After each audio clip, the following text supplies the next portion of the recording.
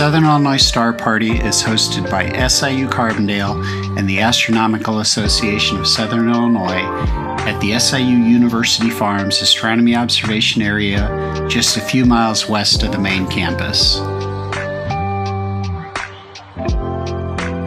This year, the Star Party will be on Saturday, September 27th from 5 to 11 p.m.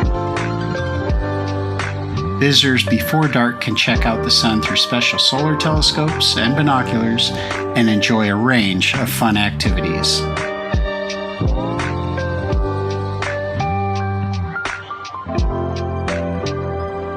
Larger late-night telescopes get set up before sunset, including telescopes operated by the SIU astrophotography team.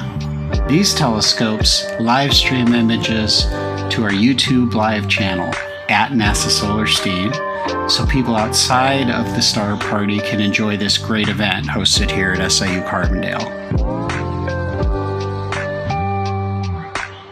As the sun goes down, visitors will start to see why we chose this site. It's an ideal dark location where we can see distant galaxies, nebula, and other deep sky objects.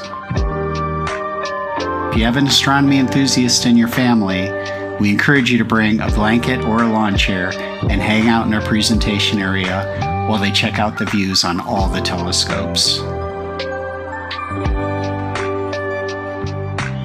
For more information on the Star Party and upcoming events, visit eclipse.siu.edu. Hope to see you at the Star Party on Saturday, September 27th.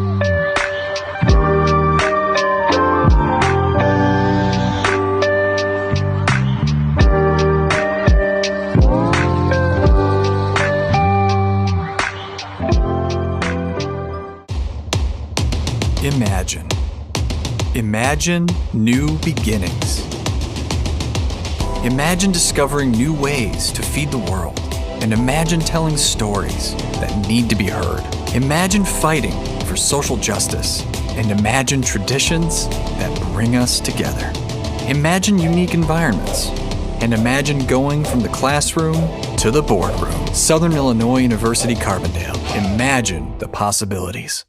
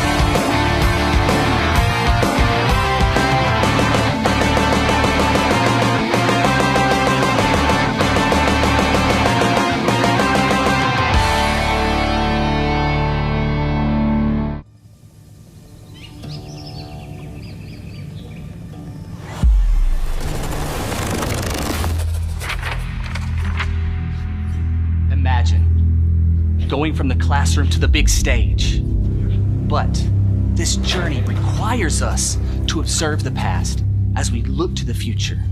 A future that is bright, full of opportunities.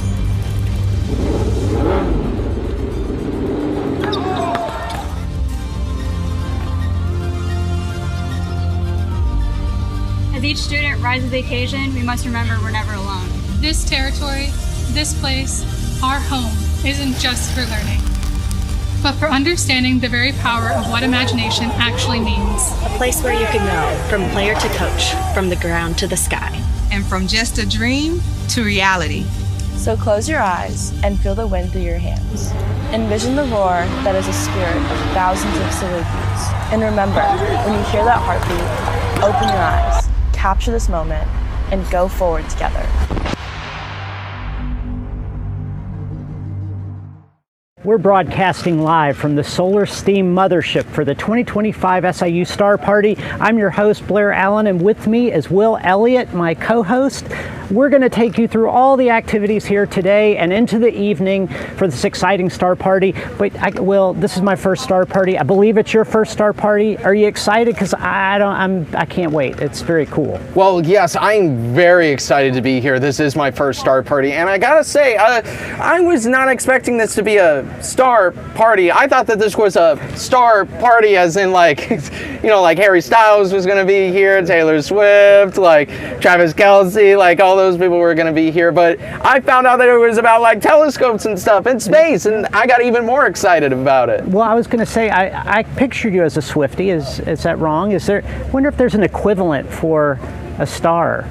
You know, like a fan of a big star. A fan of a big star? Like Andromeda, or wait, is that even a star? Is that even? Can someone answer that question for me? Well, clearly the English major of the bunch. Yes, I think those fans are called stans, and they are very, very obsessed with their stuff, and yeah. So listen, I know you're going to go out into the crowd and actually talk to people and see what they're doing and what they're enjoying at the Star Party. What are you most interested in seeing tonight up in the sky? Ooh.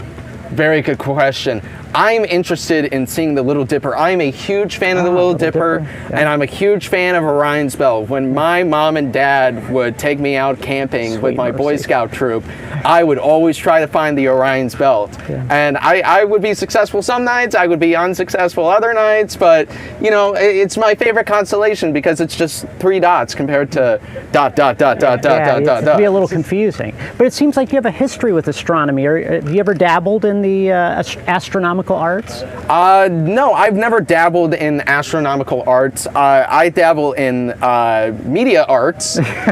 If you were to tell me, like, hey, point to a picture and you're like, who drew this painting? I could probably be like, that looks like a Da Vinci. Okay. I could probably look at it and be like, yeah, that looks like something Da Vinci would make. Well, tonight we're going to see a lot of art, but we're going to see a lot of reality too. So maybe Starry Night both in the sky and maybe artistically as well. Who knows? Yeah, I would love to see a starry sky out tonight. Van Gogh, or just what's up inside the sky. I mean, it's a beautiful day outside. Yeah. I heard it was going to be a beautiful night for stars as well. Yeah.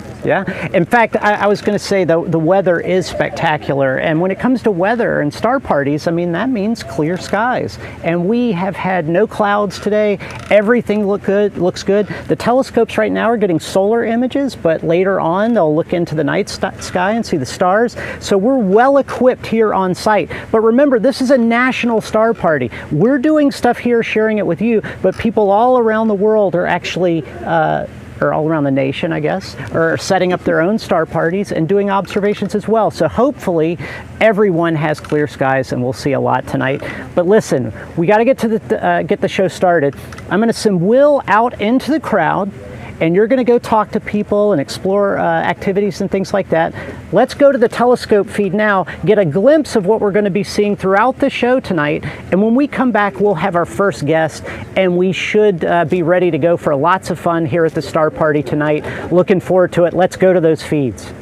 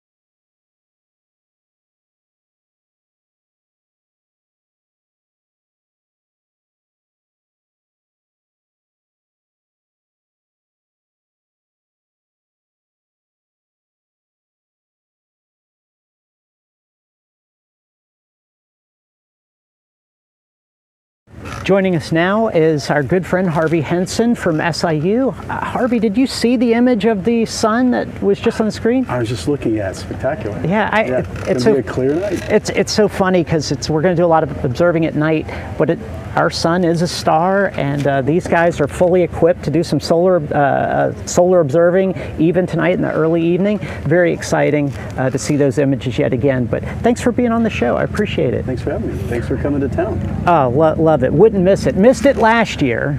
Unfortunately, I couldn't make it, but happy to be here this year. Is this your first star party? No, I was asking Bob. This is number 6. Okay. Right? It's amazing how time flies. Yeah, you're a veteran. That's awesome. That's awesome. Now, tell us a little bit about why we're doing these star parties, how they came about, because it's a really phenomenal event. Great question. Start with why. That's what I tell my students. Start with the why. So why? It's the public, right? It's the STEAM, the all of us in STEM, understanding what's going on around us, understanding the night sky. Right? Yeah, and it's interesting because, like, I don't know, your average person doesn't maybe have the opportunity to do this, but when you put on events like this, not only do they have observations that people can come out and make. If you're new to astronomy, if you haven't done this before, it's a great opportunity to come out and learn how it gets done. That had to be a big part of what you were hoping to accomplish. Yeah, we get better at this every time we do it, I think. We've got a lot of engagement tonight, a lot of hands-on activity. Something for everybody. We've got Journey to the Moon, with the giant spaceship Earth over here to gaze upon that destination. Obviously, guided telescope observations, presentations, some video clips, hands-on activities, food. Yeah, don't forget the food. And just a great atmosphere and beautiful weather. Yeah. This is the perfect opportunity to have these edutainment, right? Yeah, right. Learning something important tonight. Yeah. Well, I tell you, speaking of learning something important, is there something you're looking forward to seeing in particular tonight? Because I know a lot of people have something they want to see. But yeah, lots of kids, lots of families engaged. But for me personally, I'm going to stick around all night. Obviously, I'll be here. But the deep space observations, I'm hoping with a crystal clear night that we can see some things that I have never seen before. I love it. I love it because it's funny. It's kind of a deep tease because the deep observation comes later in the night. So stick around, everybody. This is Harvey's way of making sure everybody stays on board to the very end, where we can see some of that stuff. Now, just thinking here, we're here in the SolarSTEAM mothership, and for those that don't know, what actually is SolarSTEAM? That's a unique entity in and of itself. Yeah, we love our acronyms, but SolarSTEAM is a project that's funded by NASA to host and plan and implement these types of public engagements, to learn chiefly about heliophysics, the study of the sun, right, our star, but to also do star parties and do lunar eclipse events. We've done many other things, but STEAM, just so we know, stands for science, technology, engineering, arts, or like I like to say, the A is for all of us. Yeah, right. Mathematics, right? So this is the team that's put this on, and you're going to meet many of them tonight, including you. You're a co-principal investigator for this project. I do love working with SolarSTEAM. We did some work with the eclipses, and we're going to talk about that later in the show. But that's just another one of those interesting things. I mean, I thought of like star parties and things like that associated with the night sky. It's kind of a different thing. Sun is daytime, so learning about heliophysics was a big eye-opener for me at NASA. I mean, prior to going to NASA, I didn't know anything about it. Didn't even know it existed. And now to come full circle, be here, part of SolarSTEAM #1. We just got back from the IMAP launch down at Kennedy earlier this week, and that had 3 heliophysics missions on it. IMAP, the Carruthers Geochronographical Observatory. Easy for you to say. Yeah, right? Yeah. Not easy for me to say. But then also NOAA's SWIFO L1, where they're going to do a space weather satellite at Lagrange 1. So, I mean, we're looking at our star right now, the sun, but we're going to look at other stars, and there's just so much out there that we can learn. Pretty impressive. Yeah, lots of stars tonight for sure. So what does SIU get out of this arrangement? Obviously, it's a great star party, but what does the institution want to learn? Well, as you know, I direct the STEM Education Research Center, and our mission is to advance STEM literacy, right? Yeah. We want to engage as many people, young and old, principally school students and teachers and educators. But this is a chance for us to put that mission forth and bring people together, host an event like this, and advance literacy. I love it. I love it. And you're going to be here the whole night, right? Yes. Awesome. So thanks for being on the show. Maybe we'll hear some more from you later. Who knows? We'll see. But right now, let's take a look at the telescope feeds, if we could. See, take a look at one of these images. I want. If Harvey can see this, this reminds me of the views that we were seeing in the eclipse. We had the three spectrums during the eclipse viewing. Obviously, there's no moon moving in front of that, but still incredible imagery that we have here. And I got to give a shout out to I got to give a shout out to your departmental, the physics department's team, because they are not only they have telescopes set up exclusively to do solar observations this early part of the evening, but they are already set up to look at the night sky later on, which allows us to have this longer broadcast. Right? Yeah. It's pretty impressive. Indeed, indeed, beautiful. Takes you back, doesn't it, to April 24. Yeah, a great time, and 2017. Yeah, August 2017. Okay. Okay. Yeah. All right. If we get lucky, we're going to have some lots of views from the campus research team. The DEB Broadcast Initiative. Yeah, we're going to talk about the DEB initiative, of course. We also, it's fascinating because not only do we have the DEB team here, we've got, like you mentioned earlier, activities with Corey Breivik, who's really been responsible for a lot of the work with DEB, but she's got activities, hands-on activities that people are going to do here that teach you different elements of astronomy and things to look for. So we got a lot going on. Harvey, I'm curious, you say this is not your first star party. What's the most exciting thing you've seen in the star parties that you've attended so far? Yeah, last year, the most unique thing you've seen. So the comet last year was fantastic. I know there were lots of images captured of that, and it was just spectacular. I had not, before the star party, had a chance to really see that, so that was a standout last year, by surprise. Yeah.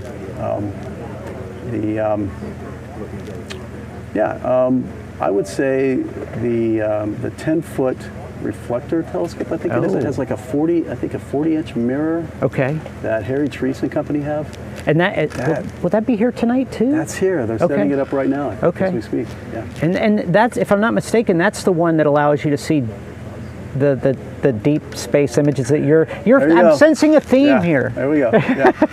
Now, why is that so? What makes that so interesting to you to see that deep space imagery? The idea of how small we are and how big the cosmos is, and getting a glimpse of that, with the Hubble, of course, now James Webb, and then all the new telescopes that are planned, the one that went up in Chile, looking at things that we've never seen before with such great detail and precision.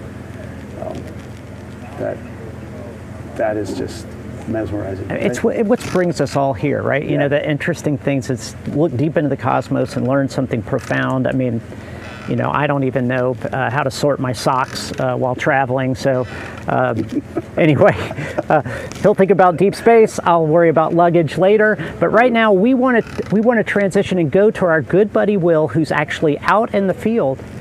Or not out in the field. He might be doing something else. I'm sorry, no, that was my mistake, actually. We're going to go to some videos.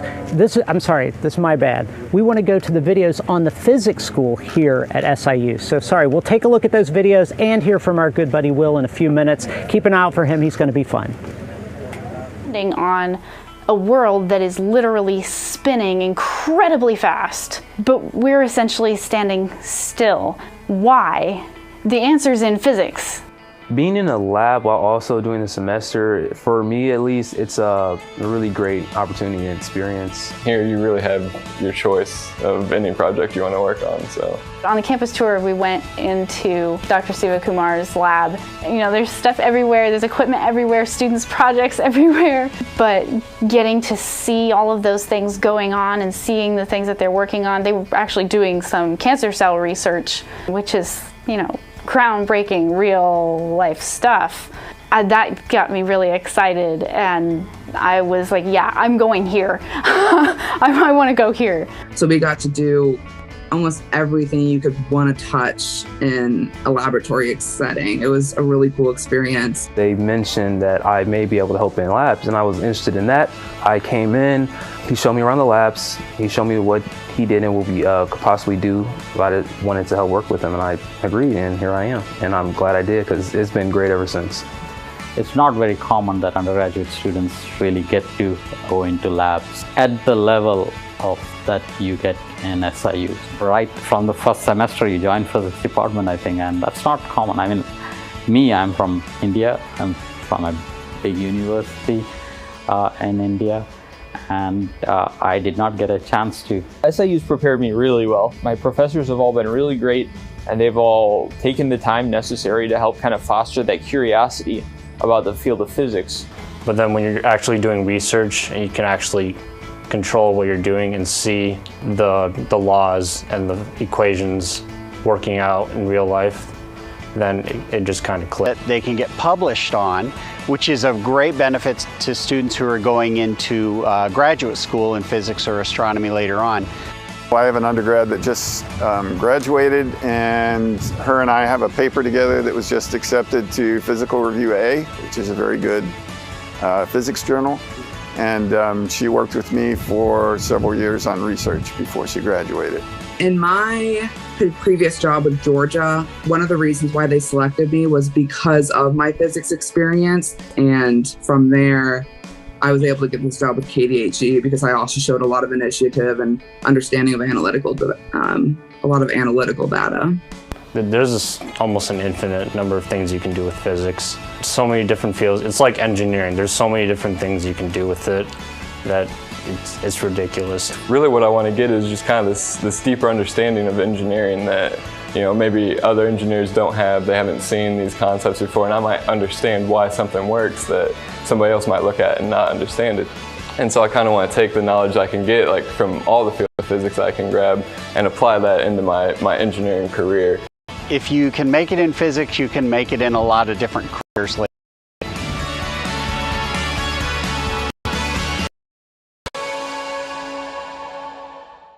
Each day we rise with the energy to build a new solar future for our communities. We are improving our craft from design to long-term service. Since 2006, we have built a legacy of trust in your investment. Lower electricity bills, and a healthier planet. Make the brighter choice and uplift your energy today. Straight Up Solar. I'm joined here live right outside of the telescope stations right now. These are members of SIU's SPS working very hard on the telescopes, but you know who's harder at this event? Dr. Corey Brevik, working on the activities to make sure that everything is working smoothly. Now, Dr. Brevik, you can tell the folks at home how to make their own star parties in their backyard. Is that correct? That is absolutely true. So if you want to do a star party at home, if you've got a telescope, take it out and enjoy watching the stars with us tonight. But you don't have to have a telescope. If you have a pair of binoculars, tonight is an amazing night to get those binoculars out. The moon is out, Saturn's out, there's lots of things you can look at through your binoculars.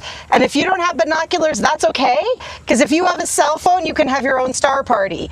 Download any of a bunch of free star apps, which allows you to look through the sky and see what's up. So you can find the planets, you can find the constellations, and you can do your own star party at home. So you don't have to have a fancy telescope. However, if the skies are good where you are, tonight it's a great night to pull that telescope or those binoculars out. Okay, now remember, don't look at the sun through your telescope or binoculars, but you can check out the moon. We've got Saturn, we've got nebula, and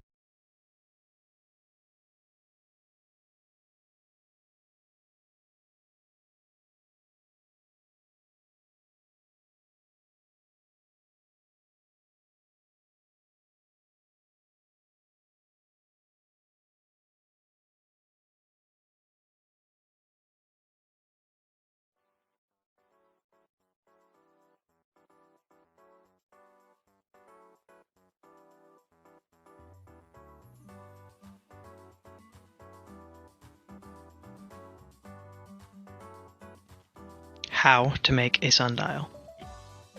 Using a water bottle, chalk, and shadows. You may be asking yourself, what is a sundial? A sundial is the earliest known timekeeping device in history. It was used by the ancient Egyptians, Greeks, and other cultures before the invention of the clock. The sundial uses the shadows created from the sun to pinpoint the time of day. Today we will show you how to create your very own sundial. For this activity you will need two materials, chalk and a water bottle of any type. First, find a flat concrete area that is completely open to the sun. Using your chalk, draw a large circle. Place your water bottle in the center of the circle. In the example shown on the screen, it is 12 p.m.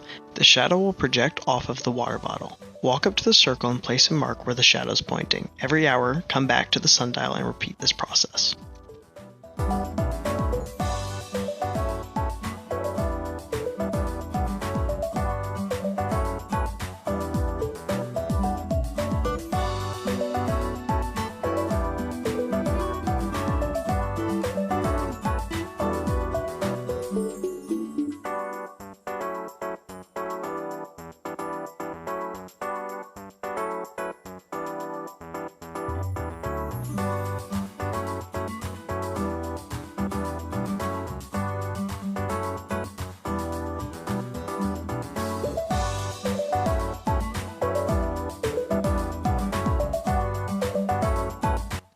For our example, we've marked it up to 2 p.m. However, you can go for longer as long as you have sunlight.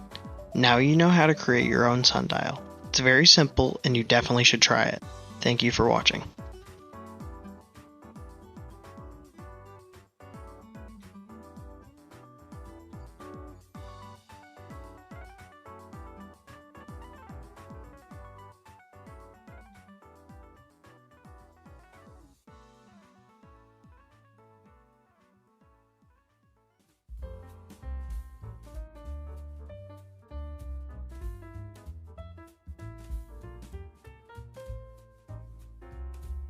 Hello everyone! Today we'll be showing you how to make your very own sunprint at home. It's a fun and creative activity for sunny days. You may be asking yourself, what is a sunprint? A sunprint, or cyanotype, is an image created by placing objects onto light-sensitive paper and exposing it to sunlight. Let's start with what you need to make your very own sunprint. First, you need special sun printing paper called cyanotype paper. If you don't have access to this type of paper, any dark colored construction paper will work as well. You'll also need any objects you want to decorate your page. This can include leaves, flowers, or even paper cutouts of any shape or size. This activity works best on a sunny day, so make sure you're doing this project when the sun is visible in the sky. The prints won't show up if it's too cloudy. To make your sun prints, follow these easy steps. First, arrange your objects on your sun printing paper in whatever pattern you prefer. Next, take them outside and lay them out in the sun in a place that will not be disturbed. If you are doing this project on a windy day, you can secure your objects with plastic wrap. If you use real cyanotype paper, this will take about 15 minutes. If you're using plain dark construction paper, it can take up to 30 minutes. After waiting for the prints to develop, you should go out and remove the items from your paper to reveal your sunprint. For those with construction paper, this is your finished product. If you use cyanotype paper, you have one more step. Bring your freshly finished sunprint to the sink and gently run your paper under cool water. This will help develop your print and bring out a dark blue color on the page. With that, you're all done. You now have a beautiful piece of artwork that was made with the help of the sun. Good luck and happy printing!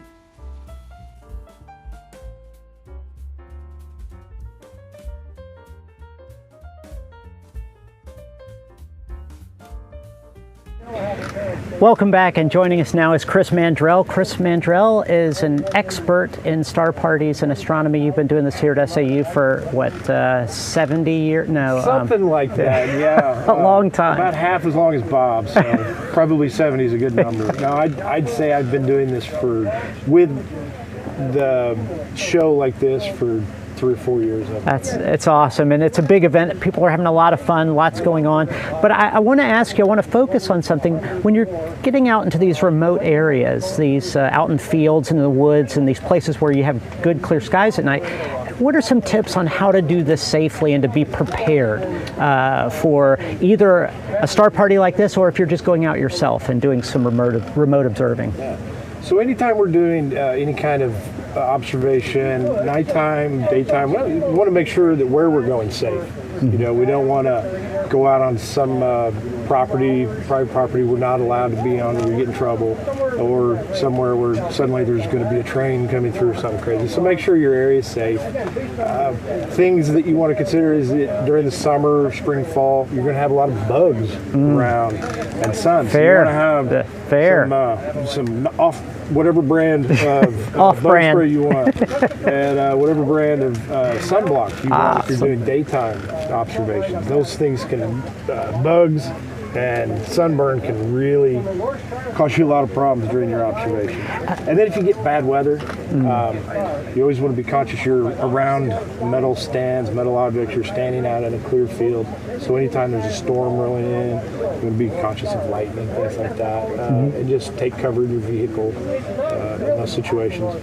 But other than that, daytime observations, when we're looking at the sun, we want to make sure and use safe solar observation procedures, making sure that we're using the correct filtering for whatever we're using to view, and not looking directly at the sun with our naked eye. And that's true with both telescopes and like back during the eclipse, you have solar viewing glasses that you got to get the right safe kind, but you need telescopes that are properly filtered if you're going to look at the sun as well, correct? Yes. Yeah. And you can, at home, make your own filters that you put on the end of a telescope or binoculars, something like that.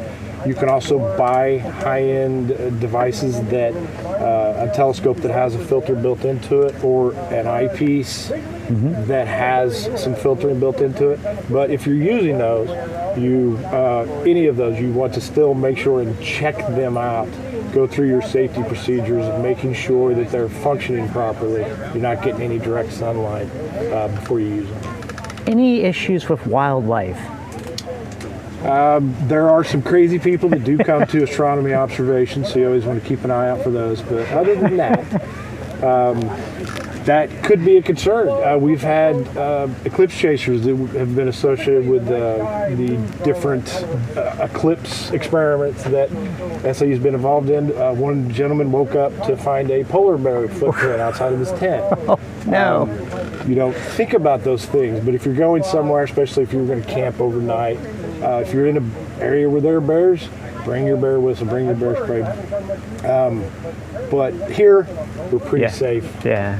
Yeah, and so one last thing, you see these binoculars here. Not everybody has a telescope, but people might have binoculars. What are some things they should take into consideration if they're going to do some observing with, say, your average pair of binoculars or your Mac Daddy version of binoculars? Well, binoculars are a great resource for someone who can't afford or doesn't have access to a telescope. With a decent set of binoculars, you can see little bulges on Saturn where you're actually looking at the rings. You can see Jupiter's moons. Wow, nice. You can see when you look at the moon, the craters, you get that, they stand out. You get that 3D feel to them, like you can reach out and rub the crater. Yeah. You can see some nebula, the Orion Nebula comes to mind, some clusters that stand out in binoculars that you can't see with the naked eye. And with the binoculars, you're not going to get as great of a view as you would with a telescope, but they're still awesome. One thing you want to consider, though, is there's different ratings on binoculars. They have numbers on them somewhere that tell you it'll be a number like 10-50.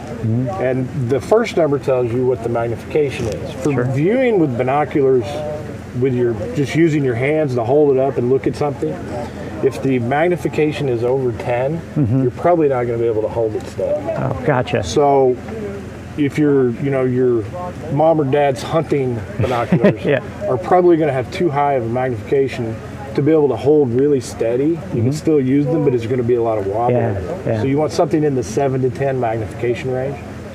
That second number tells you how much light you're bringing in. So the bigger that number is, the dimmer of an object you're going to be able to see. Oh, nice. Okay. And then there's also an interesting number. There's a field of view number, and it'll say something like 180. Yeah. And what that is that's how much field of view you're seeing in your eye. So I'm seeing 180 feet in my view. And that's what an interesting thing about using binoculars is, I mentioned holding them steady. If you've got these big monsters that are made for astronomy, they're great, but a normal person can't hold these up and hold it steady for very long. See, I'm ripped, so I probably could hold it for a long time. One hand, without any whatever. problem. But for me, I get pretty shaky after just a few seconds of these, so I could use a tripod, something like that. But if I get a smaller pair, then I have a little bit better ability to hold these steady. Nice. And what that second number, that light, is telling me how much light I'm allowing in. So I could see a dimmer object with these big lenses, but they're much heavier and harder to hold steady. Whereas these I won't collect as much light, but I can hold them steady longer. And then the trick, there's a trick to these. Would you like me to tell you how to use these? Please tell me the trick, yes. So everybody that's ever used binoculars... This is bonus material, by the way, how to use binoculars to look at stars. So I'm going to go outside and I'm going to look across the road. I just hold the binoculars up and I look around. I see something that I want to look at. And then I use that as a point of reference and I go around to what I'm trying to find. I can't do that when I'm looking in space because it's just full of emptiness. And they're just little white specks all over the place. So when I look through a set of binoculars, I'm not going to easily be able to track what I'm looking for. So there's a trick you can do, and it takes some practice. But what you want to do is just get used to relaxing and just looking off on the horizon. And then I want to turn my head and just keep my eyes relaxed, like I'm just looking off on the horizon. But I move to where the object I want to look at is centered in my view. And then I just bring the binoculars up to my eyes without moving my head. And now I focus them, and I'll be really close to what I'm trying to find. Look, and that you get better at practice. I've experienced that where I've tried to look at something and I'm like, I just don't know where it was and I couldn't find it. And I just put them down and walk away. Well, there you go. You quickly are just, this is crazy, and you're just zigzagging and you're trying to scan, you can't find it. Just practice keeping your eyes straight and moving your body to where you're just relaxed, looking at what you want, and then just bring the binoculars up. Boom. To it, it'll be right there. That's perfect. Excellent tips on viewing from Chris Mandrell. Now, we're going to go now to a video that features Chris Mandrell and his circuitous academic route to success. I am sorry. Let's check that out. Computational methods for astrophotography. Image processing and data analysis of white light, solar inner corona dynamics, and photosphere X-class flare detection.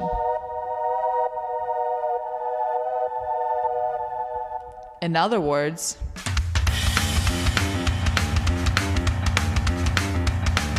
the sun up in the sky is plasma. Energy is crushed by gravity, spins too fast, it can't contain magnetic waves. Oh, let me explain. Coronal mass ejections, or CMEs, disrupt human lives and even the bees. Power lines frown and cell phones cry, interfering infrastructure far and wide. Domino down, there's no escape. Everybody's wondering what's our fate. Citizen scientists scanning the skies, sending all the data back to this guy. Soon to be Dr. Chris Mandrell, ladies and gentlemen. He coded the program, region of interest, a part of the sun, X-class solar flares. The goal of the work this day you see, to give tools more efficiency, refining the models, observing the data, searching for the patterns coming out of the sun. Anticipated outcomes of all of this work. Wider data access is one of the perks. Simplifying sun pics for you and me. Raw image data of CMEs. Better fortune telling in magnetic fields and scientific terms we would like to review. I have been developing these techniques for a wide range of applied physics applications in many different programming languages across multiple OS platforms. And my experience will be leveraged in the future analysis of image data from the April 8, 2024 total solar eclipse and data collection and analysis of the evolution of the solar photosphere during flare and CME activity. He coded the program, region of interest, a part of the sun, X-class solar flares. The goal of the work this day you see, to give tools more efficiency, refining the models, observing the data, searching for the patterns coming out of the sun.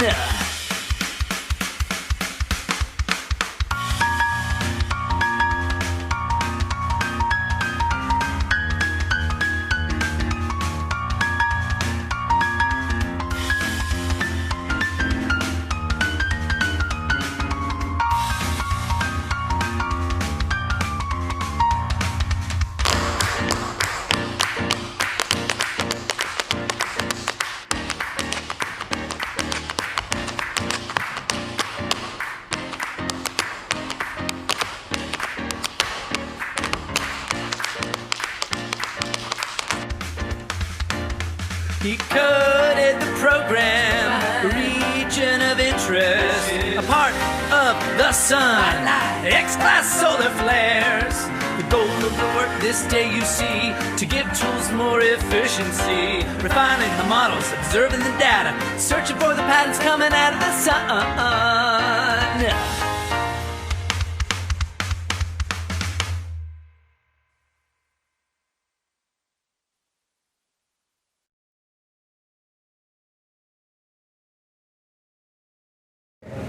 Welcome back, and joining us now is astronomer Lou Mayo. Lou, I hope you saw Chris's interview and then whatever that video was about dancing your PhD. Brilliant performance by Chris. I was weeping. You didn't see me. It just touched me so deeply. Yeah, who knew that Chris had those moves? I mean, you know, I've seen him moving around out here addressing different things at the Star Party, but nothing quite like the video, so that's awesome. I understand there are a few people who do that. They keep quiet. Maybe it says more about me, who's like a Joe Sedentary over here. Thanks for being on the show, Lou. Sure, We've got a lot to talk about tonight. Lots of activity going on, looking at a lot of different things tonight. First, a little housekeeping, because I've been asking all the guests. I forgot to ask Chris, so I asked him off camera. He is looking forward to seeing the Milky Way tonight. So that's not everybody has to look for something different, so I'm tracking it. Is there one particular thing you're looking forward to seeing tonight in the night sky? Well, I would love to see. So there's a nebula. It's called the Ring Nebula. Okay. Wait, is that it, or are you gonna? Is there more to this story? There's more to. Okay, all right. So I won't write down. I'll wait till the end. Go ahead. And this is a star, very much like our sun, that ended its life, just like our sun is going to do. And it's a ring of gas expanding out with the central star. Now, this nebula of gas is small and dim. And so it's kind of hard to see. But we have a 30-inch obsession Dobsonian telescope. Okay. And I understand that if you climb the ladder to that eyepiece and you look through it, that you will change your religion to however it is. It's an experience. That's what I'm saying. So I would love to see this ring nebula in the large telescope. Okay, so sidebar, real quick. You climb the ladder, you change your religion. Many times. So I was going to say, well, so like every time you climb the ladder, you never get to the final religion. You just, every time you see it, it's like anyway, different discussion. That's right. We're not getting metaphysical here at the Star Party, but interesting. It's interesting because Harvey said he was very interested in some of these deep space images, and he mentioned this telescope, but you gave some details. You want to climb the ladder and have an experience. Now, do you want to see the ring? Would you be able to see the ring nebula? Okay, I am going to write that down. You corrected me prematurely earlier. You'll be aware of this. You'll hear people screaming and sobbing, and that will be people looking through the eyepiece of this amazing telescope. Well, I knew it was going to be exciting when I signed up for this Star Party, but I didn't know it would be an emotional roller coaster. Yes, I love this. This is great. This is fantastic. Now, I do have something to ask you about. I've heard this term. It was mentioned in passing. I want to ask you, the astronomer, about this because I heard it and I had no clue what it was. What is this apparent magnitude? Can you explain this concept to me? Yeah, sure. So, you're outside in the field. It's dark. Much like soon to be this evening. Like every day. Like our normal lives. And you look up and you see all these stars, maybe some planets. How far away are they? Can you tell by their brightness? Some are brighter, some are dimmer. Do you say, oh, the brighter ones are closer? No, not necessarily. Interesting. Right? So the apparent brightness of an object is the brightness that it appears to be. But it may not be the brightness that it actually is, because it may be either very distant or very close. The brightness that it, as we say, actually is the absolute magnitude. So you have apparent magnitude, which is a scale, a number scale that tells you how bright something appears, and you have absolute magnitude. And absolute magnitude, you didn't ask this part, but is you take that object and hypothetically you move it out to a distance of 10 parsecs. And that's about 32 light years. Okay, so way far out there. And that's the standard. So if every object was at that distance, then you could say, oh, that one's brighter, that one's dimmer, right? Now, okay, that makes sense to me.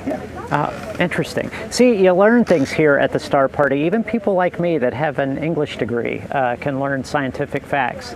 If Lou is trustworthy, which I'm assuming you are. I cannot claim anything. No, of course you can. It's great. Thanks, Lou. We're going to go now to, we're going to try to go to our good buddy Will, who may be out in the field, ready again to get some feedback from the crowd. Lou's going to stick around with us. Let's go check on him, check in on Will if he's available. Hello, my star enthusiasts who are probably watching at home. Today I'm going to show you some activities that we are doing at the Star Party that y'all can be doing at home. So I have my friends Mary and Ariana here today in order to show you some activities that you can do at home. Now, Mary, what activity do you have here? Because you have a straw and then some paper. I'm actually kind of curious. This is a straw rocket, and so you need a straw. You're gonna need a small piece of paper and some tape. I decorated my straw. This one is pink, and so the first thing you're gonna do is just roll up .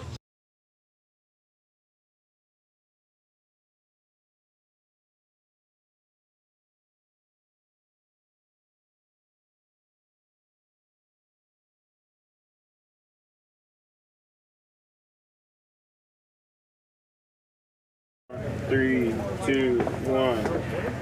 Great to hear from our good buddy Will out in the crowd, but we're getting ready, Lou, for sunset, right? We're rapidly approaching. We've been looking at solar images. I believe we have an image of the moon right now. I don't know if we can see it just yet, but there we go. That's our live look at the moon.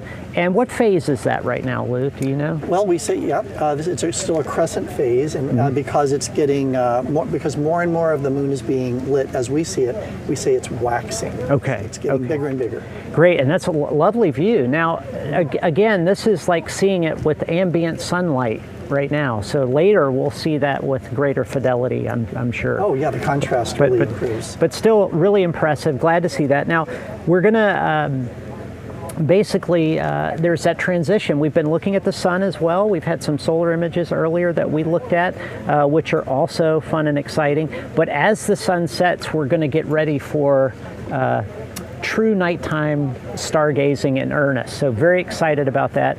But again, very excited to see the moon there. Any thoughts before we go to sunset? Anything you want to tell people that to look for if they're doing their observing at home? They may not have the mega telescope you're talking about. They may not be able to climb their ladder in the yard. But what are some things that we might see in the sky tonight? Well, of course, as the sun sets, you're going to see the light coming through a lot of atmosphere, of our curved atmosphere. So the blue light will get scattered. We'll see sunsets, red, yellows, and the sunsets. As the sun dips below the horizon, right, we still have satellites that are up 100, 200 miles, and they're still reflecting the sun's light. They still see the sun. We saw that last night, right? Yes. We were pointing that out last night, and that blew my mind because I was sitting there going, how are we seeing light on a satellite? Because they're not illuminated. They don't have lights on them. That's not the light we're seeing. It's sunlight. Right, it's reflecting off their solar panels. Yeah. And now, these days, there are hundreds of them. These Starlink satellites, which are providing our broadcast tonight. God bless them. You will see them when the sun is down for us, but the sun is still up for them. Yeah, that's awesome. In fact, I was talking to Travis earlier. Travis is going to be on the show later. Travis said there's going to be an ISS passover tonight, I think or flyby. Yes. So what I don't know is the time. We'll try to get that to you and at least let the people here know. There are apps you can go to on your phone, whether it's Apple or Android, to find out when these passes are. Yeah, and it's really phenomenal when you see it because it's fascinating seeing you. It's clear. You can't see the detail, obviously, but that rapidly moving object up there is human beings. Yeah, up there our astronauts. It's pretty incredible. So we're going to get ready for that. Now, you mentioned satellites. You mentioned sunsets. What about later in the? Are we going to see any planets tonight? Yes. Okay. Tell us about the planets we may see, because I know it's not always a guarantee. So just a week ago, we passed what's something called Saturn opposition, which means that Saturn is opposite the Sun from us, and it's at its closest point in its orbit to the Earth. And so we'll see Saturn. It's going to be very bright in the southern sky. Love it. Want to see Saturn. And later on this evening, I guess maybe 9 or 10 o'clock, Jupiter will rise. Even brighter. Beautiful, beautiful Jupiter with its moons and bands on it. So if you stay up late, you will see Jupiter. Well, that's great, Blue, because what we're going to do later in the show, we're actually going to end the show, but we're going to leave the telescopes up, share that, and allow people to ask questions and make requests for us to dial in things. So we may actually be able to help people see some of these images. So we'll keep an eye out for that. Now, those are the planets. Any other particular things to look for? Like Mercury, I heard there's a random chance that we could see Mercury because it's so low in the sky. So Mercury is always near the sun because it's, always near the sun. Right. And sometimes we see it in the evening, sometimes in the morning. Right now we could see it in the evening immediately after sunset. So there's a very short window between the time that it sets and the time that the sun sets, and you can just see it. And then, of course, I don't know if you know this, last week I was in Florida and I actually saw Venus. I have no telescope, right? This is just these 57-year-old eyes looking up into the sky. Yeah, I have binoculars, and I'd see Venus, and now it was very impressive. You're right, early in the morning, but still able to see that. And that was pretty impressive. But we probably won't see Venus tonight unless you stay up really, really late. Oh, okay. All right. Well, those are the things that we can be looking for. Now, you're an astronomer, so you've been looking at the stars for a while, and you've climbed the ladder and had your religion changed, and you look forward to doing that tonight. Separate topic. What's been the most impressive thing that you've seen as an astronomer in your impressive career as an astronomer? Well, I think I'll gauge this by the screams and the shouts, sometimes the things I can't repeat on camera, that my students and other people at star parties say when they see the planet Saturn. Saturn always pleases. The rings, and even one of its moons, Titan, you'll see no doubt. It's something about a planet with rings around it. Now, Saturn's rings right now are pretty much edge on. Okay. So you're not seeing a lot of them, but they're still there, and it just seems almost mystical that those photons are entering. You're not seeing a picture from Hubble.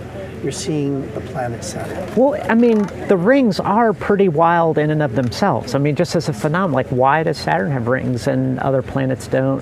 Why did they form along that plane? So many questions from my feeble mind. It's taken amazing. Many years to figure all this out. All the outer planets, Jupiter, Saturn, Uranus, and Neptune, they all have rings.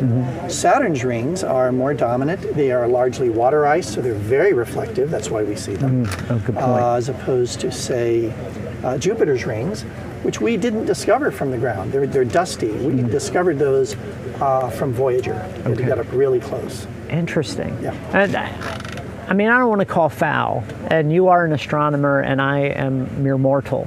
But I did not know Jupiter had rings. That's many people do. That's amazing. When you see pictures of Jupiter, it doesn't show the rings. Hubble images don't show the rings generally. Because they're very faint. Okay. And then that brings up the whole question of, you say these, we discovered these on Voyager. NASA has a whole suite of observatories that get to see unique things because they're not fixed on Earth taking images, they're out in space taking images. And that opens up a whole nother category of what you can see in space when you're not having to look through atmosphere. That's certainly true. We have ways of counteracting the atmosphere here on Earth by very quickly adjusting the curvature of mirrors on these large telescopes on tops of mountains. The other thing that you can see with a spacecraft, you can see high energy radiation. From the ground, the atmosphere absorbs all gamma rays, all X-rays, almost all UV, a lot of infrared for water absorption. And so you want to get above the atmosphere to do a really good job of seeing those things. That's awesome. Well, Lou, thanks so much. We're going to have you on the show throughout the night, so we'll have more from Lou later on in the show. But right now, we're going to take a big break because we're going to let the sun set. We're going to come back after watching NASA Edge Goes You coverage, a launch we covered a while back, along with the launch itself. And then after that, we'll be back at the Star Party for some nighttime observing, insects, and more Lou. Stay tuned.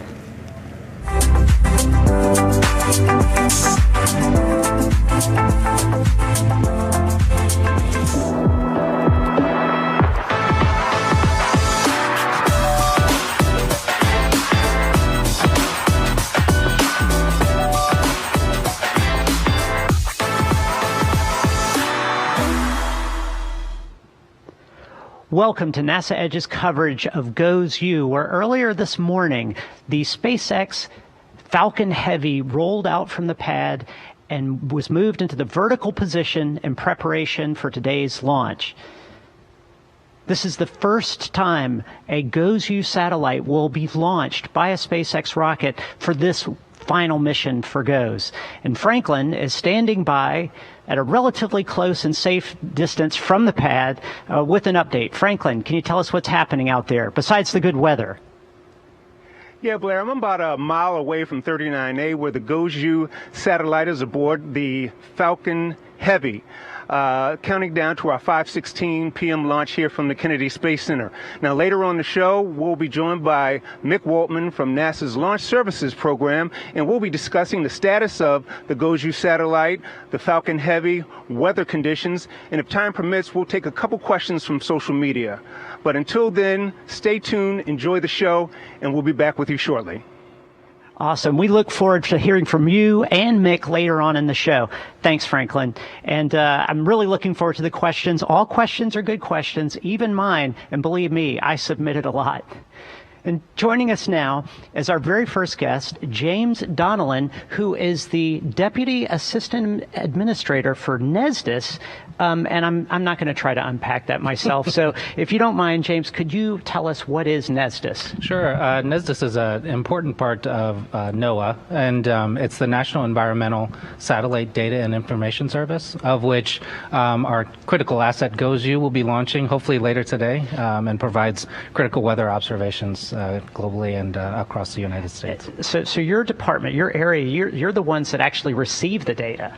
Yeah, so we will launch the satellite in conjunction with NASA, who really took our requirements and helped us integrate the instruments along with the satellite.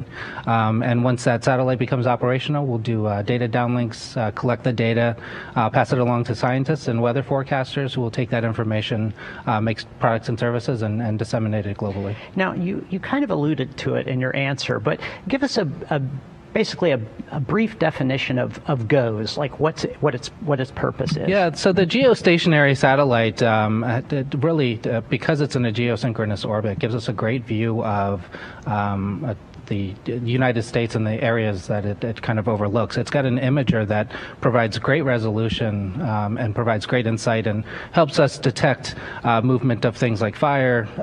It provides information for weather forecasting, severe storms, hail, hurricanes, and things like that. So it is a tremendous instrument, and really looking forward to seeing some of the data that comes back from it. Now, I'm curious, do you actually have scientists like pinging your email and texting you saying, where's my data? Absolutely. You know, because this is the fourth in the series, this actually started back in the 1970s. So it's been an enduring mission, but each time we launch a satellite, we try to make incremental improvement.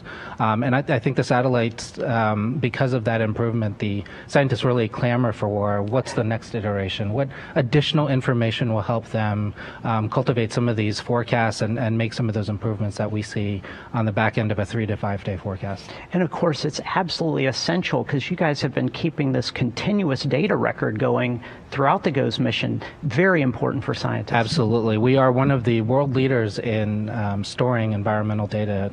It actually gets housed in some of our locations in the National Center for Environmental Information, headquartered out in Asheville, North Carolina. But there is a tremendous archive out there. A lot of curation of very important data information. Yeah, I imagine not only are scientists clamoring for that real-time data, but they actually go back in the archives to study past events as well. Absolutely. So I made a visit down there about a year ago, and if you're familiar with Indiana Jones and walking through the archives, they've got rows. Did you find the Ark? I did not, but you know there are some tremendous artifacts there, dating back to the 1800s. Where somebody will have hand scribbled how much rain, whether it was sunny that day, whether they had cloud cover. So really just amazing archives down there. So today we get vintage GOES as well as real-time GOES. Absolutely. Awesome. And hopefully with this successful mission, we'll get enduring information through 2035 and beyond. Hopefully. Awesome. Thanks so much for being on the show today, James. Absolutely. Thank you for having me. All right, well, Franklin had a chance to travel to Maryland to actually learn more about the GOES mission from the experts. Let's check it out. So we're here with Pam Sullivan, who is the director of GOES at NOAA. How you doing, Pam? Great, good to be here. Can you tell us about GOES-U? Absolutely. GOES-U is the fourth and final of the GOES-R series satellites.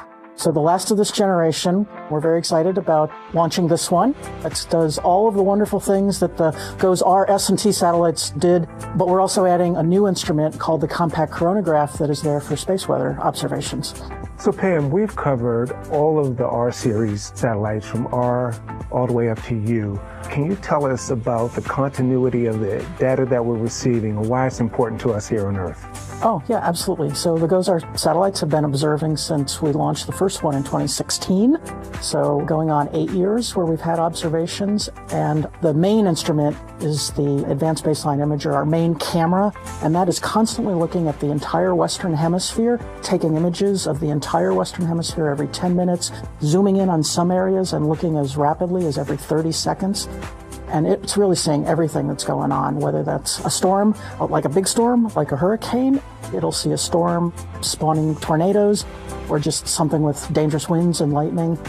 But everything that's going on, really, it's rain, snow, flooding, hail, even volcanic ash. I mean, any kind of things that's happening in the atmosphere, the imager is really seeing. So that's the main camera on the GOES-R series. GOES-R also has a lightning mapper. This was a brand new capability for the GOES-R series, and it's really designed to look at the entire Western Hemisphere 500 times a second so that it can see those lightning flashes And really, as the storm forms and the lightning forms with it, it can really give people that understanding of where those strikes are going to be.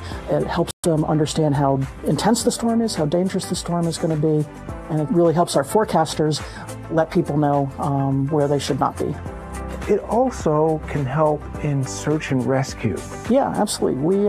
It's really just a communications relay. So if you've got one of those search and rescue beacons on your boat or on your ship, or if you're even a hiker, you can have one of these. And if somebody presses that because they need help, that signal will go all the way up to the GOES satellite at 22,000 miles, come back down to the control center for the search and rescue people, and they will read that beacon and they will be able to send somebody out to find out what's going on. GOES-U will also be able to see fires right when they begin before they actually have a chance to spread. How will that be used by, firefighters and first responders on the ground? Absolutely. Our camera has a channel which is really detecting, so it can see those fires when it starts. That information can go. When they can know that the fire is likely to move in a certain way, they'll know where keep better safe. You said this is the last of a generation. What does the next generation of geostationary observation satellites look like? Right. Well, it's important to never run out of satellites, so we're actually already building the next generation, which we're calling GeoXO. GeoXO is being designed the challenges of a changing planet, things like the rapid intensification of hurricanes, harmful algal blooms, and wildfires that are ever more prevalent. So for GeoXO, not only are we continuing the kind of observations that GOES-R does, adding hyperspectral capability. So we're adding a hyperspectral sounder that'll be able to look at the atmosphere, numerical weather models, and actually see storms before they ever form.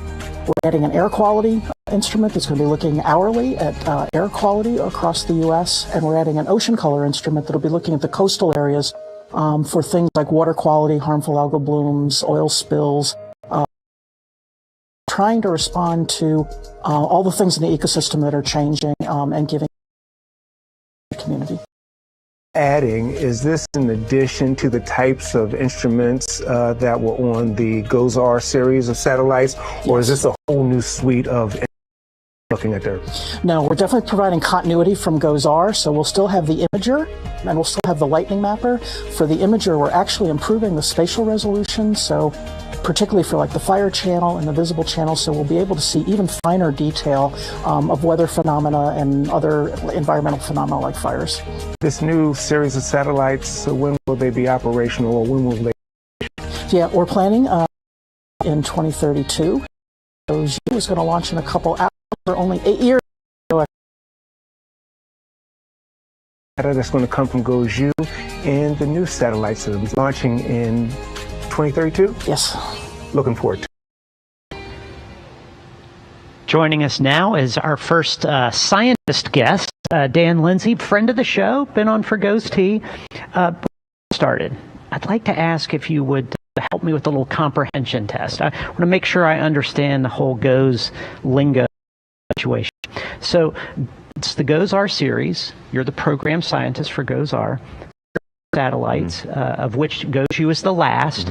So GOES-R, S, T, and U. And then after GOES-U is actually in space and operating, you'll have two GOES satellites that are no longer alphabetized, they're numerized, and they will cover East Coast and West Coast. That's exactly right. So after we launch... Sorry, it's real pressure for me. No, you got it all right. They are into geostationary orbit, and once they reach geostationary orbit, they're renamed from the letter numbers. And so GOES-U, after it launches and reaches geo orbit, will become GOES-19. It will join 16, 17, and 18, which are up there now. Now, is that because the older satellites they don't just go away, they can still get data, right? Absolutely, yeah. There's a number of satellites for GOES-16 that are in orbit and collecting data and providing value to the U.S. And so, yeah, we don't just throw them away. If they're still providing excellent data, then we definitely want to make use of that. That's awesome. Now, to the science, I'm really curious because both of those, obviously, Earth-observing satellites. And tell me a little bit about the instrument, the suite of instruments that are looking directly at Earth provide forecasters with data? The GOES-R series has two primary instruments that are Earth pointing. The first is called the Advanced Baseline Imager, or ABI. It's the one that's making the pretty pictures, scanning hurricanes and clouds and thunderstorms. And the other one is called the Geostationary Lightning Mapper, or GLM. And so we have both of those instruments on both the east and the west satellites, and looking sort of at a different angle of the country and giving us a bit of a different perspective just based on the geometry alone. Okay, see, that's something I'm really curious about, because as I thought about this, I know you've got the divide between the east and the west, and I thought some of these storms, things don't always happen at precise locations. So you might have a storm travel from west to east, maybe from south to, toward the north, and does the one satellite hand off to the other, or can they do some concurrent work that's valuable? Well, there's a portion of the country, of really the entire hemisphere, that's covered by both. There's sort of an overlap region. Nice. The halfway point is roughly 106 degrees longitude, which is over, say, central Colorado. Okay. So generally, people west of there will use the west satellite, and east of there will use the east satellite. But there's some unique advantages to looking from both angles. One example is if you have a cloud, say, covering a wildfire, sometimes one satellite can sort of see beneath the cloud while the other one can't. Nice. So you may be able to actually detect the fire from the east satellite, but not the west. We saw an example of that in Colorado recently. Now, did the scientists, was this planned, or is that like one of those added benefits where you realize, hey, maybe we can get like double data from a different angle? Yeah, the main point of having the two satellites is to get very big coverage, all the way from the coast of Africa to the coast of Australia on the other side. So it's a really large area, but this is a side benefit of having sort of looking at different angles. It's very nice to have. Now, do scientists ever come to you and say, we see this data, could you look over there, or could we get the data in a different form to maybe look at some other phenomena that maybe they don't understand? Well, one thing we can do with the ABI, the Advanced Baseline Imager, is we have these things called mesoscale sectors, in which you scan every 1 minute, sort of, we call it rapid scanning. Those can be moved around based on the weather. So say that there's a hurricane over the Atlantic Ocean, we may put one of the mesosectors there, and then say there's a tornado outbreak in Oklahoma, we would put the other one there, and sort of focus in on those areas of interest. We've covered like 4 GOES satellites. I'm still amazed every time. This is impressive. But listen, Franklin had a chance to talk to some of your colleagues about this new instrument that's on GOES-U. Let's take a look at that, and we'll come back with more questions. Great. I'm here with Brian Hall, who is the Deputy Director of GOES at NASA. How you doing today, Brian? Doing great, thank you. With GOES-U, can you tell us about the new instrument that looks at space weather and how that will be used to aid us here on Earth? Yes, we're excited to have the compact coronagraph, or C-Core instrument, on board GOES-U. The instrument will look at the sun, actually blocks out the center of the sun and looks at the perimeter, essentially providing us an eclipsed view of the sun. And we'll get those views every 30 minutes. So that allows us to study the coronal mass ejections that come from the sun, which are very important here on Earth as well as in space. It can cause disruptions in communications on the ground, RF systems, GPS systems, can cause disruptions in power grids, can also cause disruptions in communications with satellites. And from a NASA perspective, we're extremely concerned about the health and safety of our astronauts and our international partners on space stations. So the compact coronagraph is going to give us the identification of those coronal mass ejections and also give us a prediction of the trajectory and whether or not they will impact our satellite systems, International Space Station, or potentially our systems on Earth. Has GOES always looked at space weather? So we've actually flown 2 instruments previously that looked at the sun. One studied solar flares coming from the sun, the other the energy coming from the sun. But the compact coronagraph is so different. It really focuses on just the limb, the outer perimeter of the sun, and gives us the predictions and the information about those coronal mass ejections, which cause geomagnetic storms, similar to what happened in early May. With the new space weather instrument on GOES-U, how would that help to predict space weather and the type of space weather we experience here in the United States? So coronal mass ejections are the primary cause of geomagnetic storms, which results in those beautiful auroras. with the C-Core instrument, we're going to get images of the sun every 30 minutes. So we'll have very quick determination that there is a coronal mass ejection and quickly be able to determine its direction and potential impact on Earth. So we'll have very quick insight within a matter of hours of what those coronal mass ejections are going to look like and where they're headed. So this is great, Brian. It seems like we'll have a better opportunity to know when the space weather is coming and when we can look toward the sky to see the auroras. Absolutely. We're so excited to launch C-Core, get that system operational, and get those data products out to our scientists and the user community. Brian, thanks for being with us. We look forward to the launch and data that we're going to get from GOES-U. Thank you as well. Go GOES-U. I guess it's a little bit of serendipity that you were able to add this sun observing instrument, this new instrument, during the heliophysics big year. I mean, was that part of the planning years and years ago to make that happen? No, that was a complete coincidence. And yeah, we just happened to be in the sort of the peak of the solar cycle now, so it's very timely to get the new instrument up there. Yeah, now I want to talk about that instrument. I know it's unique, and so it's not part of the regular suite, but it has this coronagraph, and from a scientific standpoint, why is it so valuable for scientists to have this powerful instrument? Yeah, so the compact coronagraph is in fact a new instrument that does not exist on 16, 17, or 18. It's the one new instrument. The way that it works, if many of your viewers probably traveled to a place that had the total solar eclipse back in April. Yeah, Carbondale, Illinois, SIU. Yeah, and so the whole point of that is to go where the moon is completely blocking the sun, and when that happens, during those few minutes, you can see the area around the sun known as the corona, and that's what many photographers love to see. The coronagraph is designed to be basically a perpetual solar eclipse. It has a little piece in the instrument that blocks the sun, and the reason that's important is it allows us to see the much more faint area around the sun called the corona. The sun emits what's called coronal mass ejections, and we use the coronagraph to get sort of the vector of direction and speed of those emissions to see whether they're coming to the Earth, and if they are, when they're going to arrive. Wow. So if I understand you correctly, you're saying that the instrument on GOES-U is going to have a front row seat at eclipses in perpetuity. That's exactly right. Yeah, we can all be jealous of the I mean, we have to wait like 30 years to get another one in the United States. If there's ever, and I want you to promise me, if there's ever a GOES-U future satellite that has human astronauts on it, that I get a front row seat. You'll be first in line. Perfect. But no, in all seriousness, this scientific data is really important, but did scientists come to you and say we needed this for this, and it seems like there's just a lot more excitement about the space weather data that's out there. How are you guys handling this? Yeah, space weather is a really big deal. Forecasters at the Space Weather Prediction Center, or SWPC, in Boulder, Colorado, they're currently using a really old NASA satellite called SOHO, which has a coronagraph. But it was launched in 1995, so it's very old. It's well beyond its expected lifetime. And so they really wanted to get another one of these coronagraphs in space in case SOHO or when it dies. And so then they have sort of a backup or a new instrument that's now going to become operational, and giving them this data every 30 minutes. I love it. I tell you what, thanks so much, Dan, for being on the show. We look forward to lots and lots of data from GOES. Thank you so much for having me. Awesome. Now, Franklin is standing by with Mick at the pad to give us an update on the latest on the SpaceX Falcon Heavy and its preparation for launch. Franklin, how's it going out there? It's going pretty good. Weather's good. I'm here with Mick.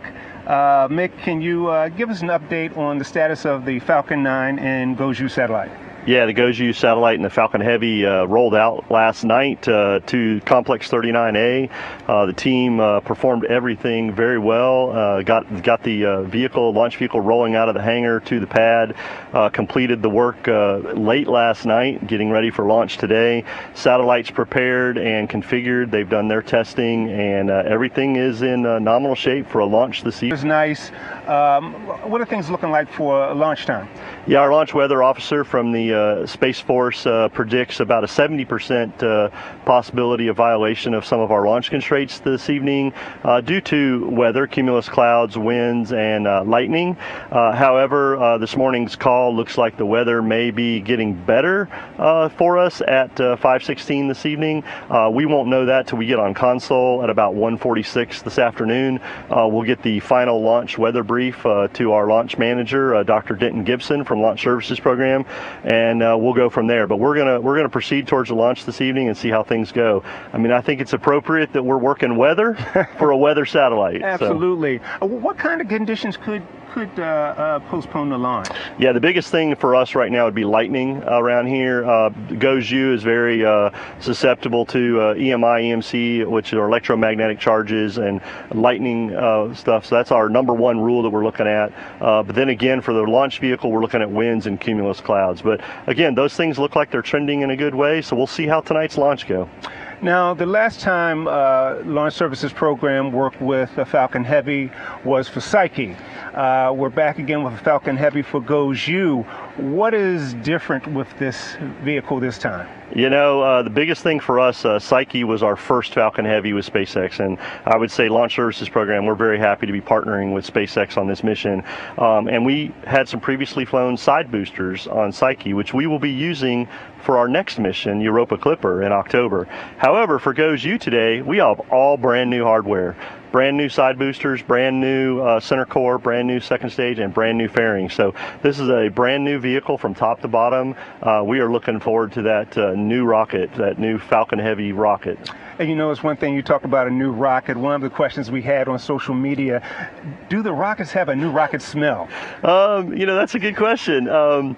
I can't say necessarily a smell, but when you're in the hangar and they're processing them, seeing that shiny new paint job, it's like buying your first new car, right? It's awesome to see that new rocket. And then of course when the boosters fly back, and these side boosters will be landing at landing zone 1 and 2 for tonight's launch attempt, and then be used for another mission. You get a little bit of that soot and burn back there. So again, seeing those nice shiny boosters are really good. Now, when we first started, I said Falcon 9, but I meant to say Falcon Heavy. Why? It's the Falcon family. It's the Falcon family. Yeah. Why are we using a Falcon 9 for the GOES-U, the Falcon Heavy yeah. for the GOES-U mission? Yeah, that's very much. I mean, GOES-U, once it's fueled completely, weighs approximately 12,000 pounds. 12,000 pounds. So that's a lot of mass that we have to get to orbit. Plus, we're going to geotransfer orbit. We're going to drop GOES off in geotransfer, heading on its way to geostationary, which is about 20,000. Where we're going, 20,000 miles out there, geostationary about 22,000, 25,000 miles out. So we need the energy and performance from a Falcon Heavy to be able to get GOES-U where it's going. Unlike a low Earth orbit launch like to ISS, we could use a single stick Falcon 9 because where we need to get in the orbit, the propellant needed is a lot less than what we have on a Falcon Heavy. To our viewing audience out there, can you explain how the geostationary orbit works with the GOES-U satellite? Yeah, absolutely. Geostationary is one of my favorite orbits, honestly, because once you get a satellite into geostationary, what's unique about it is that once it's in a point there, it is traveling at the same speed as the Earth is rotating.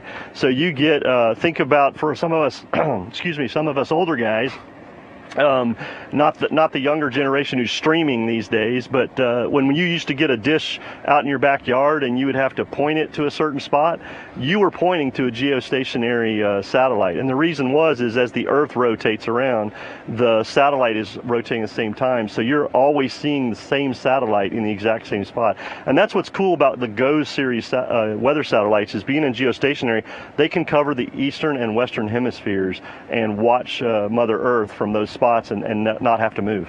And see it at the same time all the time. See it at the same time all the time, getting coverage for what we need to do for our weather forecasting. Oh, that's some really good stuff. Mick, as we move closer to the countdown, what kind of coordination will be going on between LSP and SpaceX as we prepare for the launch? Yeah, so this is I always like to say launching a rocket's a team sport. This is going to be a combination of NASA Launch Services Program, SpaceX, who owns or who we bought the launch service from the Falcon Heavy. The United States Space Force will be running the range, and of course our customer, NOAA, who then has our Goddard Space Flight Center working with them. This team will be coming on console, like I said, about 1:46 this afternoon. They will get their weather brief, then they will coordinate with each other to make sure all the teams are ready. Each team will be looking at its own set of launch vehicle data or spacecraft data and assessing the current health of the vehicle and where we are getting ready to go into the launch count. And then that will be a coordinated effort as we count down to T0. So again, launching rockets, another team sport. Launching rockets, another team sport. We always say watching rocket launches here at the Kennedy Space Center never gets old. No, it doesn't. I enjoy every launch. Absolutely. Now, the rollout was supposed to happen like a day earlier. Sometimes you encounter some things that prevent things from moving. How did we work through that to get to where we are today? Yeah, again, the team collaborated, NASA LSP, Space Force, and the NOAA spacecraft team. They worked through some GSE, ground support equipment issues that we had, and ended up getting rollout of the Falcon Heavy and GOES done yesterday afternoon, late evening, and things went well after they resolve some of those issues that they were working. But, you know, again, you got to take the time and make sure you're ready to go. And the team did just that. They assessed the problems they had, fixed them, and moved on and continued working the procedure just like they're trained. One final question. The Falcon Heavy is rolled out horizontally, and then it's put up into an upright position. Can you briefly tell us about how that process takes place? Yeah, absolutely. The Falcon family, Falcon 9 and Falcon Heavy, are all processed horizontally in the SpaceX hangar here at 39A. So they do all the work on the vehicle, the booster, second stage, they do all that horizontally. They make the spacecraft horizontally. And then when they mount that into what we call the transport director, or the TE, roll that to the pad, and then the TE is uprighted vertical, which then becomes the strong back for launch, that we see that tilt back at the end of launch that holds the rocket in place. That is differently than some other launch vehicles is done, but that is a clean pad operation that SpaceX does, and it works very well for them. Absolutely. Well, thank you, Mick, for being on with us today. We're expecting and hopefully get an on-time launch at 5:16 from close to the pad. Mick and Franklin, back to you, Blair. Hey, Franklin, I just want to clarify that I want to know, you don't have to answer now, but does that new rocket smell go away like right after the first launch? Because I don't think it lasts as long as it does in a car. Thanks so much, Franklin. You guys get ready out there, and we're going to just wrap up our coverage for GOES-U. And I want to remind everybody that if you want to see the GOES-U launch and learn even more about GOES-U, make sure you turn into NASA Plus, NASA TV, any of the social platforms. At 4:15 Eastern Time today, coverage begins. And we will cover everything with GOES-U. You don't want to miss it. You don't want to miss the launch. You're watching NASA Edge, an inside and outside look at all things NASA.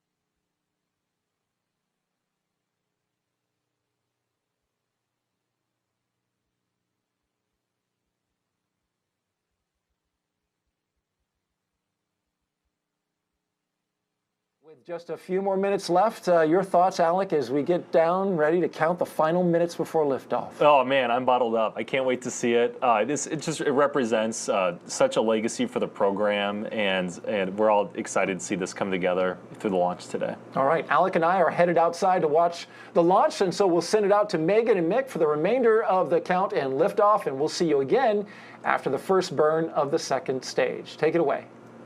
Yeah, here we are at under 10 minutes from launch. Mick and I are going nowhere. We're staying inside here, inside the Mission Director Center, inside Hangar AE at nearby Cape Canaveral Space Force Station, because this is where we continue to monitor the launch team as we march towards that T0 of 5:26 p.m. Eastern Time here on the Florida Space Coast. So right now, Mick, the spacecraft team is beginning to transition the spacecraft to internal power. That's going to take a couple of minutes, right? Yeah, spacecraft's working their procedures, verifying the health of the spacecraft, getting everything ready.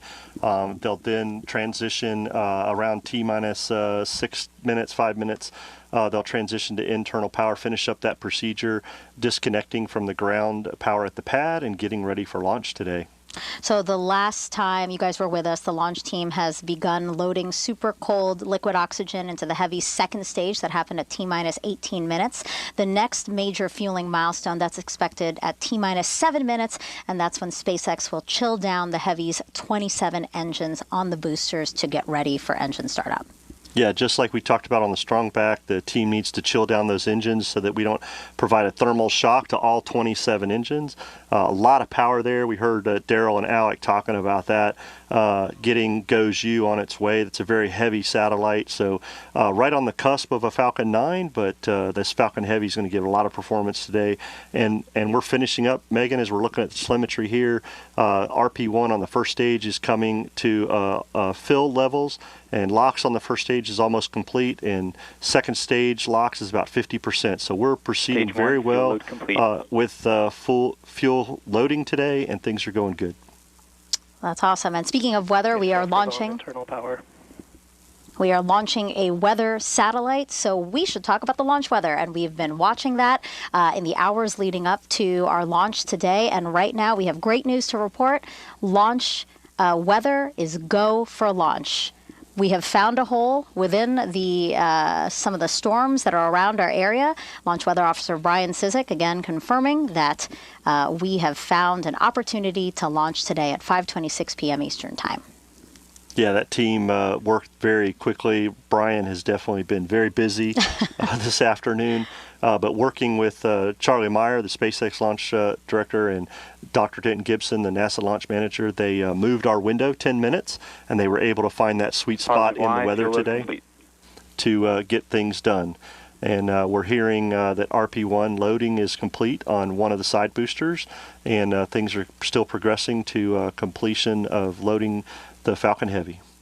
In total, we are going to be loading 2.8 million pounds of propellant into the Falcon Heavy rocket that you see on Launch Pad 39A here at Kennedy Space Center.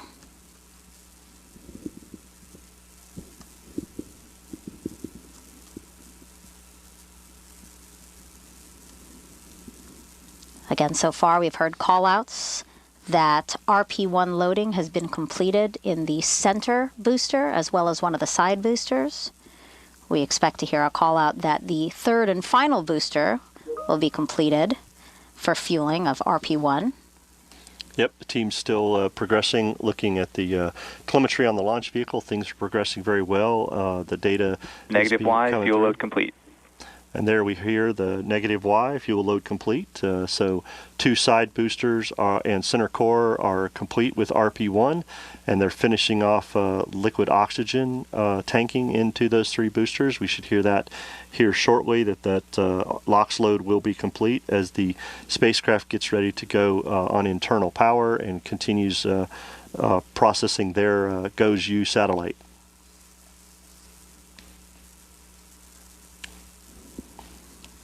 As with the spacecraft, we are also expecting the launch vehicle right now to be transitioning to internal power.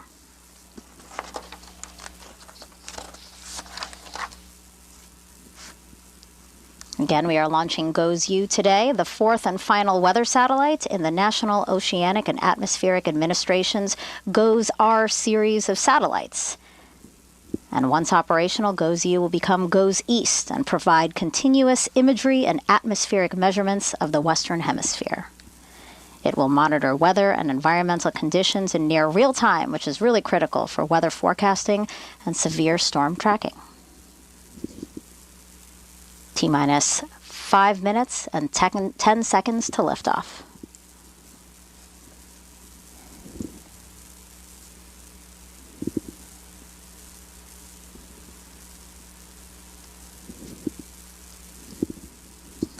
Falcon Heavy tanks are pressurizing for strong back retract.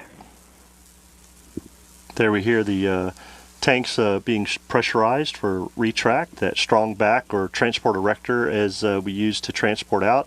The strong back will begin retracting here shortly, and what you will see at the top of the vehicle is those arms that are around the just below the payload fairing will open up, and once those open up, lower has started. The strong back will then tip back slightly a few degrees, getting ready for launch this morning. And then as liftoff occurs, the strong back will fall back a little more to get out of the way as the Falcon Heavy leaves Launch Complex 39A. Next up, NASA Launch Manager's Go, No Go poll, the final check to make sure the NASA team is ready for a launch that's expected in 5 seconds. NLM, it's the LD on the NLM net with a final status check. LD, everything's looking good on our end. Copy that, thank you. Thumbs up from NASA, again, confirming that weather, right, was the big watch item, and that is not a constraint to launch right now. Yep, the team has looked at all the data. Things continue to progress very well. Weather looks really good out there. NY, on countdown 1. Dr. Gibson says things are good. NASA is go for launch. There we hear the final go for launch from Dr. Denton Gibson on the countdown net, and LOX load on one of the side boosters. There we hear the second call for LOX load complete on the 2 side boosters. LOX load is finishing up in the center core of the first stage booster, and then finishing up as we get down close to T0, the LOX load on second stage. So things progressing very well, Megan. I do want to mention that Dr. Denton Gibson, this is his first launch as launch manager.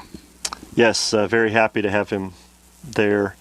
He has been doing very well as he stepped into the NOM position from his mission management position, and very happy to have him on console today as our launch manager for the GOES-U mission. Stage 1, LOX load complete. And there we hear the call out for stage 1. All 3 boosters now have RP1 and LOX on board, so we are just waiting for the remaining LOX to fill into the second stage LOX tank, and Falcon Heavy will be tanked and ready for launch. And we expect them to finish fueling the second stage with liquid oxygen in about 20 seconds.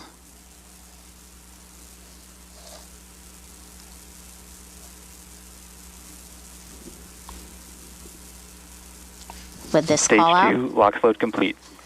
the Falcon Heavy rocket is completely filled with 2.8 million pounds of propellant. Team has done very well to get to this point. We are so happy of everything's going, and as you can see on the screen right there, weather outside at Launch Complex 39 looks very good. We're about 1 minute and 50 seconds from launch, and the team's progressing down to get the flight computer ready to take over the launch vehicle. As you see there, Megan, the liquid oxygen being vented out, the plume from the humidity here in Florida. We get to see that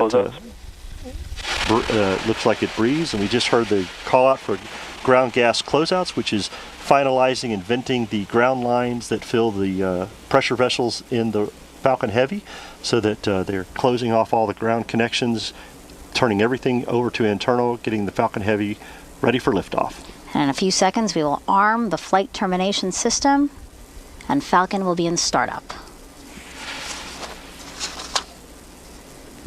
Falcon Heavy is in startup. And that means the Falcon Heavy's flight computer is now in control and will guide the rocket through the last seconds before liftoff. SpaceX launch director, go for launch. All systems are go to send NOAA's GOES-U satellite into space to keep a watchful eye over the Western Hemisphere, helping scientists and meteorologists to issue timely warnings and forecasts. T-minus 30 seconds. This will be NASA's Launch Services Program's 16th mission for NOAA. Great partnership over the years we've had. Looking forward to this launch. 15 seconds. And here we go. 10. T-minus 10. 9. 8. 7. 6. 5. 4. 3.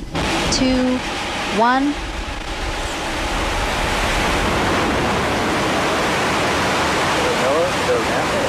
GOES-U. Liftoff of GOES-U, NOAA's newest weather satellite to monitor the Earth and Sun in high definition. Engines look nominal.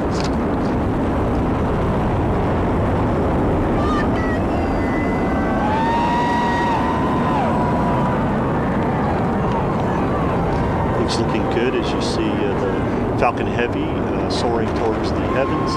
All 27 engines powerfully lifting GOES-U on its trajectory and ascent into space. A beautiful shot as we track telemetry nominal. The rocket from the ground here. The rocket is now powering down for max Q. Max Q is the moment of maximum dynamic pressure on the rocket. Max Q expected at 1 minute 7 seconds. The vehicle is now supersonic. Falcon Heavy is supersonic. Traveling faster than the speed of sound. Max Q. There we heard the call for max Q, maximum dynamic pressure on the Falcon Heavy. Vehicle still performs very well. All the data looks nominal.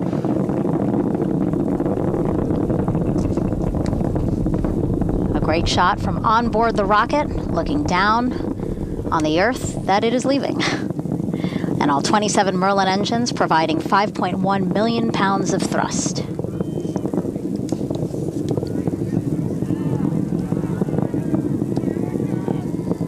Coming up at T plus 2 minutes and 28 seconds, the side boosters are going to shut off while the center core will continue on. Wow, what a shot there of, again, all 27 Merlin engines firing off. 5.1 million pounds of thrust. The side booster cutoff will be referred to as BECO. We'll hear that call out. And then when the center core shuts off later in flight, we'll hear that called as main engine cutoff, or MECO. Side boosters are all boosters are performing nominally. Everything's looking good with the 27 Merlin engines.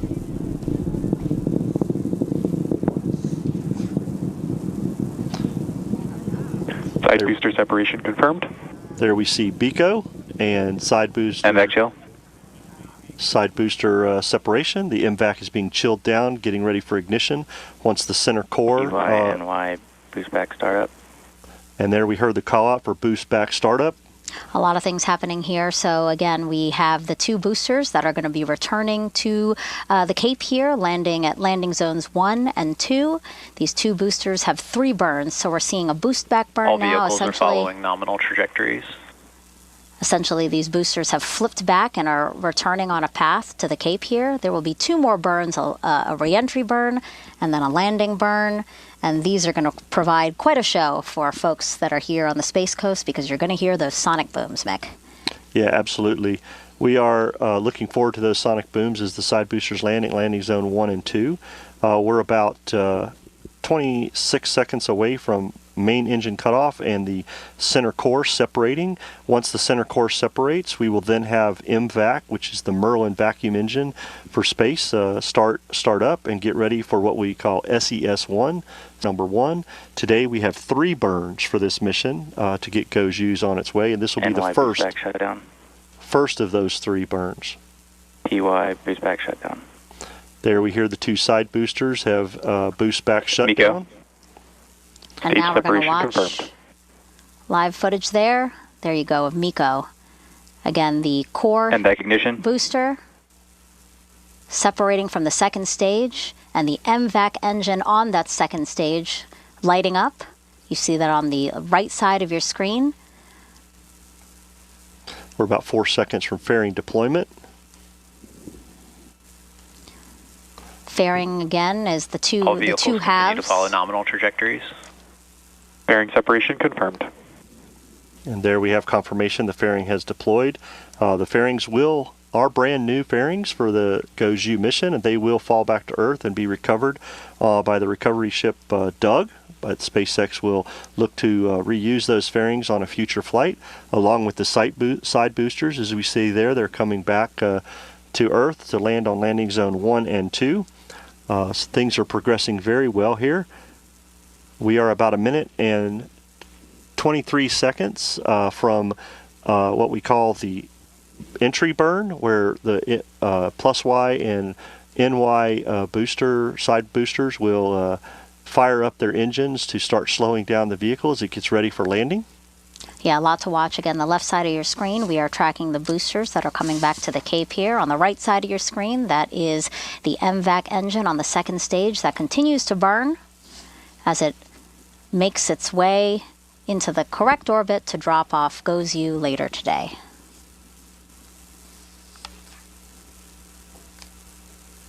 Stage 1 FTS is saved.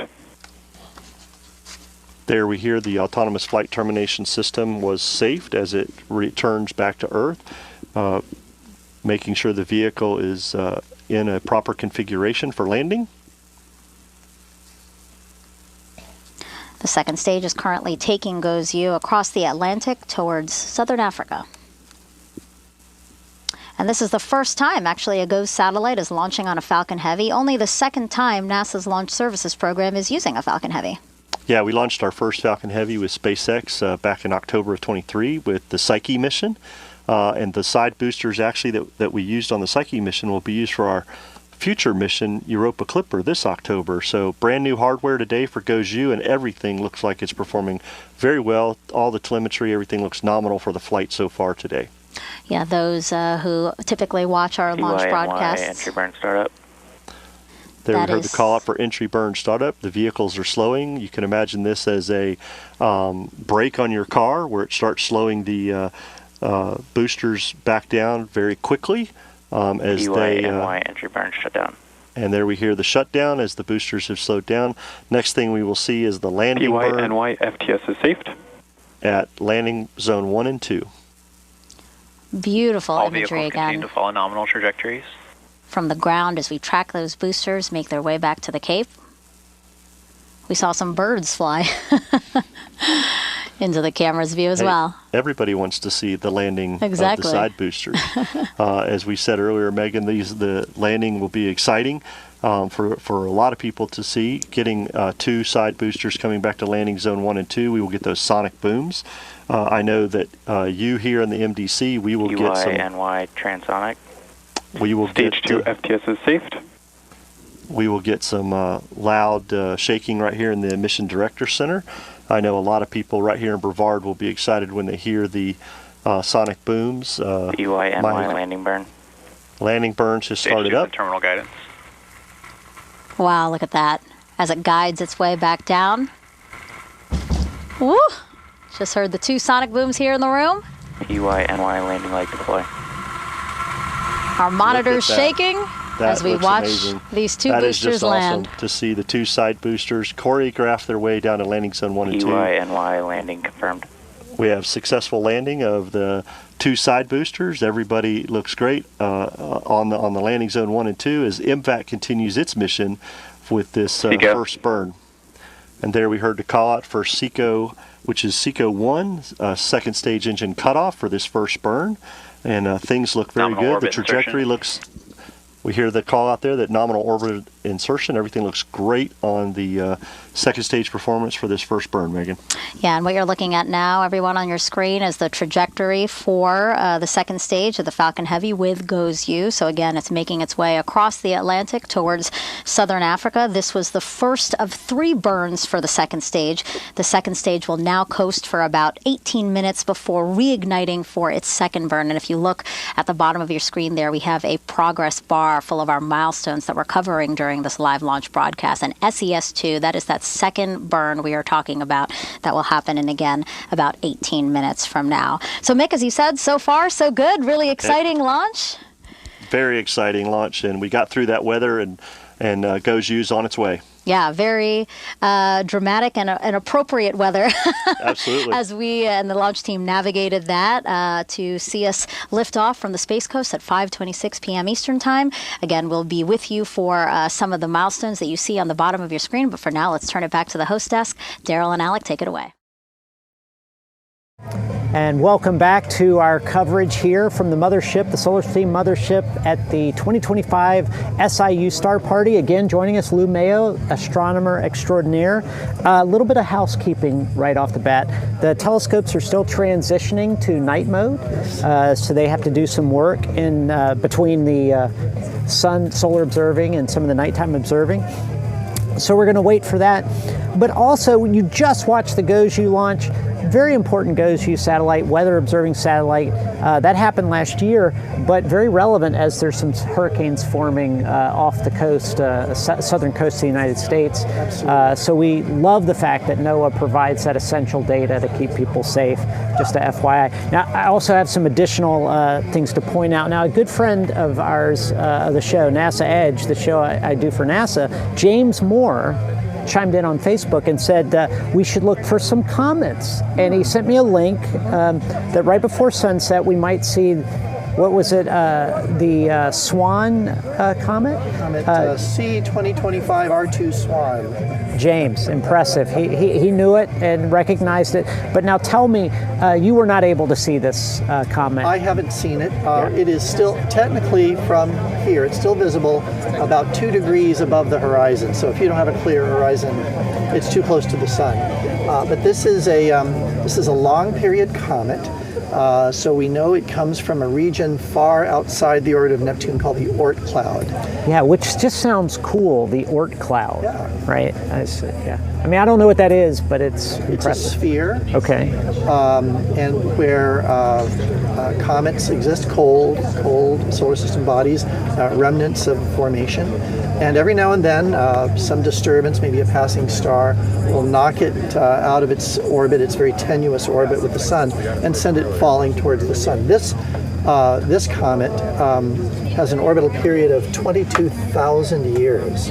So this may be the very first time that it has approached the sun. If that's true, then it's got lots of frozen water, carbon dioxide, this kind of thing that could, in theory, have created a nice tail. Now, in our case, like you said, it was so low on the horizon that we probably just wouldn't be in position. It wasn't that I was at the food truck or something and didn't see it. It was literally difficult for us to see where we are. Okay. But it's now I'm assuming that it has not gone around the sun yet. Okay, if that's true, then it will go around the sun to its point called perihelion, its closest point to the sun, and then start moving further away, and maybe we'll have a chance to see it then. Awesome. Now, one of the things we will see tonight is the moon. We have some images that we'll see. It's going to be very impressive. We saw one view earlier. You could still see the haze, kind of this greenish look, because we hadn't gotten to sunset or past sunset. We'll get better images, but this becomes an important topic because right now, at least as far as NASA is concerned, our next big destination is the moon. Not just going there and flying around it. Ultimately, we want to land astronauts on the moon, but not just land astronauts, give them a permanent outpost there from which to work, which is very exciting. Lots of parts to this. What can you speak to in terms of how NASA gets to the moon? You're absolutely right. We're going back to the moon to stay, and it turns out that historically, almost with each administration, there's been a different way to do this with the ultimate goal of getting to Mars. But right now, where we are is we've sent Artemis 1, it's the Artemis program, and Artemis 1 had robots in it, essentially, and it circled the moon, came back, it worked. Now we're going to send astronauts to circle around the moon and come back but not land, and that's Artemis 2, and that's coming up pretty soon. Yeah, I think that's scheduled. I mean, like the Artemis missions, because of their significance, They plan for dates, but they're very concerned about doing this safely with our astronauts. So the dates can be a little bit of moving target, but as I understand, should be early next year and late January of 26, February. It could go later, but if it does, it will be just for safety reasons and the right configuration to launch. Absolutely, and then possibly mid to late 27, we could be sending the first people back to the moon since the 1970s. Which is so cool. Which is just amazing. The ultimate plan is to have a lunar space station. Yeah. Okay. Yeah. And this lunar space station would provide a docking point for spacecraft coming from Earth, and then would have descent vehicles that would take them down, and then ascent vehicles coming back up. So it's great, but it is a challenge. Yeah. I mean, space flight is kind of romantic and exciting, but it's also quite dangerous. I remember years ago when we first started talking, when I was at NASA, had been talking about it for a long time, but when I first got to NASA, the discussion was we want to go back to the moon with this eye on Mars. We want to go back to the moon sort of like camping in your backyard. It's close, relatively close and safe to get to in a short period of time if you needed something. But you go, you learn how to live, you learn how to set up the outpost, you learn how to utilize the resources, etc. And then you're better prepared to go on to Mars. And that's like what we're doing here with the Star Party. We're out in this field doing some observation, but we'll go home and sleep in a comfortable bed tonight. So maybe we're kind of doing the same thing, preparing for a bigger observation much later down the line. Absolutely. And so in order to stay there, you can't bring everything that we used to be able to. If you're just on the moon for a few days, you pretty much bring all the water and food and so on that you need. If we're going to stay, we'd better learn how to live off the land. And that's why they're going to the South Pole, where there are craters, where the depths of those craters have not seen the light of day, so to speak. So there's water ice in those craters, and they'll be able to mine the water ice, turn it in, of course, liquid water, but also break it apart as for oxygen and for hydrogen for rocket fuel. It's so simple. I mean, we should be able to do fine. Let's tell you what. It rolls off the tongue. We're going to go and look at a video that we have on how NASA is going to get to the moon. Let's take a look at that, and then we'll come back and continue this discussion.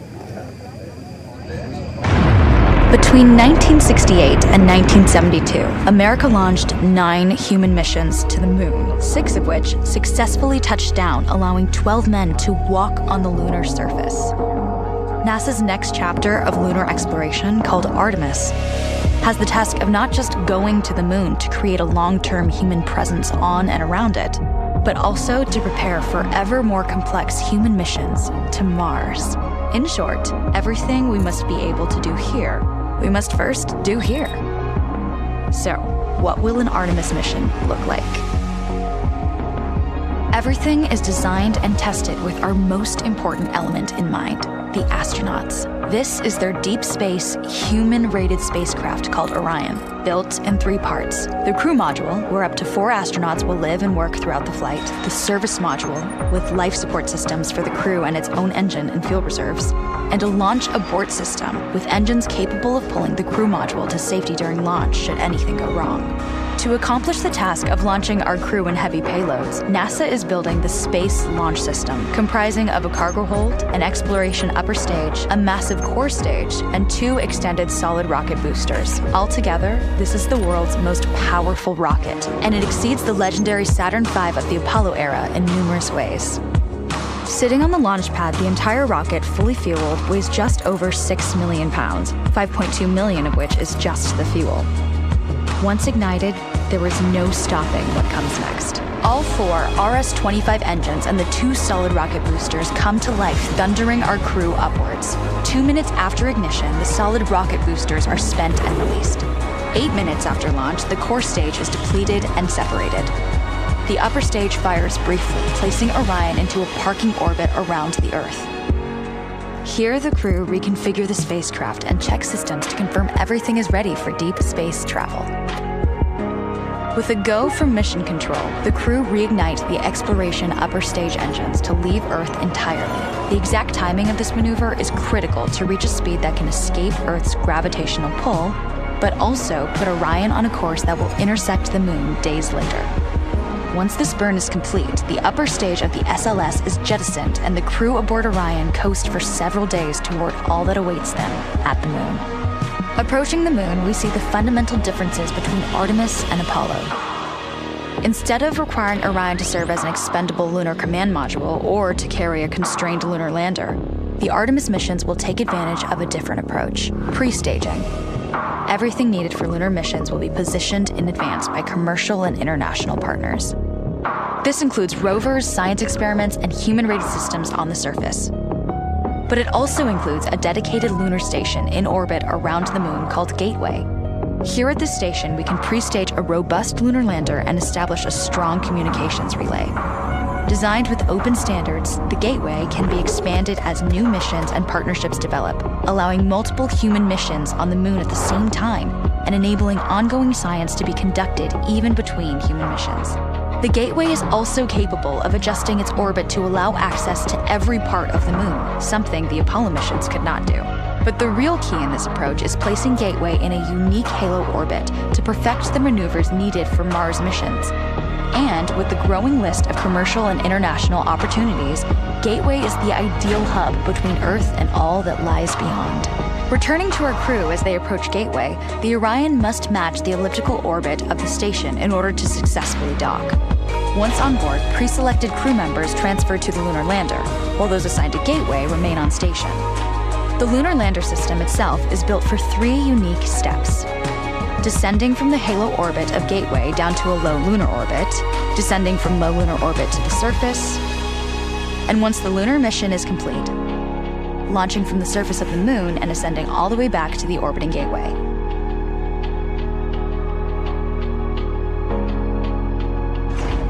Once back aboard the Orion spacecraft and undocked from Gateway, the crew fire their engine once to break out of the halo orbit and once again to sling the spacecraft around the moon, placing it on a multi-day trajectory back towards Earth. As they near the end of this journey, the service module is released, and the crew module is oriented heat shield first.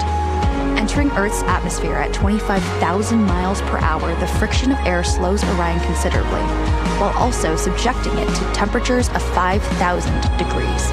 With the Orion now at just 300 miles per hour, a series of parachutes uniquely tested and produced for this moment deploy, decelerating the craft to just 20 miles per hour for splashdown.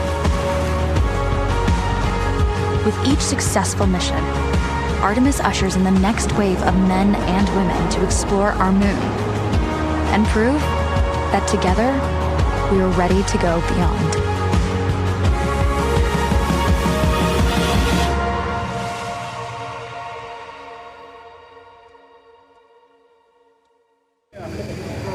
It really is awesome to think about actually getting back to the moon. Just watching that video, it's interesting. When I was a little kid, I used to have a set of encyclopedias, and one of my favorite things to do was to go to the space section, and they had that diagram that showed how the Apollo rockets would and capsules would fly out and just sort of do this figure 8 around the moon and then come back.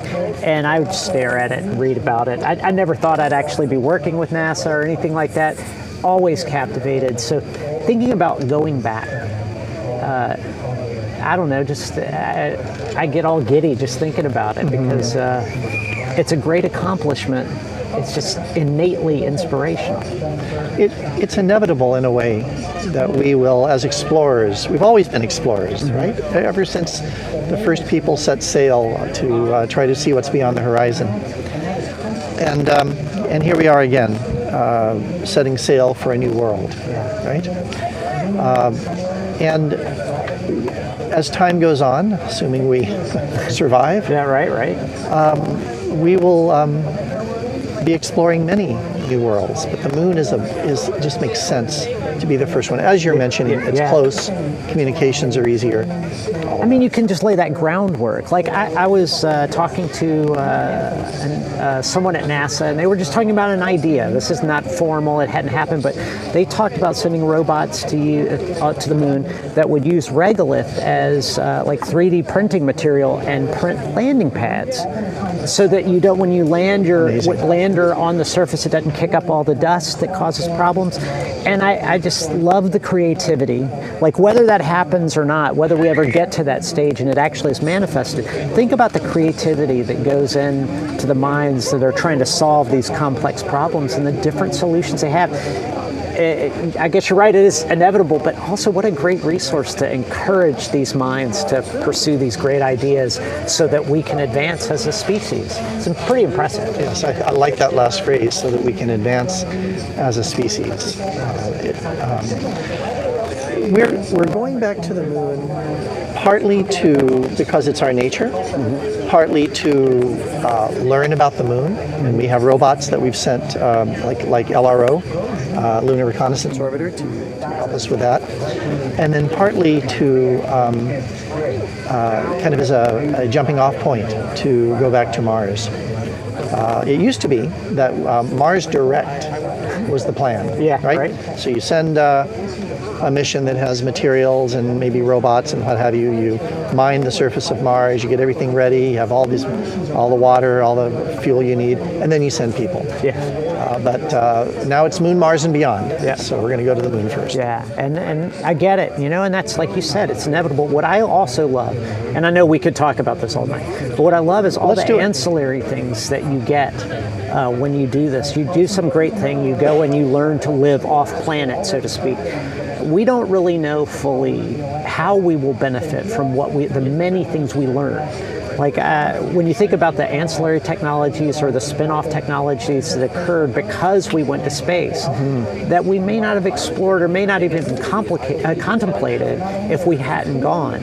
It's not the reason to do it, but it's a great benefit that we reap when we do these great things. So many great stories of missions that we've developed, and in the process of developing, so you get the money, you write the proposal, you get the money, and in the process of building the spacecraft, you have to develop brand new technologies. Parker Solar Probe was that way with its heat shield. James Webb had a number of new technologies that had to be developed during the building of this. So just that alone is kind of new ground for humanity. Well, it's awesome, and as we talk about how great it is to go to the moon, you can see some images. Hopefully they'll put them on the screen. Incredible views of the moon that we're seeing now, finally after sunset. Really nice. Just a nice crescent, real clear, just absolutely beautiful. The moon, actually, it turns out that the best time to view the moon is not when it's full, it's when it's kind of a crescent. Interesting. Because when it's a crescent, the shadows on the moon are much longer, and so you see much more detail. I tell you what, I love this. I love seeing the images of the moon. I love the telescope team. They're out there. Really appreciate the folks at SIU, the physics department, providing these images. So let's take a quick break, if you don't mind. We're going to go look at a video about the physics department at SIU and come back with more in a few moments. Thanks so much. We're standing on a world that is literally spinning incredibly fast, but we're essentially standing still. Why? The answer's in physics. Being in a lab while also doing the semester, for me at least, it's a really great opportunity and experience. Here you really have your choice of any project you want to work on. So on the campus tour, we went into Dr. Siva Kumar's lab. There's stuff everywhere, there's equipment everywhere, students' projects everywhere. But getting to see all of those things going on and seeing the things that they're working on, they were actually doing some cancer cell research, which is, groundbreaking, real life stuff. That got me really excited, and I was like, yeah, I'm going here. I want to go here. So we got to do almost everything you could want to touch in a laboratory setting. It was a really cool experience. They mentioned that I may be able to help in labs, and I was interested in that. I came in, he showed me around the labs, he showed me what he did and what we could possibly do. I wanted to help work with him, and I agreed, and here I am. And I'm glad I did, because it's been great ever since. It's not very common that undergraduate students really get to go into labs at the level of that you get in SIU. Right from the first semester you join physics department, I think, and that's not common. I mean, I'm from India. I'm from a big university in India, and I did not get a chance to. SIU's prepared me really well. My professors have all been really great, and they've all taken the time necessary to help kind of foster that curiosity about the field of physics. But then when you're actually doing research and you can actually control what you're doing and see the laws and the equations working out in real life, then it just kind of clicks. Students can engage in research. They can do research that they can get published on, which is of great benefit to students who are going into graduate school in physics or astronomy later on. I have an undergrad that just graduated, and her and I have a paper together that was just accepted to Physical Review A, which is a very good physics journal. And she worked with me for several years on research before she graduated. In my previous job with Georgia, one of the reasons why they selected me was because of my physics experience. And from there, I was able to get this job with KDHE because I also showed a lot of initiative and understanding of a lot of analytical data. There's almost an infinite number of things you can do with physics. So many different fields. It's like engineering. There's so many different things you can do with it that it's ridiculous. Really what I want to get is just kind of this deeper understanding of engineering that, you know, maybe other engineers don't have. They haven't seen these concepts before, and I might understand why something works that somebody else might look at and not understand it. And so I kind of want to take the knowledge I can get like from all the fields of physics I can grab and apply that into my engineering career. If you can make it in physics, you can make it in a lot of different careers later on.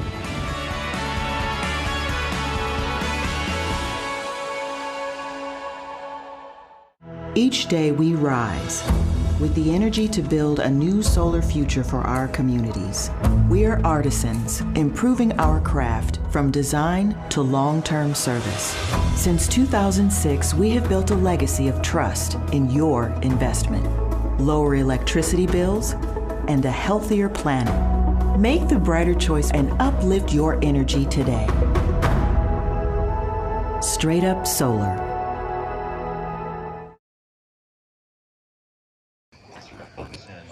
Alrighty, so we are here talking about a question in question, it being what and how do people think we get to the moon? We're gonna pass it down here. I have to get down on my knees because I'm 5'9". So tell me a little bit. How do you think people get to the moon? Now, this is a microphone, not a Tic Tac, so make sure that you talk into it, kind of like how I am right now. Rocket ship. Rocket ship. How do you think the rocket ship flies? With fire. With fire. Fire, yes, good answer. Now, I'm gonna stand up. Oh, I felt my knees creak over there. But tell me, how do you think people get to the moon? Saturn V rocket ship. Saturn V rocket ship. Do you know more about the Saturn V rocket ship, or do you just know the name? I pretty much just know the name, but because it was way before my time, but it was really cool. And yeah, I've seen the one in Huntsville and I've seen one in Houston that are like laying on the ground, and they are so big and so massive. It's just hard to comprehend without seeing them in person. So. Yeah, I never get over the size of an actual rocket. It shocks me. They look so tiny on TV. But moving on to you, how do you think people get to the moon? When I was about her age, I used to believe that when I closed my eyes and I squeezed them really tight, a giant bubble would engulf me and I would just fly up to the moon. But now as an adult, obviously everybody knows it's a rocket, but for me personally, I still can imagine myself floating in that bubble. Have you ever seen Wizard of Oz? Because they have the Glinda travels around in a bubble. I know we're not like green or pink, but we're definitely doing some quick stuff. We're getting a rolling sign, which means I get to talk for a little bit more. So I'm going to go back to you because you mentioned fire a little bit recently. Do you think rockets? How do you think they're actually like powered? Because they get fire in their system, right? In order to like launch. What do you think like powers the fire? Electric. Electric, yes. Where do you think the electricity comes from? Do you think it like use your imagination? You're a kid. You got this. Like we have the fire that's caused by the electricity, but the electricity is caused by the moon. the moon. We have a cycle that's happening right now. So the fire and the electric is started by the moon, but the people need to get to the moon in order to start the fire and the electric. I'm shocked right now. My 6th grade poetry teacher, probably not watching, will be very shocked that I got that out so quickly. But you talked a little bit more about Saturn V, and I want to talk a little bit more because there is a crew actually trying to get to space. Do you know anything about that at all? No, but I do know. I heard an interesting fact today that the new astronaut corps that just was released is more men than women, and I thought that was a really cool stat today that they have superseded the count of men in the astronaut corps. So yeah. Yeah, I mean, I've watched Fantastic Four, which is not related, but they have astronauts inside of there. Tell me, is there a chance that, you know, like if something were to happen and the astronauts were returned to Earth, that they would get like supersonic powers? Oh, definitely. All the radiation is definitely bound to trigger something in you that you didn't have before. So, I mean, it can mess up all sorts of stuff. So we just better expect that. Superpowers, yeah. Yes, better expect that. Still rolling? We're still rolling? Still good. Moving on to you. Now, the bubble. I got to mention the bubble. You really got me started with the bubble. Now, what do you think the bubble is made of? Because whenever I make bubbles, because, you know, I have a little bit too much fun with my dish soap whenever I'm cleaning. But how do you think the bubble was made as a kid? Now, for when I was making bubbles as a kid, I'd use a lot of Dawn dish soap. But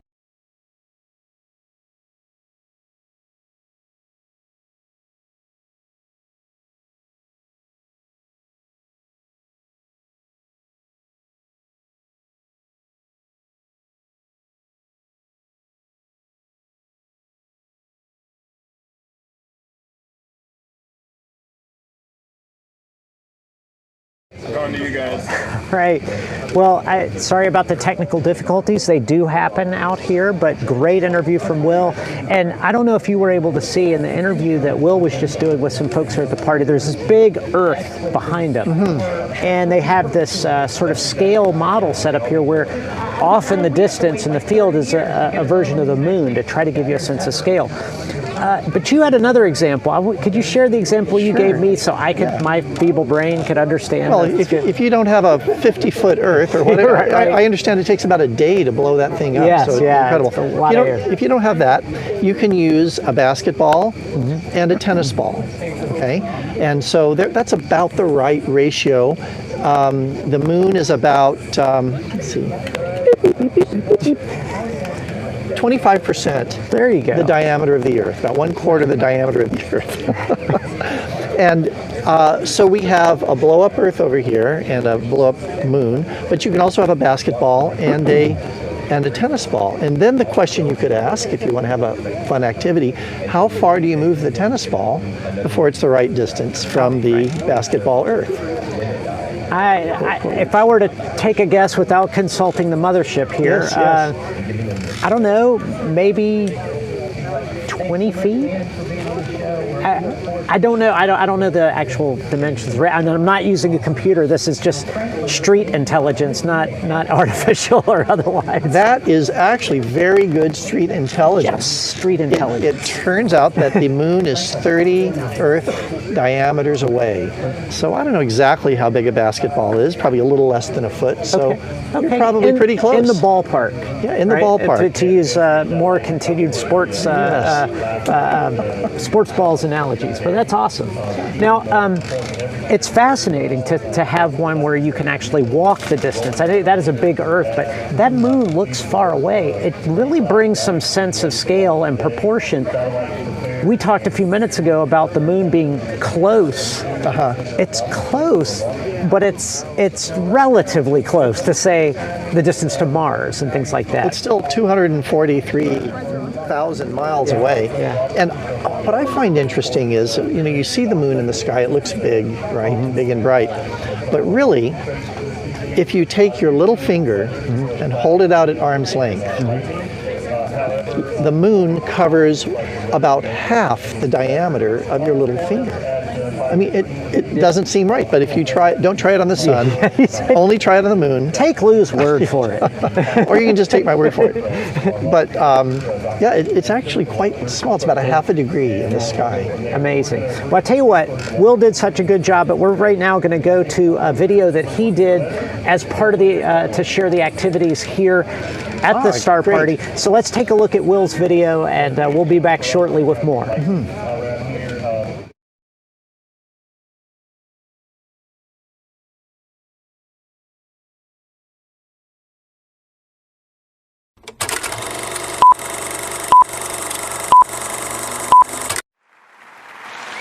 Greetings and salutations, and welcome back to the Space Show. Are you guys ready to learn more about space?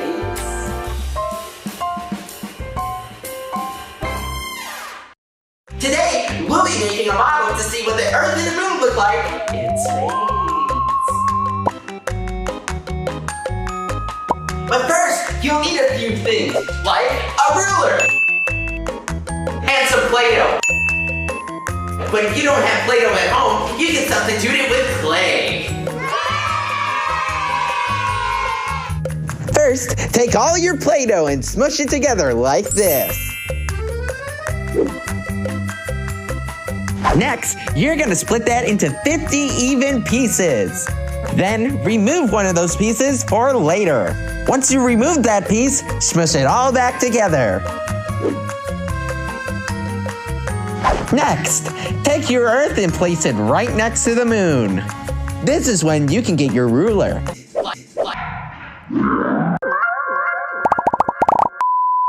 Next, measure your Earth and then move it 30 times that distance.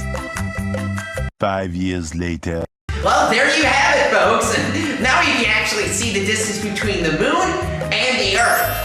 Now, it may be just here for me, but it's 238,000 miles away. And that's incredible, including the 900 miles that I forgot. I like to round. Thank you so much for visiting my laboratory, and please have a good rest of your day on the Star Party. Bye-bye.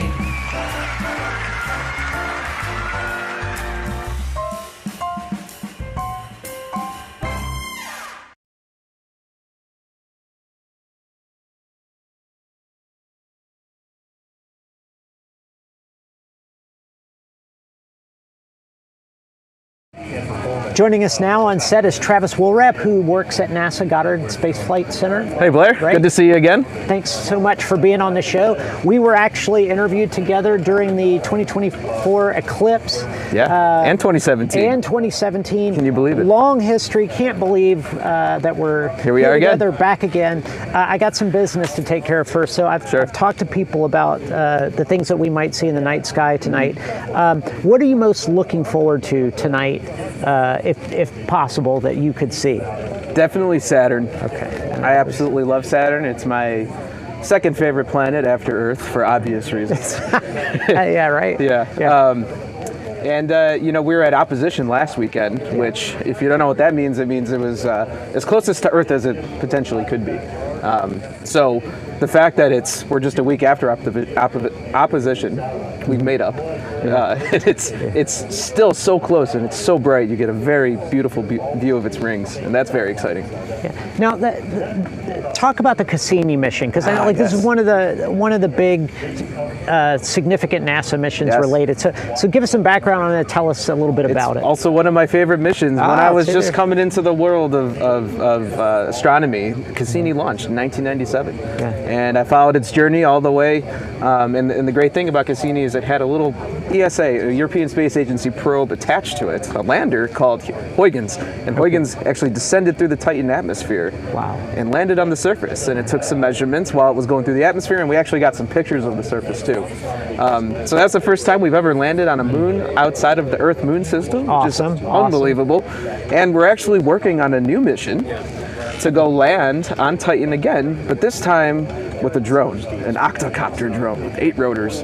And so that way it can land, drill into the ground, take some measurements, lift back up, fly somewhere else, and do the same thing. So we did it on Mars with Ingenuity, was the name of the mission. Now we're going to take that technology and we're going to move it to Saturn. The moon Titan of Saturn, which is very exciting. Now, this is going to be a little bit of a stretch of a question, so work with me on this. Sure. A lot of times these NASA missions are in, they're being developed over years and things like that. And I'm just wondering, because when Ingenuity launched, I remember the discussion that we weren't sure how this basically drone was going to perform in a different atmosphere in terms of aeronautics and could it fly? It was all theoretical, not exactly, we did with some unknowns, had some good ideas. Did they have to wait for that proof of concept with Ingenuity to actually plan on how they would develop Dragonfly? Because I don't know. I do think there was some, lessons learned. But what you have to remember is Titan is going to have a completely different atmospheric composition, as well as gravity. Right? Titan's much smaller than Mars. But when you think about it, aeronautics is aeronautics. Physics are physics. Anywhere in the solar system or the universe, for that matter, except for some special cases around black holes, right? But we don't need to get into that. But when you're talking about the solar system, the fact that we were able to land on Mars and get the helicopter to work in that atmosphere with those gravity conditions, that's not something we can test here.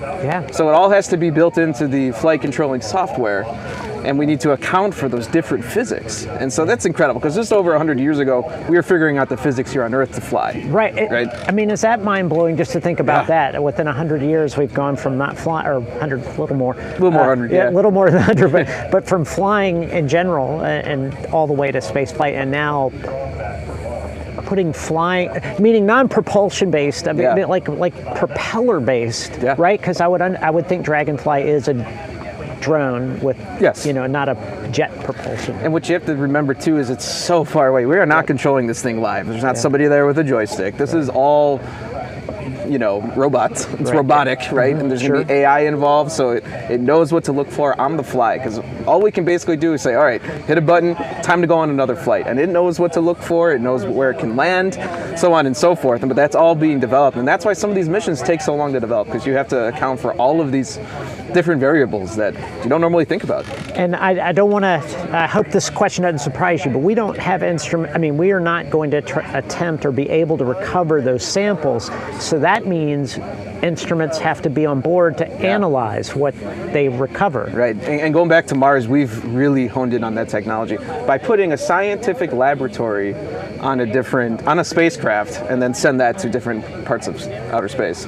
And that's called in situ science. We're big on that. What's fascinating about that is I love the idea of recovering the sample. I mean, there's this whole Mars sample return mission that was in the works and may or may not happen in some form or fashion in the future. And it would be incredible to have a sample brought back. But in a lot of ways, from a scientific standpoint, I would think that you'd be so delighted that you have, and not just the ability to get the sample, but you could actually do some analysis and get that data back. What have you heard from Ingenuity in that regard, and Curiosity, and what is the expectation for Dragonfly? Yeah, so obviously they're hoping for success, and I would be remiss if I didn't mention that this is done in partnership with the Applied Physics Lab at Johns Hopkins University. So they're actually building the spacecraft, project teams at Goddard. So it's a great collaboration, and as you know, we do a lot of those collaborations. But in terms of scientific goals, we think that Titan, while it has a different chemical makeup than what we would consider Goldilocks, right? Conditions that could suit life. But it does have very interesting geological processes going on. And that's basically what we were trying to do with Ingenuity. When you land a rover, you're kind of stuck in a certain radius, right? Because they're not made to go fast, and they can't really go long distances, right? But when you can introduce aeronautics and air flight, suddenly you can go around the planet, or in this case the moon, and get some serious science. So we're trying to land, there's lakes on the surface of Titan, but they're made out of sulfur, so I wouldn't recommend taking a swim there. No skinny dipping. But we want to see what is there anything floating around in there? Something swimming, we don't know. So these are all big questions, and we're all very excited to see the results. Well, it's fascinating. This just occurred to me, if you think about the big leap from us as humans not flying for so long, and then the leaps that were made once we were able to get into the air, look down, and have that different vantage point. I mean, we're seeing something just like that now happening in the science community on other planets and surfaces, this is really a mind-blowing step forward. And what is really, though, the practical application? Like, what kind of science are we, and I hate to ask this question because you may not know the answer, but do we expect to get back things that verify what we learn or what we know about it? Or is there a possibility that we learn something completely new that we don't understand about our solar system or something like that? If I was a betting man, I mean, it is most likely the case with these missions.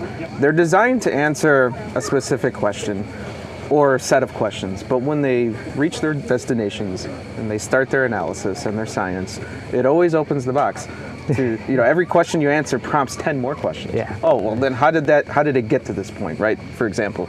And so then that's how the march of science keeps going on, because we have to keep building new instruments to answer those fundamental questions that we're trying to learn about our solar system. And if we want to explore the cosmos and the universe at large, what better place to start than in our own backyard? Yeah. Okay, so now this is interesting. Like, I don't know how many moons Saturn has, but I know that all the planets have a different number of moons when they do have them.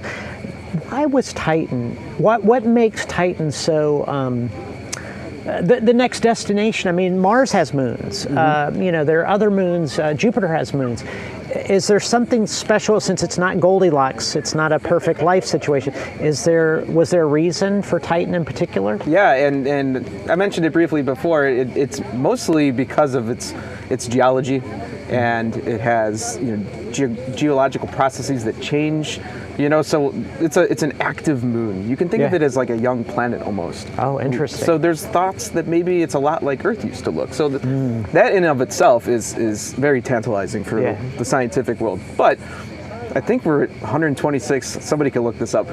We keep adding more moons. There's 792 moons and dwarf planets in our solar system. Wow. A lot of these are asteroids in the Kuiper Belt, but nevertheless, we are chock full of celestial bodies worth studying. But Titan is one that stands out. There's another moon of Saturn called Enceladus, and we, with Cassini, now with James Webb, we have confirmed the presence of water ice being shoot out from underneath the surface, and we know that there's an ocean underneath the surface ice of Enceladus, and now that's also very exciting.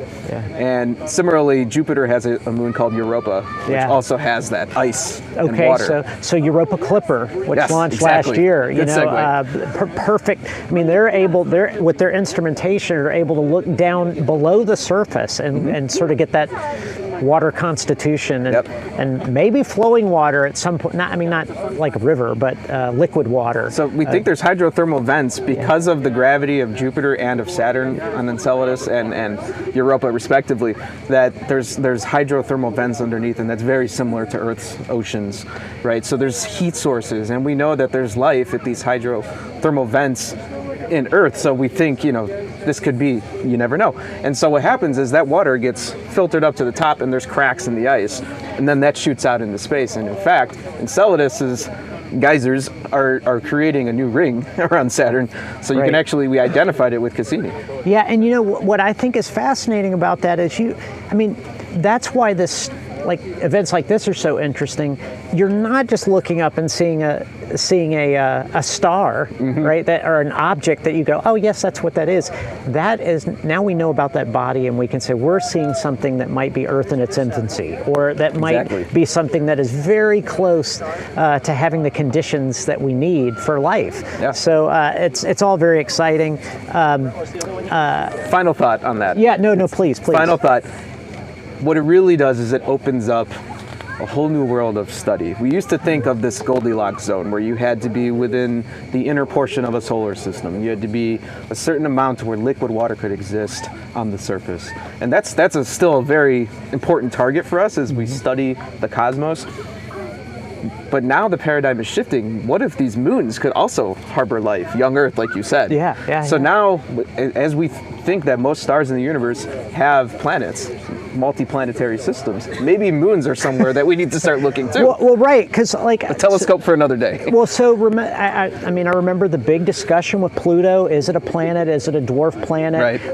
Its status is changing. I mean, in part that might be happening because we're starting to classify things differently because we just flat know so much more than we did years ago, and a lot of that is because of these NASA missions that have come down. So I've lost my place in my rundown here. If you'll just yeah, it's your fault. I think we're going to go to just some telescope feeds, and we're going to take a look at the moon, see what we have there, and then we'll come back with Lou and get more information. But Travis, thanks so much for being on the show. It's fantastic to talk these science missions, and so excited what you're doing at Goddard and what Goddard's doing, what NASA's doing. Thanks for being on the show. Thank you, Blair. All right, we'll take those feeds and come back with Lou in a second.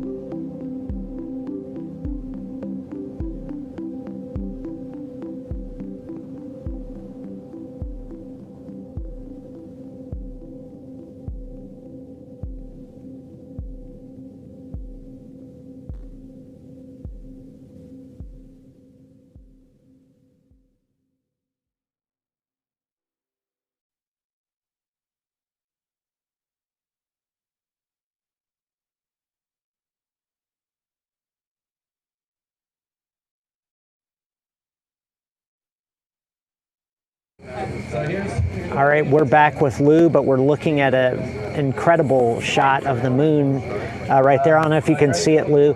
It was interesting. You were talking about, how the crescent is a better viewing situation.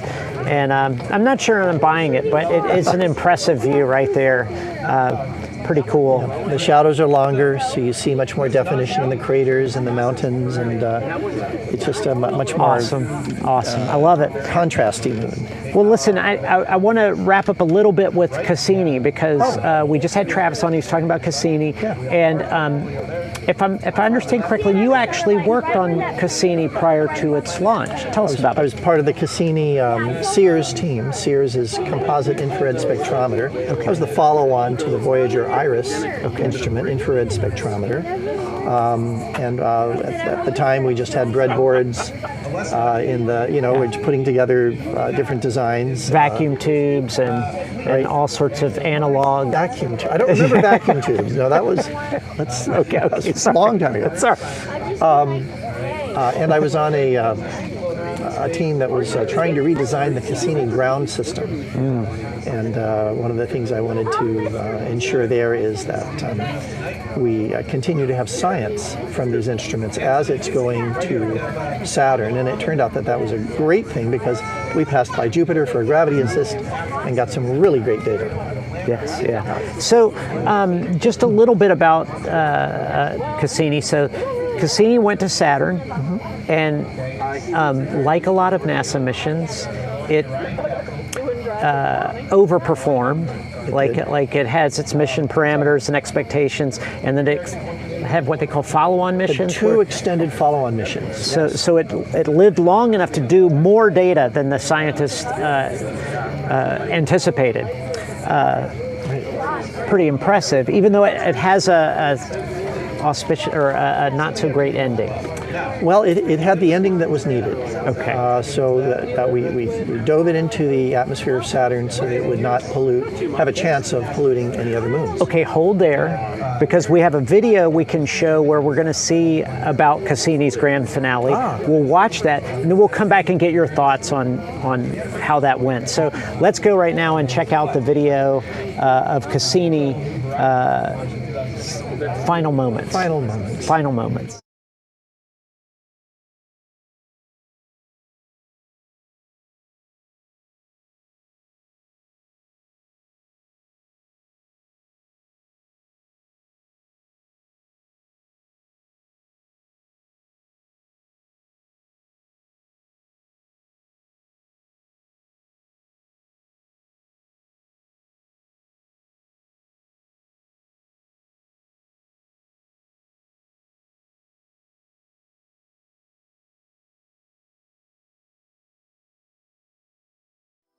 Lone explorer.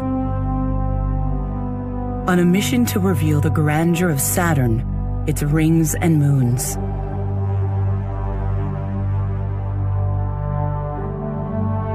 After 20 years in space, NASA's Cassini spacecraft is running out of fuel. And so, to protect moons of Saturn that could have conditions suitable for life, a spectacular end has been planned for this long-lived traveler from Earth. 5, 4, 3, 2, 1, and liftoff of the Cassini spacecraft on a 1 million-mile trek to Saturn. We have cleared the tower. Its program is in. Full program is in. In 2004, following a 7-year journey through the solar system, Cassini arrived at Saturn. To the SOI burn attitude or pointing position, and light up the rockets. The spacecraft carried a passenger, the European Huygens probe, the first human-made object to land on a world in the distant outer solar system. For over a decade, Cassini has shared the wonders of Saturn and its family of icy moons, taking us to astounding worlds where methane rivers run to a methane sea, where jets of ice and gas are blasting material into space from a liquid water ocean that might harbor the ingredients for life. and Saturn, a giant world ruled by raging storms and delicate harmonies of gravity. Now, Cassini has one last daring assignment.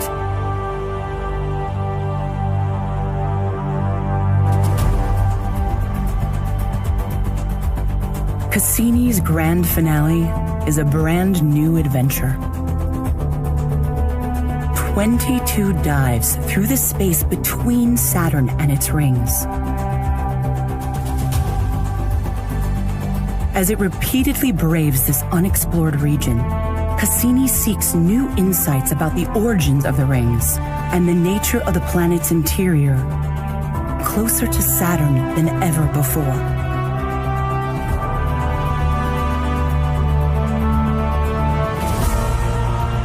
On the final orbit, Cassini will plunge into Saturn, fighting to keep its antenna pointed at Earth as it transmits its farewell.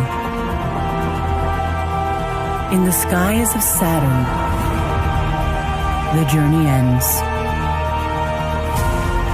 as Cassini becomes part of the planet itself.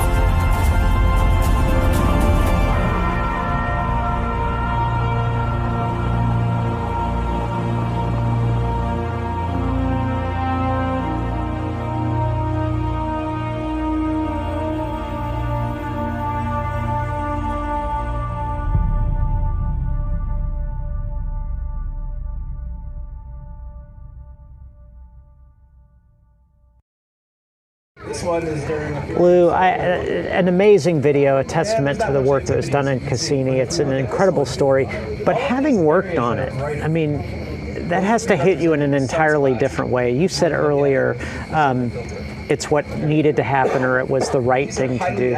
Walk us through that. Well, it was running out of hydrazine to point it, right? And so at some point they would lose control of the spacecraft. And then if it crashed into a moon, then that would kind of pollute the moon, and we would not be able to learn what we might want to learn later on about that moon. So we thought, I say we, it wasn't my decision, but the ground crew and the scientists thought it would be best to just crash it into the atmosphere of Saturn. It would get absorbed into Saturn. It would become a part of Saturn. You know, it's kind of spiritual in a way. Yeah. And then the rest of the Saturnian system would remain pristine. It's interesting, and that remembering it had 2 follow-on missions, got a lot of data. A lot of data. Tell us about the things that it gave us as such an important mission that it is. Well, my focus is Titan. That's what I've spent a good part of my life studying, mostly with Voyager data, but it was also a prime target for Cassini with their spectrometers and also the VIMS instrument on Cassini, visual and infrared mapping spectrometer. Voyager could not see through the cloud tops because it's kind of an atmospheric polymeric haze, but VIMS could see through the cloud tops in certain wavelength regions in the infrared, all the way to the surface. So what makes Titan so interesting is that back in the late 1930s, I think, 1940s, Gerard Kuiper discovered methane in its atmosphere. It's the only moon with a substantial atmosphere. Wow. And what we now know from Voyager and from Cassini is it has an enormous mix of hydrocarbons and nitriles that are a result of photochemistry from methane and nitrogen. It even has hydrogen cyanide, a building block of amino acids here on Earth. And so it has kind of a prebiotic atmosphere, as well as a surface where hydrocarbons, primarily methane and ethane, rain down, form clouds, rain down, create lakes, evaporate up. So there's kind of this methane cycle instead of a water cycle on Earth. And to add to it, we now believe that below the surface, there are aquifers of water, of liquid water. Now, is this one of the reasons? I mean, that becomes that moon of interest, if you will, for things like Dragonfly and future missions? Absolutely, absolutely. The atmosphere, the exchange, interaction between the atmosphere and the surface, the rain. I mean, it has polar caps, rain, clouds, all right, you name it. Hold the phone. So now we've had a drone fly on Mars with Ingenuity, and now we're going to have an all-weather drone fly. Maybe you won't fly during rain on Titan. I don't know. I bet it will. I mean, it seems to be a robust spacecraft. You know, it's pretty impressive, at least in the design that we've seen. So, very interesting. Yes, Dragonfly is being built at the Applied Physics Lab of Johns Hopkins, and it is a 4-rotor, 8-propeller drone that will that has weather instruments on it. It has visual instruments, has spectrometers, and it's going to fly around Titan, fully automated. Saturn's too far away to use a joystick, and sense the surface, the liquids on the surface, the atmosphere, and tell us a lot more about Titan. I mean, I talked a little bit about this with Travis, but I mean, we have now a limited data set of flying on another planet. We're obviously going to have to construct that, and as you said, it's nobody's flying it by control. It's all pre-programmed. How do you do? I mean, you have to plan these routes and these maneuvers, I guess routes that you would fly, and you have to plan them for scientific targets of opportunity. How do you do that on a body that is way far away, and we can't get our weather right here sometimes? Like, it's very important with this kind of asset to be able to plan for that. How do you do this? Here's how they're going to do it. First of all, there's some smarts in the spacecraft to sense its distance from the ground, to know what to look for, and it'll go off on scouting missions. And it will find what it finds, and it'll send that information back to the Earth. Then the scientists will look at it and say, oh, that looks interesting. Speaking of what looks interesting, I want to see if we can look at one of our feeds. We're getting a very interesting image there. Of the moon. It's a little over Earth shine is what it's called. I don't know what that is, but it's brilliant. It's a little overexposed. Perhaps on the left-hand side here, there's a little. Yes, there's Earth shine. Yep. Okay. Yes. And so here, the light from the moon is reflected to the moon, and then back to our eyes. Okay. So we're getting a little interesting, and because you can see the texture. That's not the right word, but the texture. At the Terminator. That's fascinating. The rills and ridges and craters. I love this. Beautiful. And now that's one of these serendipitous things that we have here at the Star Party, Lou, where we have a bunch of different telescopes looking at different things at different times and in different ways with filters and things like that. So this is just one of the things you love about getting out here with a group of people, especially when you're like me and you don't have a lot of telescopes yourself that you can use, right? Well, that's one of the beauties of astronomy. It brings people together. Love it. Now, I'm sorry, I did interrupt your discussion on Cassini, or not Cassini, on what Dragonfly may do, but really, really impressive stuff, and particularly about Cassini. Regardless of its end, that science then, like in all sciences, builds to the next mission, builds to the next thing. Do we know when Dragonfly is set to launch? I think it's going to launch in 2027. I think that's right. It'll be a rather extended fly to Saturn. I don't remember exactly how long. Voyager, because it was only a flyby mission, did it fairly quickly in about 4 years, 3.5-4 years.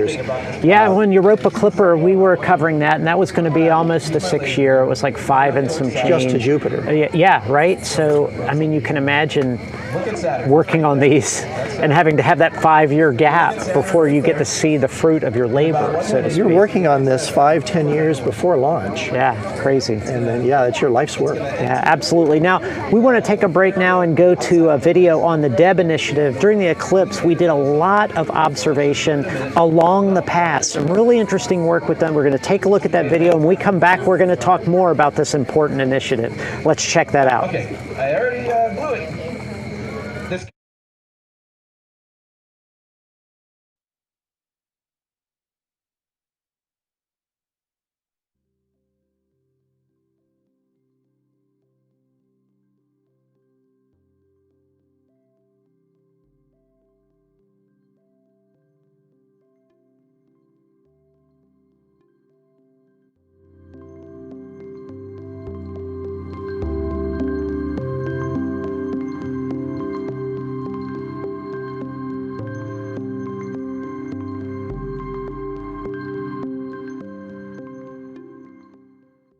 The Dynamic Eclipse Broadcast Initiative, which we also call the DEB Initiative, is a network of telescopes all across North America, and they're volunteer operated. We're using standardized astrophotography software and what essentially is a standardized astrophotography setup. Small telescope, small camera attached to it, and a laptop collecting the data. So we'll have 75 observation teams throughout the US, Mexico, and Canada. And we're looking during the total solar eclipse for that evolution of the corona as we look at the eclipse along the entire path of totality. And we're also looking outside of the path of totality at the solar disk to be able to connect the changes that we see in the solar corona back to the surface of the sun. So we get images all along the path of totality and outside of the path of totality, and we can put those images together in a movie. Each site makes a frame as we see the corona evolve during the total solar eclipse. This is outreach in a big way. We expect to have close to 300 volunteers on these teams doing the observations, and those groups pull in other people that are interested in it as well. A project like this enables them to see how they fit into science projects, how they can contribute to it.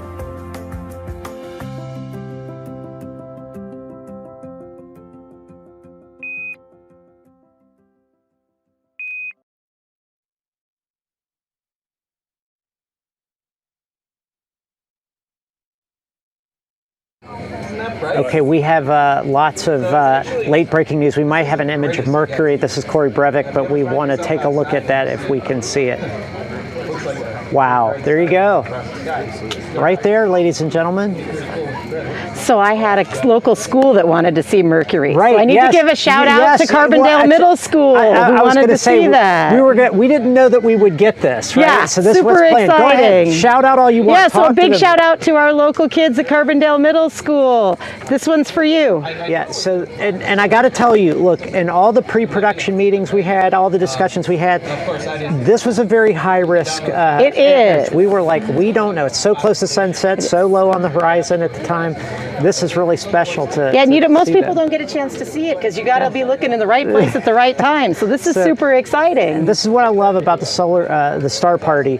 Just what we were talking about. I was on with Lou, and I was saying, you've got all these telescopes out here, a lot of different ways to look, people looking. If it were left to me, I would probably still be looking at a barn over across the field or something. And There's so many cool things. Right? Love it.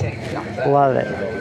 How exciting. That was fantastic. Really awesome. And Great job, everybody. So now I'll introduce you proper. This is Corey Breivik. Thanks for being on the show. My pleasure. I wanted to talk to you about the DEB initiative. We saw a video about it, but really just wanted to explain what that is and why it's important for SIU to participate in this great effort. So the DEB initiative is a citizen science initiative. So we have 82 telescope teams spread across the entire North American continent. We have teams in Mexico, teams in the US, teams in Canada. And it gives us an opportunity to observe astronomical events from lots of different places at the same time. So some of these teams are middle school kids. Some of them are at colleges. Some of them are amateur astronomers. And they get to collect real science data that we can use to actually study eclipses, solar flares, all sorts of fun things. So this is very interesting to me because I am not a scientist by trade, but one of the things that I've heard many times from NASA scientists that I've interviewed is they like these continuous data sets. They like to look at the same thing from different vantage points. Right. So to me, it's really interesting to think of, like during the eclipse when we had those 82 sites along the path, you had this lots of different vantage points looking at the same thing and sharing all that data. Correct, right. And it gives us a chance to collect more data, right? Because during an eclipse, you might get 3-4 minutes of darkness, but the eclipse lasted almost an hour and a half if you take each group's data and combine it together. Right. And it also helps you deal with weather, right? This group didn't get to see it, but this group did. Boy. So we kind of cover our bases that way too. And weather was a big deal during the eclipse. Not necessarily bad weather, just cloud cover. Yes. Because for an event like that, it was a big deal. And that's true for all astronomical things, right? You never know where the clouds are going to be. Okay, so now I have to I got to catch up. Sorry about the abrupt intro to the show. Okay. We're rolling in real time here, but I've been sort of polling people. This is just personal. Yeah. Looking into the night sky tonight, what would be the thing that you would look forward to seeing the most tonight? My favorite thing, anytime I can see it, is Saturn. Okay, so okay. I know it's a common one, but that's because it's amazing. Yep, and okay, so I've got that. I'm keeping track of that. And then the next thing I have, and I don't know if I'm saying this right. Somebody said I should ask you about the T-Cor Borealis. Yeah, so there's a star, right? Okay. It's a star in the constellation of Corona Borealis, the northern crown. And it's actually a variable star, meaning the brightness changes. And the reason the brightness changes is there's not one star, there's actually two. And there's a red giant and a white dwarf, and you normally can only see the red giant, but every so often the white dwarf gets a thermonuclear explosion that occurs on it because it's stealing material from its friend. Okay. Right? It steals material until it gets so hot that it literally, fusion starts happening on the surface. Wow. And it becomes much brighter. Like you will be able to see it naked eye when that happens. Where would that be in the sky? So it is fairly close to the constellation Bootes. So kind of northwest in the sky. And when all of a sudden there'll be this extra star that will show up. And it does it on a repetitive basis. So we know it's coming, but we don't quite know when. So everybody's watching because any minute now. Okay. And it's currently been any minute now for several months. Okay. But eventually it will do it. Now, is there a window for us tonight, like where if it's going to happen, it's going to happen, or could we see it any time now to the end of the night or not see it? No, we could, Yeah. or it could not happen for another 3 months. Right, yeah. Right, so astronomers, we keep looking because it's going to happen sooner or later. Yeah. Hasn't happened yet. Okay. So who knows, right? That would be an amazing surprise if it happened tonight. And so that's one of the things we can just put a checkbox on and say, let's look for that. If we see it, amazement. If not, maybe we should regather for another star party every day for the next maybe even 3 2-3 years, Okay. right? Because we just don't know exactly when it's going to go. Okay, all right. Well, that's quite a timeline. Yeah, you got but there. that's the advantage of having lots of people looking, right? Different people look, and when it happens, we'll all hear about it. Now, slightly different question. Then, when it happens, is it like a comet passing or a meteor shower, where you see it and then it's gone, or would you see it for a few days? There will be about 3 to 4 days where it will be extra bright and visible to the naked eye. Through a set of binoculars, you'll have about a week window where you'll be able to see it. So you don't have to worry about catching it right now. Okay. But when it happens, you'll have a few days to get out and catch it. So is it fair to say that in the astronomical community, if it happens, someone will catch it? And 100%. they will throw It'll show up all over social media, okay. all over websites. Awesome. It's happening. Look tonight. Okay, so we're just in the window of possibility. We are waiting. But we have no way of knowing. Right. Amazing. This is so cool. Okay, so that's cool. Yeah. Now, you also earlier alluded to this school that actually wanted to see Mercury, and so we're able to share that, amazing. which is awesome. What is this program with schools that you're participating in? Where, yes, so we have a program called the Real Virtual Field Trip Project, and the goal is to get schools an opportunity to see events related to space and astronomy, who may not be able to, they can't hold school at 9 o'clock at night, but maybe we can bring the event to them, and so they can participate whether they're geographically separated or temporally separated. So, and that's schools, I mean, are we talking about schools in this region, or is it all over the country? It's or how? Everybody, right? Our long-term goal would be to make it so that anybody who wants to study space or astronomy with their kids, we can bring the event to you. And it's not just a video, it's real-time participation. Well, as we saw tonight even, we had some participants, you knew they were looking for it. Right. If they're watching, they got it. It's kind of a cool way. And anybody who's online who wants to send in a request, right? Yeah. I want to see this, right? Yeah. We want that kind of participation because the space is for everybody. Okay, so that brings up a good point. Later in the show, after we finish the sort of the programming portion where we're doing interviews and things like that, we are going to have an all request hour. I think it's late at 10 o'clock from 10 to 11. And so please post on YouTube, use social media channels, get the word into us. I can't help you because no, but we have somebody who's monitoring the channel. Yes. So you put in your request and we'll see how many of them we can get to. And our crack telescope team will try to dial them in. Yeah, and these are all SIU students who are studying astronomy here, so they've been practicing their skills, and they're going to show what they've learned. Yeah, and I have a big shout out to SIU and the whole student population and staff and the professors, but this entire production put on by the media arts team and of course the telescopes from the physics department. Just a big group effort, a lot of students just coming together, working hard on weeks and into the weekend to pull off this incredible event. So I just would be remiss. Our students are amazing, and absolutely. They're doing a fantastic job. So I want to talk a little bit about eclipses. Okay.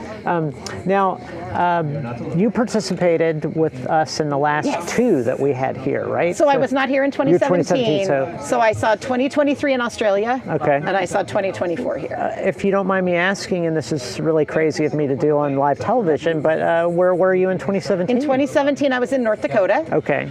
So we had 85% coverage there. Okay. Let me just say, it's not the same thing, right? Like if you're in 90%, 85%, you miss the whole show. Yeah, it's funny. I've shared this before. In 2017, we were, right outside Saluki Stadium, and we had, during totality, a little bit of cloud cover. It was only like a 2-minute window, and we're all sitting there on pins and needles. The cloud moves out right before totality is over. We saw it for a second. It was mind-blowing. Yeah. But I got to tell you, in 2024, that was unmatched. Yes, it's just, you can't even describe the amazing event of a total solar eclipse. And in 2017, I mean, we watched it. Yeah. The temperature dropped. We had our glasses on. It was cool. Yep. It was a total eclipse is not cool. It's much bigger than that. Yes. Yeah. 2024 was. And I'm glad you brought up it's a tactile, it's a full body experience. It's every sense. You can hear sound, it, you can taste, feel everything. it. I didn't eat anything during the eclipse, so I can't say taste, but almost every other sense is touched by it. Yeah. It really is quite an event. Well, I'll tell you what, thanks for being on the show. We're going to probably talk to you more later, but right now let's go to a video we have, the best of our eclipse in 2024. Cool. Enjoy that. We'll be back with more in a few moments. Check this out.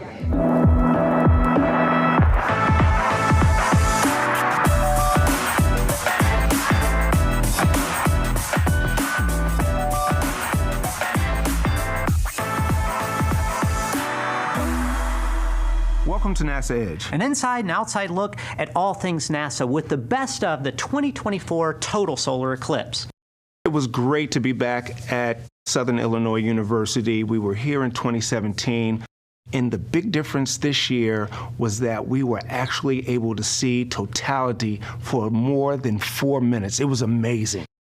I was totally unprepared for how amazing the eclipse would be. We weren't the only ones. Not only were people there to witness the eclipse, we had amateur astronomers and students setting up telescopes, getting data, and actually giving people an opportunity to look through the telescope and see the sun during partiality and during totality. It really was a special moment for all those who were there to see the eclipse. You mean the more than 13,000 people in attendance at Saluki Stadium? It was great because the university had activities set up all across the campus for people to learn about the total solar eclipse. And this was all part of SolarSTEAM, which is a partnership between NASA, Southern Illinois University, and we brought in subject matter experts all around the country to talk to us and to talk to the people in Carbondale about the total solar eclipse. Yeah, and it really is about heliophysics. And the eclipse is great, but we also had a chance to talk to Noor Rawafi, who is actually the chief scientist for the Parker Solar Probe, which is the premier heliophysics mission for NASA and the Johns Hopkins Applied Physics Lab. So let's check it out. I mean, I can tell you when we launched Parker Solar Probe in 2018, the sun was extremely quiet back then. And some people were asking, okay, you invested $1.4 billion into this mission and you are launching it when the sun is doing nothing. And the answer to that is actually the perfect time to launch a mission like Parker Solar Probe. And the reason for it is the sun and the corona are extremely complex. So better to start with the basic state of the corona and try to understand it and build on that knowledge as the complexity builds with maximum. So we started at solar minimum, now we are at solar maximum. We basically have a full half solar cycle worth of data, and it's just eye-opening for us about what the sun can do. So it turns out you had a brilliant plan all the way along. Let me say, it was not really planned. It was kind of coincidence, but it's a happy coincidence. Well, and that's important for people to know. Like scientists, you don't always know when you're going to be able to launch a mission, when you're going to be able to get data. So it is really important to just make sure you get that opportunity to get the data. Absolutely, and the sooner you get it, you just jump on it. You don't miss it, and that's the case with Parker Solar Probe, with Solar Orbiter, with basically any other mission. We want to get it up there as soon as possible. But it happens that for Parker Solar Probe, Solar Orbiter, and DKIST, and basically in a year and a half, we got the three biggest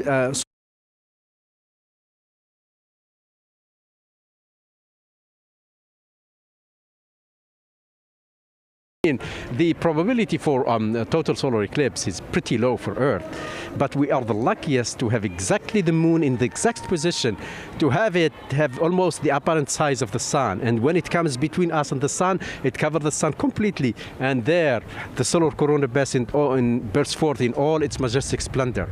It's fantastic. Imagine that we did not have the moon, or the moon was not in the right place. We would not have these total eclipses, and the discovery of the corona itself might have taken way time than humanities did.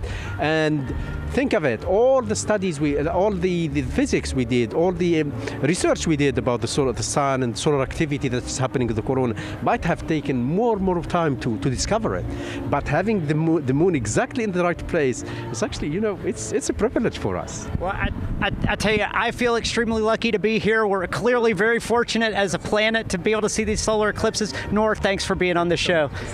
I tell you, we got a lot of stuff from Noor here, and we're very privileged as well. Now let's check out another video about our total solar eclipse. Gina, we're super excited about the heliophysics big year, and of course it's really interesting because you have had an annular eclipse, a total solar eclipse coming up.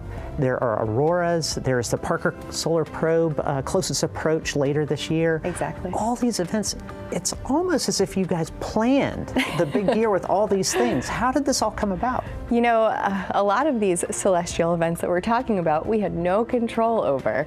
So we're very lucky about the timeline of these and just how they worked out. And so we decided, let's really lean into it and take advantage of it and make it a big year so that everybody can celebrate the sun with us. Yeah, well, tell us about that study, because NASA obviously is very interested in the sun. What are the kinds of things that you're looking at here at Goddard when you study the sun?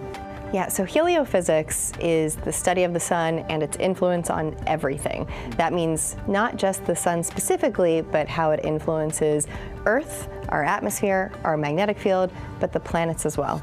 And so that last portion, the planets and their magnetic fields, that's me. That's the work that I do, really trying to understand how the sun impacts planetary environments and their magnetic fields and their atmospheres. And that would relate to your work with the MAVEN mission? MAVEN, yeah. Tell us about that. Yeah, MAVEN is actually coming up on its 10-year anniversary, and MAVEN is really trying to understand how the Martian atmosphere has evolved over the planet's 4 billion year history. So we're trying to understand why the atmosphere is very thin, where the water on the surface has gone, and what we've determined is that a majority of that has escaped to space. And it's really the influence of the sun and other factors playing a role on the Martian atmosphere. How can you extrapolate what you learn there and apply it to Earth, or can you?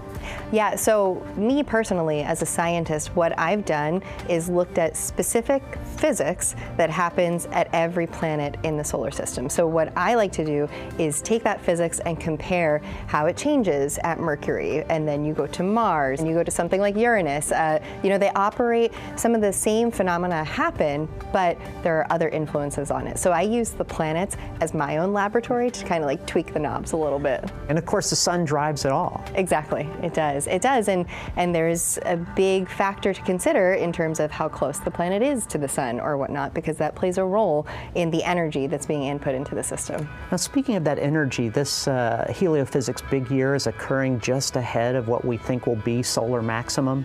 How does that solar max play into the work that you're doing? So I'm glad that you asked me that question, because for MAVEN, we are trying to understand how the inputs from the sun impact the Mars atmosphere. And specifically, right now, as we're going up towards solar maximum, we have more activity. We have more solar flares, more coronal mass ejections, and some of these are directed towards Mars. So we can analyze how these events really change the Martian atmosphere and contribute to its escape to space. And right now with MAVEN, the dust season at Mars is starting to pick up. So we have Mars dust season and solar maximum happening at the same time. One thing about heliophysics is that it really touches on all different aspects of science. So it touches planetary, it touches astrophysics, and of course Earth science as well. So when all these things are happening, we try to take advantage and really put in our lessons from heliophysics. I know how important space weather is and how things operate on the ISS and for our astronauts and even here on Earth. Do you help with MAVEN data keep our rovers safe and operational in terms of space weather on Mars? As a matter of fact, we do. So what we do is we monitor that solar activity, and if we think that there's something that could, impact any of the robotic missions at Mars, we alert them to this. Some of the highest energetic particles coming from the sun, depending on their energy, they can reach the surface.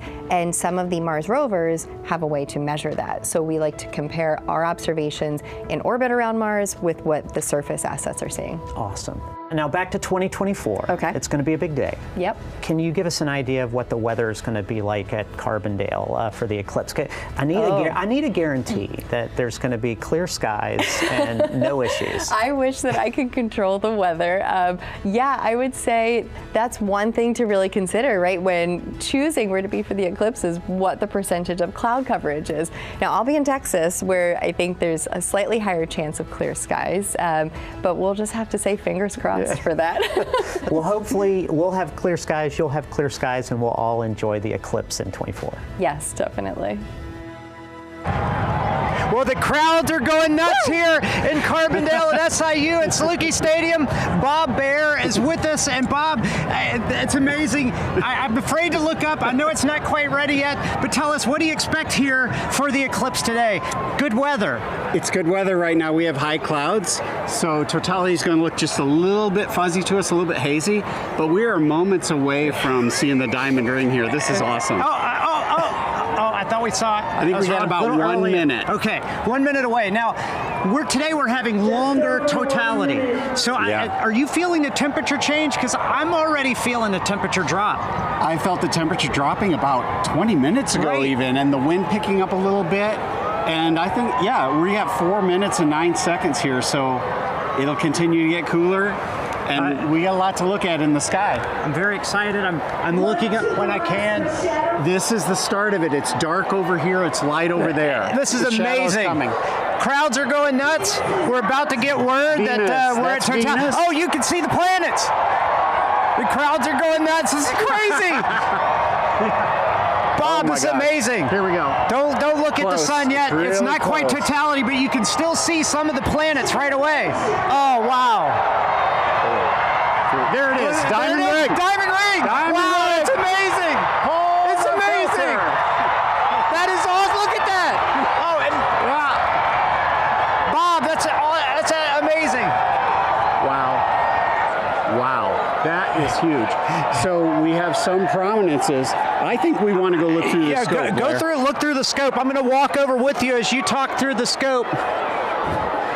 See that prominence at the Yes, bottom at of the it? bottom. There's a prominence. I see it. Wow. I keep looking I for can't believe the Mercury. So clarity. That it's so much darker than 2017. It's gorgeous. And what's awesome, we have 6 telescopes running back here, That's capturing awesome. data, streaming this. And that's a big important part here. This is not just capturing image to share with people watching the show. You are actually capturing scientific data that can be used by scientists everywhere. We are, and we've seen totality across North America so far in Mazatlan. Now we're experiencing it ourselves, and we'll experience it after this on the Jumbotron from the other Dove sites. It's like the most amazing eclipse train you could ever ride on. Wow. And you know what's interesting is the crowd is quieting down. They seem to be experiencing the moment, taking it all in. A really special moment here. There's the diamond ring. There's the second one. Oh, snap. Oh, that's amazing. It's like it was scheduled. Yeah, somebody had the timing right here. Oh, my man, gosh. that's amazing. We will see shadow bands again here. You hear the crowd. Everybody's excited. There we go. What an amazing moment here at Saluki Stadium. Oh my gosh. With Bob Bear and 10,000 fans, all loving every moment of it. Let me just tell you right off the bat, Troy, good to be back, but everybody's a little bit still in the throes of the afterglow of the eclipse. I know we were down on the field, but where were you watching and how was it? So last time in 2017, I was down here with you guys and we watched it just here in the grounds where we are. And it was funny because in 2017, it was a lot less of an effect than we had this time. It wasn't as dark, it wasn't as cold, and we saw the last 10 seconds. But this year, I was able to go to the top of the Saluki Stadium roof, and it's all white up there. So we got to see the full 360-degree panorama of a sunset. Wow. And the most amazing thing I saw this time for the first time, and this is my 5th eclipse, by the way, probably right up here with the best eclipse I've ever seen. Nice. This was amazing. Nice. We saw shadow bands. It looked like you were at the bottom of a pool and water ripples were just going everywhere across the roof. And isn't that somewhat due to it's like a flat, clear, clean surface, so to speak? Yep, and it makes it really prominent when you see it. It happens right at the edge of totality when you're coming into the eclipse and right as you're leaving. It was amazing. Yeah, I tell you now. How about? I'm very curious about this because I've been saying for a long time that what's really amazing about an experience like this, obviously the eclipse is great, but the feel of the crowd, all the emotion, all the intensity. You're up on the roof. Now, I know there were a lot of people up on the roof, but how was the response from the crowd being from that particular vantage point? You know, I was geeking out so much when it was going on. I sound a little bit like Daffy Duck from the cartoons. I'm like, woohoo, woohoo, like the whole time. And I heard that. And I turned into the person I hate the most, that all they do is repeat what they're seeing like nobody else can see it. And I'm like, Bailey's beads, Bailey's beads, Bailey's beads. And I finally caught myself and stopped doing that. But there was an emotional response upstairs on the roof as well. There were people crying, laughing. I mean, I think what happens is all of your senses are being affected all at the same time, unexpectedly. And it really was moving just to get everybody's reaction. You know, it's interesting you say that. You talk about the different senses. This is one thing I've noticed at NASA and with other scientific missions. It's almost like in the same way, like having science missions flying, looking at that data from one point, people on the ground looking from another point, all along the path getting different data points. It's like what's really cool about this, it's kind of that unifying moment between all disciplines, all walks of life, everybody just sort of dialing into this one moment. It becomes something really special. It really does, and it reminds me, and it really blew me away in some of the experiences I've had, not only eclipses, but any solar alignment that you're part of. We've gone to Chichen Itza, we did a webcast there, and we got to watch El Castillo, the stair-step pyramid, and during the equinox, there's a shadow effect that looks like this giant serpent shadow goes up the side of the building, and we got to see that, and it was overwhelming, the emotional response of the crowd in the audience when we were there as well. And then when we were in Hovenweep, New Mexico, I think you were there with us, we got to see some of the eclipses, or not an eclipse, but we saw some of the equinox and alignments there. And what was beautiful about that is you see daggers of light going across petroglyphs and rocks in the southwest just on that day, and you feel like I am connected to the mechanics of this universe at this moment in a way that I'm not normally feeling. Yeah, especially in that case with different people groups. I mean, not just indigenous folks, but over time, like that had practiced looking at these interesting astronomical events thousands of years before we were here. It is moving. It really is impressive. That is such a good point, because when you're looking at a petroglyph, which is where ancient peoples pecked designs into rocks that are still in existence, you can still see them, and when they are still in the exact place they need to be for solar alignments and light and shadow effects to hit them in an exact way, you realize you're, like you just said, you're not only connected to the universe, but you're connected to people throughout history and time who were standing right where you were standing. And it's kind of interesting to think of some indigenous people looking up at the eclipse and being blown away. I don't know what their language would call geeking out, but I'm sure it existed in some form, and it had to be amazing. I tell you, this has been a great day. I got to be honest with you, much better. Thankfully, everyone here got to see a good show, a very awesome total solar eclipse. Yeah, and it didn't look like there was one empty seat in Sept Stadium. That's correct. The crowd was boisterous. Yes, yeah, that's a great word. I like that. Yeah, and it was just a pimple-raising, just chilling event, and I am so happy that I was blessed to be here. Right, and you know, we just have a lot of people to thank, because this process started years ago. It actually started back for 2017 when we did the eclipse the first time. We knew this was the crossroads of the eclipse and that it was possible that we'd be back, or at least there would be another big event here at Sept Stadium. But I got to tell you, everybody involved came together and helped put together a very good show on a very fortunate day weather-wise. Great event for anybody interested in astronomy. Absolutely. So it's going to be, I believe, 20 years until the next total solar eclipse here in the United States.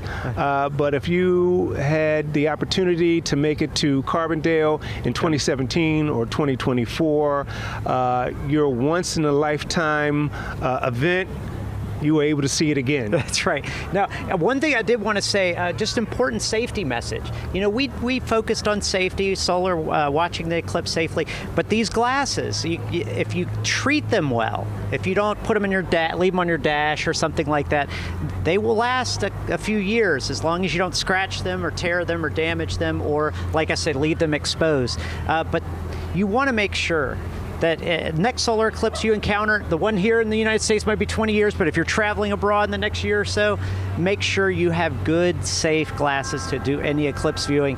Because I think, Franklin, I don't know, maybe I'm not right, but I think we might have inspired a few eclipse chasers here in the audience today. Well, I'm inspired. I know, right? If my treasury was on point, I think I would be able to travel to some of these remote locations for the upcoming total solar eclipses around the world.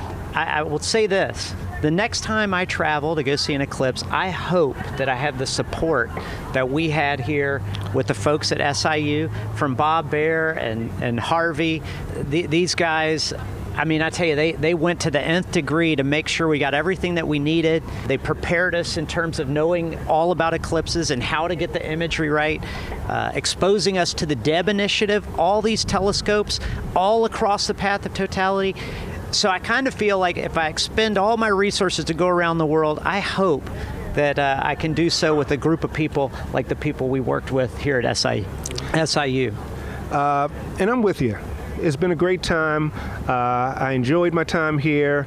We're about to wrap up and go home and see our families. That's right. But it's been a great time. Thank you for your hospitality at SIU. That's right. Thanks to everyone. You're watching NASA Edge. An inside and outside look at all things NASA.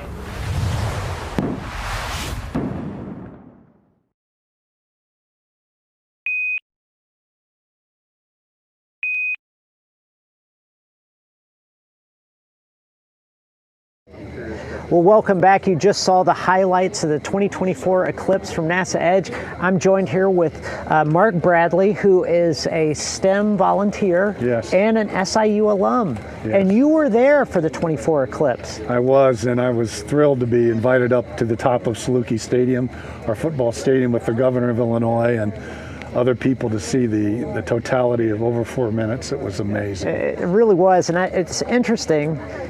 If I may be so bold, SIU is like becoming the institution of choice if you're interested in eclipses. Wow, that's quite a compliment. If you think about it, this started back in 2016 actually. We first came, did a lot of work for 2017, and then redid that again in 2024 with an eclipse in Australia. You had students that went down to Australia in 23.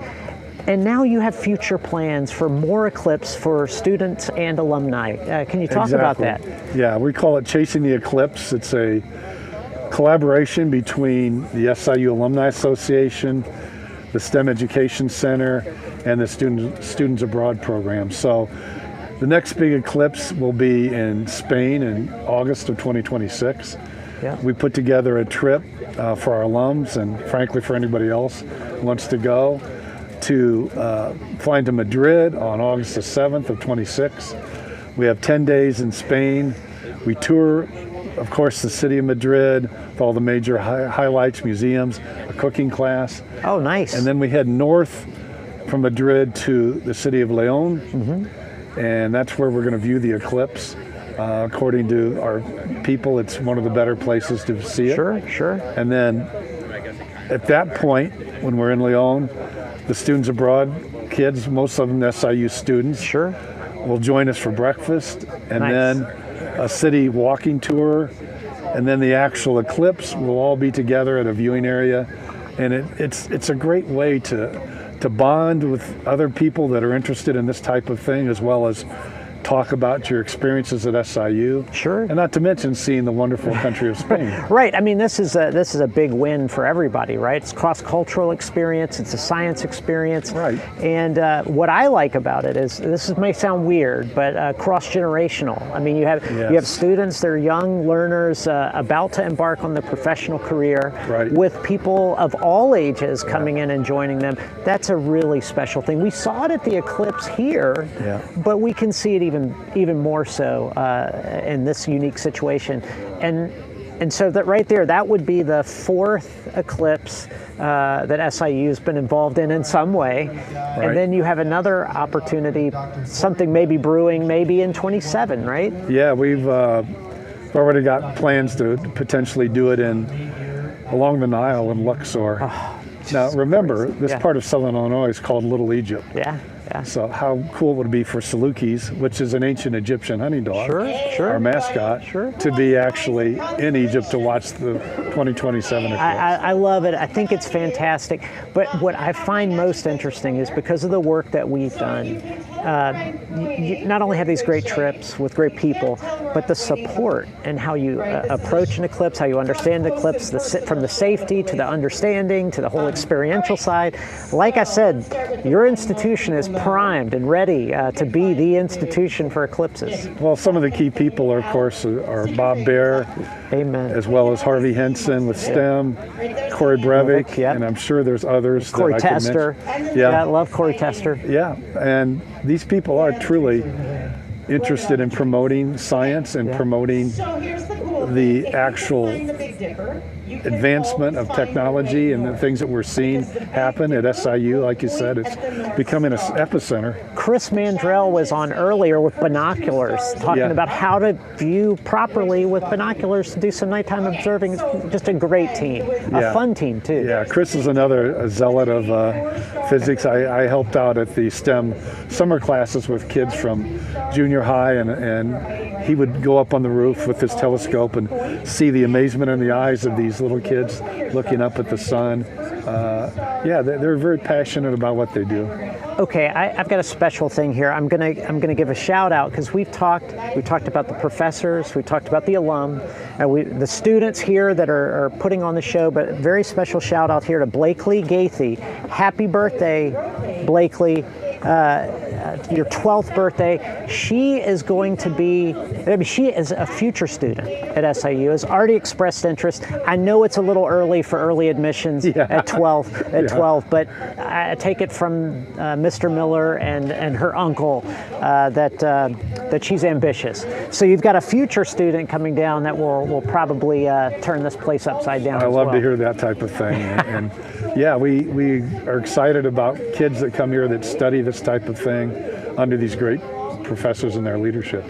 Absolutely. Well, thanks for being on the show. We're going to go now to an image of what I believe is the Lagoon Nebula, and when we come back, we're going to have another guest on that can speak specifically to that. And before I go, Blakely, I know I don't know you, but it is a heartfelt happy birthday to you.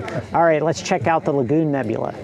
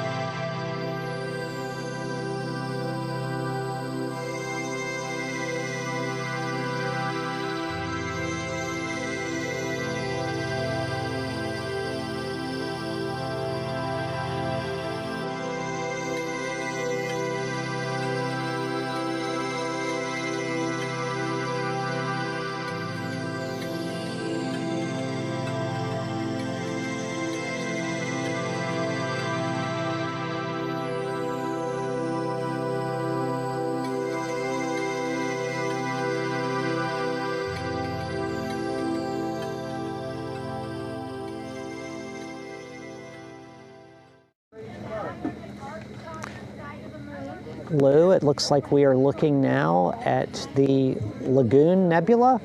Lagoon Nebula, right. Now, okay, just from the untrained eye of Blair, I'm looking at that and I'm like, they're not seeing that out there in the sky. I can't see it. I can't walk out there and see it. That is an impressive image right there. Oh, yeah. This is probably an image that is getting created and improved over time as we look at it. Oh, so kind of like open aperture kind of where you better exposure so you right, can, or stacked images, one on top of the other. This is a nebula that's in the constellation of Sagittarius, about 5,000 light years away. And it is the remnants of a massive star that exploded, and all this gas and dust that's out there is creating new stars and new solar systems. It's just amazing to me now. Like, just for those out that are just trying to think about this, like me, where in the sky is that? Is it straight up? Is it off the horizon? Sagittarius right now is right behind us, and that is the center of the Milky Way. Wow. The nucleus of our galaxy. Yes, so Chris Mandrell said that his goal, his hope, was to see the Milky Way tonight. Now, I haven't checked with him, but have you been out? Can you see the Milky Way? It's not super bright, but yes, you can see it. It runs. Yeah. Oh, go ahead. No, please continue. It runs through Sagittarius. It runs through Cygnus the Swan, and then over to Cassiopeia. This is amazing. So just doing some quick math here. I'm assuming Will saw the Little Dipper. Don't know. Harvey still needs to see deep space. The Ring Nebula. You said that, but do you have to see that through the big scope? Other scopes can show it too. Oh, okay. But it's rather small and faint, so I think maybe the big scope will give a better image. Okay. And now on that big scope, do you have the ability to move it around and like look at the Ring Nebula, like It's a Dobsonian design. Okay. That was made popular by John Dobson, who had just had a birthday. He's passed away now, but president of the San Francisco Sidewalk Astronomers. And he designed scopes that were very stable, very cheap, and you can make them very big and very portable. So the Ring Nebula is like almost straight above us. Before I leave tonight, I'd love to see it. Well, be careful climbing the ladder if you're looking straight up. I mean, I hope it has handrails or something so you can be safe. It's hazardous. Astronomy is a hazardous career. It can be. But again, it was great to see the Lagoon Nebula. I'm sure we'll get more images of different items. We were going to have special guest Joe Guzman on. They couldn't locate him. He's probably out transfixed on some kind of astronomical object as we speak. But I had a couple of other questions. We had Mark Bradley on earlier, and he was saying, I want to share this with you, Lou. Possible trip for you. Maybe we road trip this. You and I go to Spain together as a team and see the eclipse in 26. What do you think? I love this idea.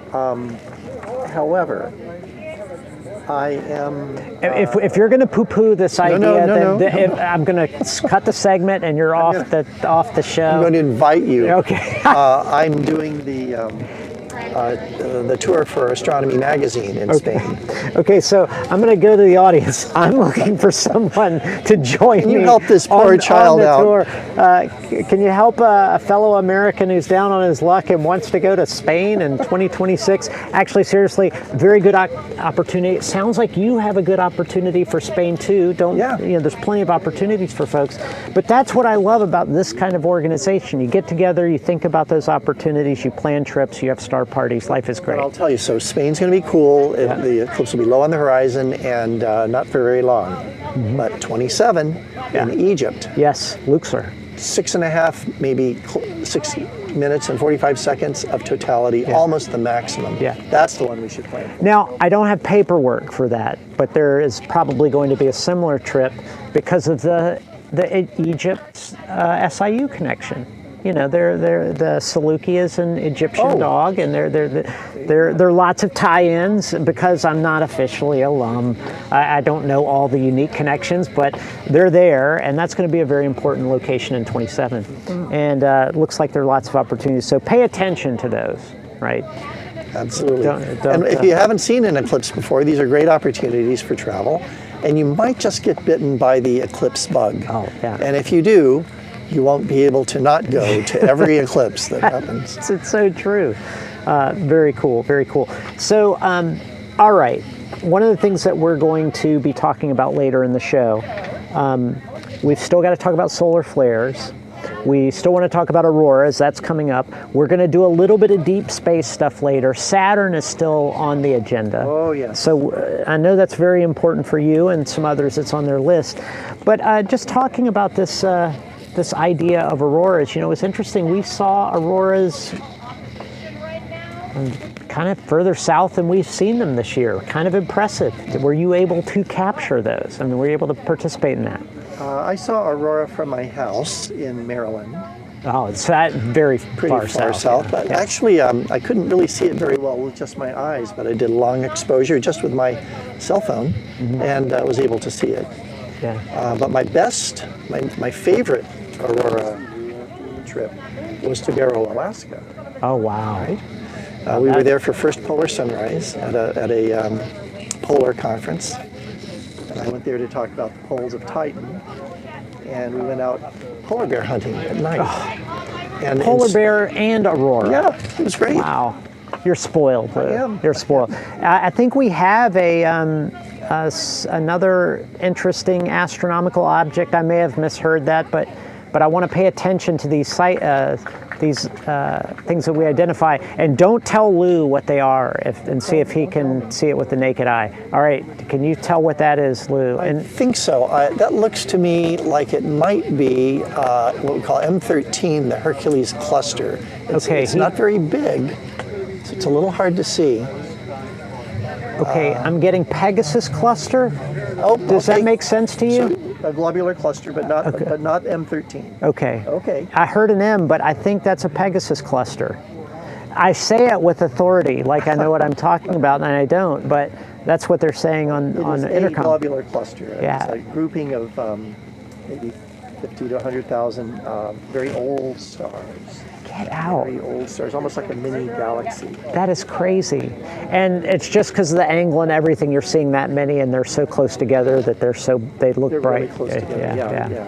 That is amazing. And you're seeing that live from Carbondale. I mean, that's quite an impressive image. Now talk about the images, the stars around it.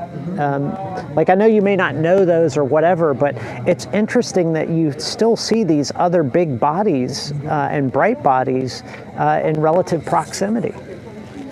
Well, yeah, I mean, these are other stars that may or may not be close to the globular cluster because they might be close to us or further away. That gets back to apparent magnitude. Apparent magnitudes. You have parent magnitudes and child magnitudes. Okay, yeah. No, that was bad. That was dad humor. I'm trying. It's okay. Once a dad. As grandparents, you can do it all again. Yeah, you get it twice. That's awesome. Right. So we don't know if those stars are almost certainly not affiliated with the globular. Okay. Okay. But these things orbit our Milky Way.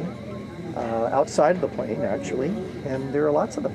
Okay, so on something like this, now, again, excuse my ignorance, but like on a Pegasus cluster, like is that the Pegasus cluster, or is a Pegasus cluster a cluster of a certain size? How does that work? So I think this is a globular cluster, a collection of old stars that happens to be in the constellation of Pegasus. Okay. Yeah. Okay. So if I had astronomy intelligence, you would say that, and I would go, I know sort of where the Pegasus the constellation is, and so if I wanted to look at it, I could go, all right, I look in that direction. It's just behind Cassiopeia. Okay. Well, yeah. There you go. Perfect. You're dialing it in. I love it. I love it. This is great stuff. All right. I tell you what. Why don't we go to? Before we do this, we're going to go to an interview. We just saw it on the show, but I want to go through it again because it's very important. Interview with Nora Wafi, who is the chief scientist for Parker Solar Probe. So he's great. We're in solar maximum or coming out of solar maximum, or just after. some important science has happened around the sun with Parker Solar Probe. Can you talk a little bit about that? Because it's one of the most important heliophysics missions that I've had the fortune to cover. Well, Parker Solar Probe is an ambitious mission named after Eugene Parker, who theorized the existence of the solar wind. And it was kind of special that generally if we name a spacecraft after someone, it's after they die. But in this case, Eugene Parker was at the launch, watching his spacecraft get launched. Okay, so it's launched to, there are a few science objectives. One is, as you move away from the surface of the sun, moving outward, it turns out that once you get a little bit beyond the chromosphere, the temperature actually increases. Makes no sense at all, right? As you move further from the sun, you expect the temperature to decrease. But Parker Solar Probe is helping us to solve that problem. Hold on that. We do have some more images coming in. They'll put them up in just a second, but this is very exciting. We're going to start to see some very interesting images here. Can't wait to check these out. Even though we're talking about the sun, we're going to see something very interesting here. Even though right now we're seeing a very interesting shot of Lou. There we go. And now both of us. Well, I like that image. Yeah, that's the team right there, SolarSTEAM team. We kind of orbit each other. That's right. Well, I tell you what, we'll wait for that, but it looks like we're going to go to that image, talk about that. We may preempt Nora's interview and keep going and talking about what we have on the screen when they finally resolve that image. Okay. All right. I'm sorry. I feel like the NASA. Yes, we're hearing that we might have Titan. We might have Saturn. So it's happening live as you see fit. And if I could just sort of pause for a second, that team over there of SIU folks that are working with the telescopes are doing a lot of work. They're not only identifying and dialing these things in, but as you alluded to, they're doing some image processing so that the things that we're seeing there are at their best fidelity, right? So how do they do that, by the way? Well, I believe what they're doing is that they're stacking images. So they have their telescopes aligned. The telescopes have motors. They're tracking the objects. Oh, right. So they're always keeping it in that field of view. And then they can take multiple images and stack them one on top of the other. And as you do that, where there's a real signal, that adds. And where there's noise, that tends to mean out. Oh, gotcha. And so you get a much brighter, much better definition image. So how does that work in the big observatories? Like obviously with a bigger telescope, like on top of Mauna Kea or something like that, where you're looking at the big observatory, you're looking at some objects in the sky, and are you doing eyepiece observation, or are you only doing processed imagery? For the big observatories like Keck and IRTF and Canada, French, Hawaii, and all of those, mostly you're recording the images in digital format. You're not at the eyepiece. Right. You're taking images or spectra to answer some specific science question. Okay, I tell you what, Lou, what we're going to do, because these images are being processed and it looks like we have some coming through hot, we are going to run the video. We're going to go to the video. We're going to hear Nora talk about solar flares. When we come back, we'll continue a discussion about solar flares, but we'll also see some incredible images of things happening in the night sky here in Carbondale, Illinois. We'll be back in just a moment after this interview. When you think about today, we're looking at the eclipse all along the path from different vantage points. We've got partial here, and we've got total in some places, and we move along. That's kind of like what you guys are doing from space. You kind of get that different viewpoint. How important is that for not just Parker Solar Probe, but these other heliophysics missions?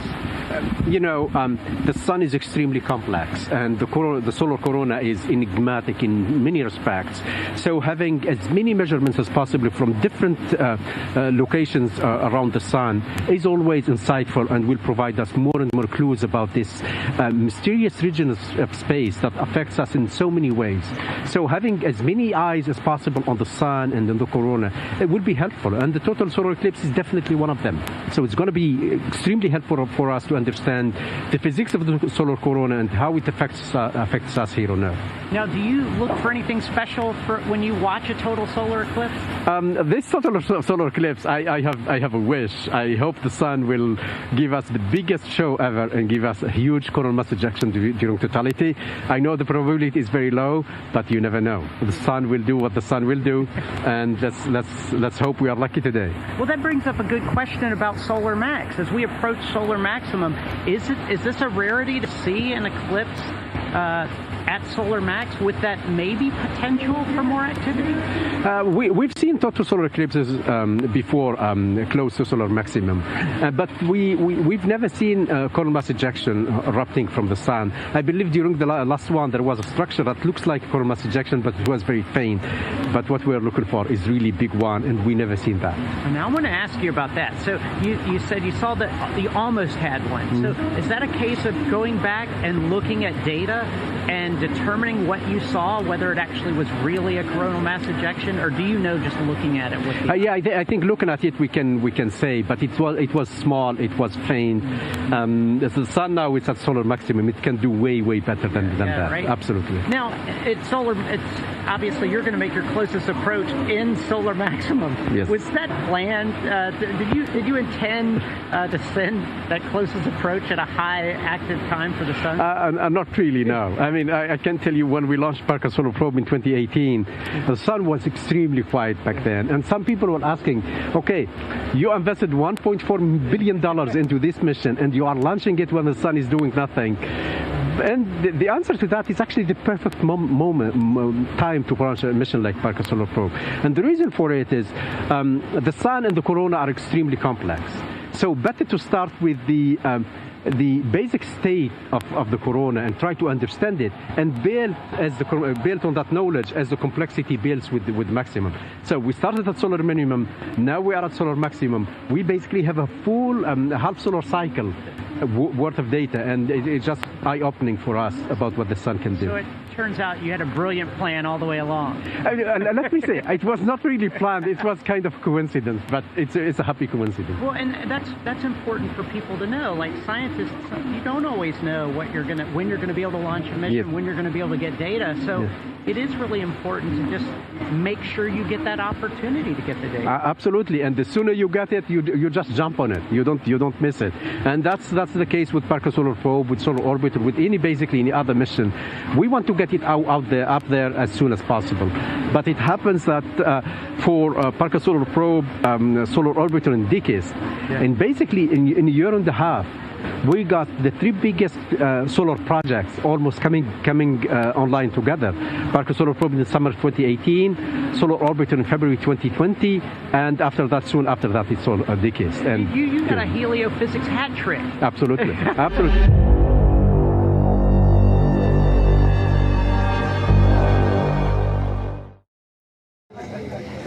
I actually love every opportunity I get to talk to Noor. Great guy. He just is. a wonderful, I mean, I hate to call him, it's a great scientist, wonderful manager of that mission. And so giving of his time to talk to people about the mission and promote the science. Yeah, it was funny because when he was here for the eclipse in 24, he did a lot of talking about it. If you asked him, he would talk to you. It was great. Loved to getting to know him, work with him, and of course now I believe. At some point, I'm going to Sorry. Oh my. Excuse me. It should be really close. Sorry. This is what you get for live TV, live intercom. My AirPods have died, so we won't be doing that. But anyway, interesting to hear what's going on with the telescopes. Anyway, working with Noor was great, and now that the mission is wrapped up. we can sit back, do a little analysis on what we've done, but that's an engineering feat, not just a scientific one. Absolutely. To get that close to the sun, amazing. And of course, in this high solar activity time, had a lot of solar flares. I want to talk about solar maximum, solar minimum. We are now moving out of solar maximum. But what I've seen, this is my anecdotal analysis. I remember the last solar maximum that we went through, and there was this big anticipation of a lot of significant solar activity, and it didn't kind of happen. And this one has been a little different. We saw a lot of aurora, but we haven't had the big storm. How do you account for this? Is it just we just don't know enough about the sun? It seems like we've had a lot of activity that we're learning from. We have a lot more instruments out there, but I don't know how to measure. Is this a big maximum? Is it a mini maximum? It's a lower maximum than we've seen historically, but your statement is correct. We don't know enough about the sun. With a star that's that important, we need. There's still mysteries that we need to figure out. Now there may have been solar storms that missed the Earth, right? They don't all come at the Earth. But we've seen a few, and I haven't really looked at the data, so I don't know if there were more or less solar storms in the previous cycle. When we had the events with the aurora that came so far south that we talked about earlier, that's a visual impact, like what we can see with our eyes, the result of that solar activity.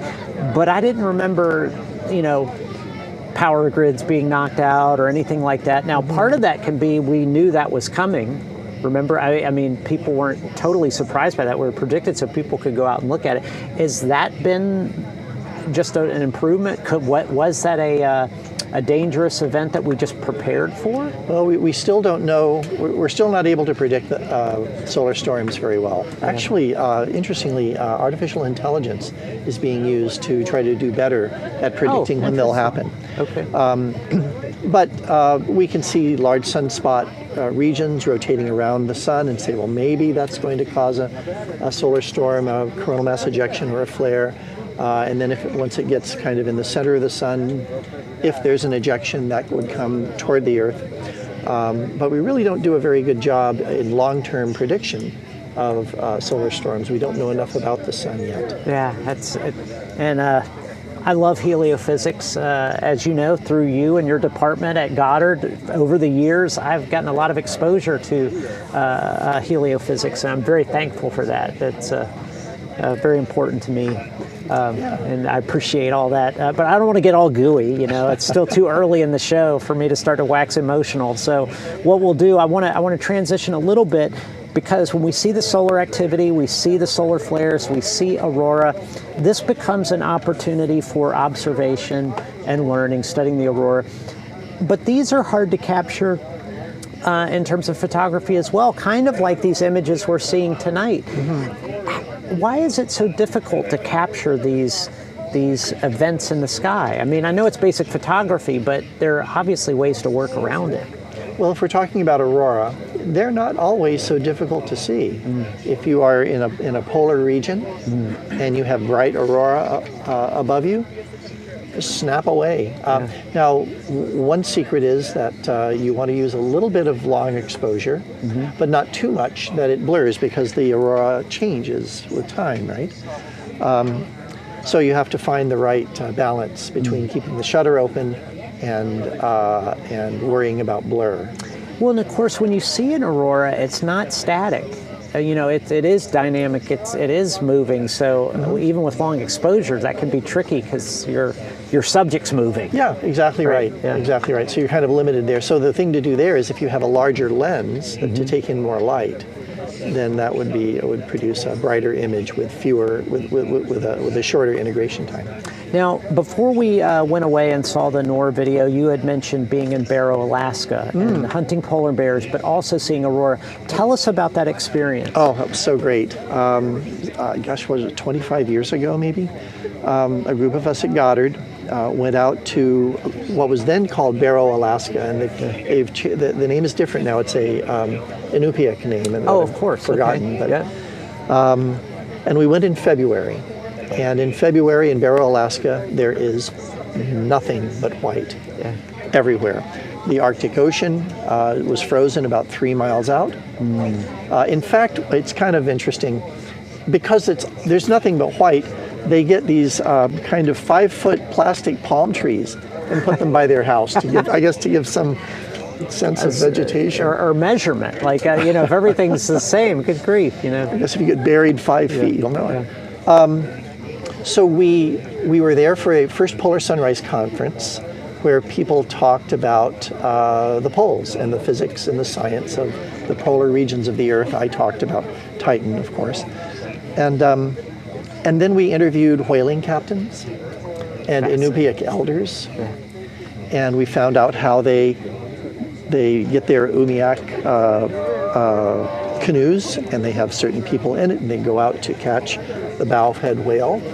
And the government allows them to catch 2, maybe 3 a year. And then they drag them in, and there's this huge party because that's what they're going to eat. The whole town turns out. Wow. Now, we went out polar bear hunting, right? And the way you hunt polar bears, because polar bears are big and white, and they have a dark nose. So they get down, and the polar bears hunt like this, so you don't even see their nose. And once you see them, forget it. They're faster than you are. I've heard that before. So you go out at night and you scan with a searchlight. You scan the Arctic Ocean, the frozen Arctic Ocean, and they have such big reflective eyes. That's how you find them. Right. So we didn't find any. Oh, thankfully. Thankfully. Yeah. But we saw aurora, and they were amazing. Yeah. Greens and reds. And, I love it. I love it, Lou. Hopefully at 30 below. Yeah. Yes. Yeah. Crazy. Definitely have a parka on when you do that.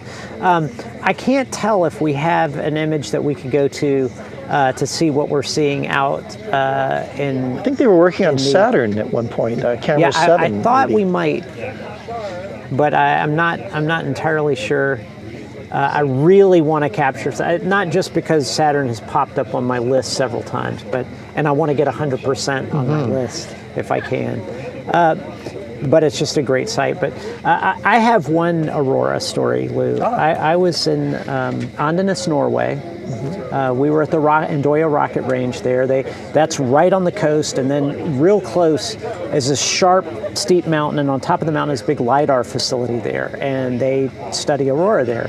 And unlike your Alaskan story, mine wasn't about a small village. We were working at a rocket range, and they had literally on the wall a monitor that would give you a weather report for aurora at night. So they would tell you you're going to get 80%, you're going to get 70%. We were told it was going to be like 100%. And we went out in our parkas at night, walked up this hill, freezing to death.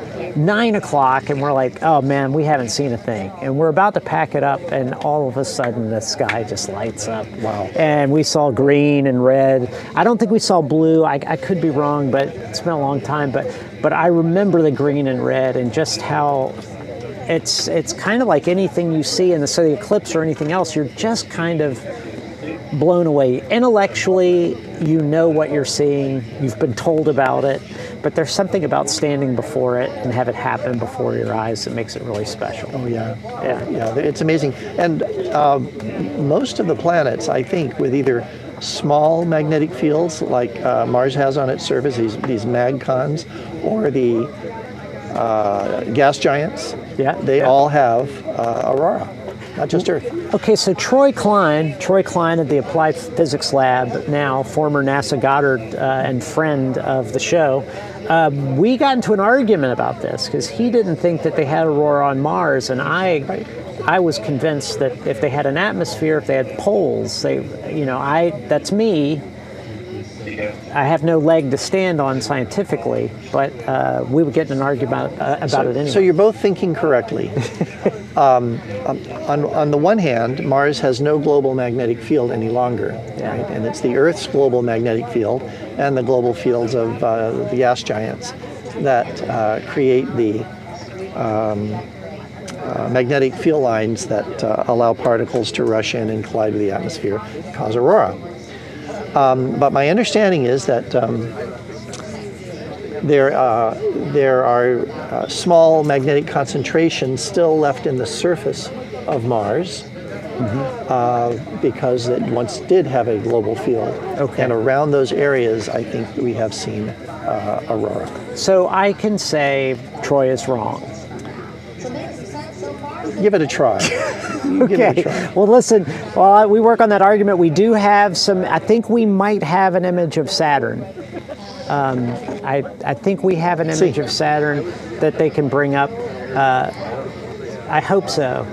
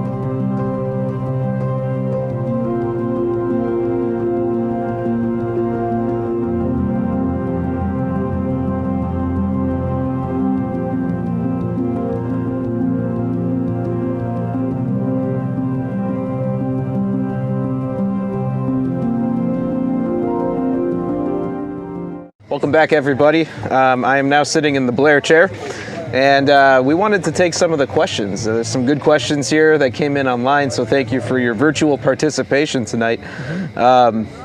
Before we get started on the questions, I just want to point out this beautiful set art.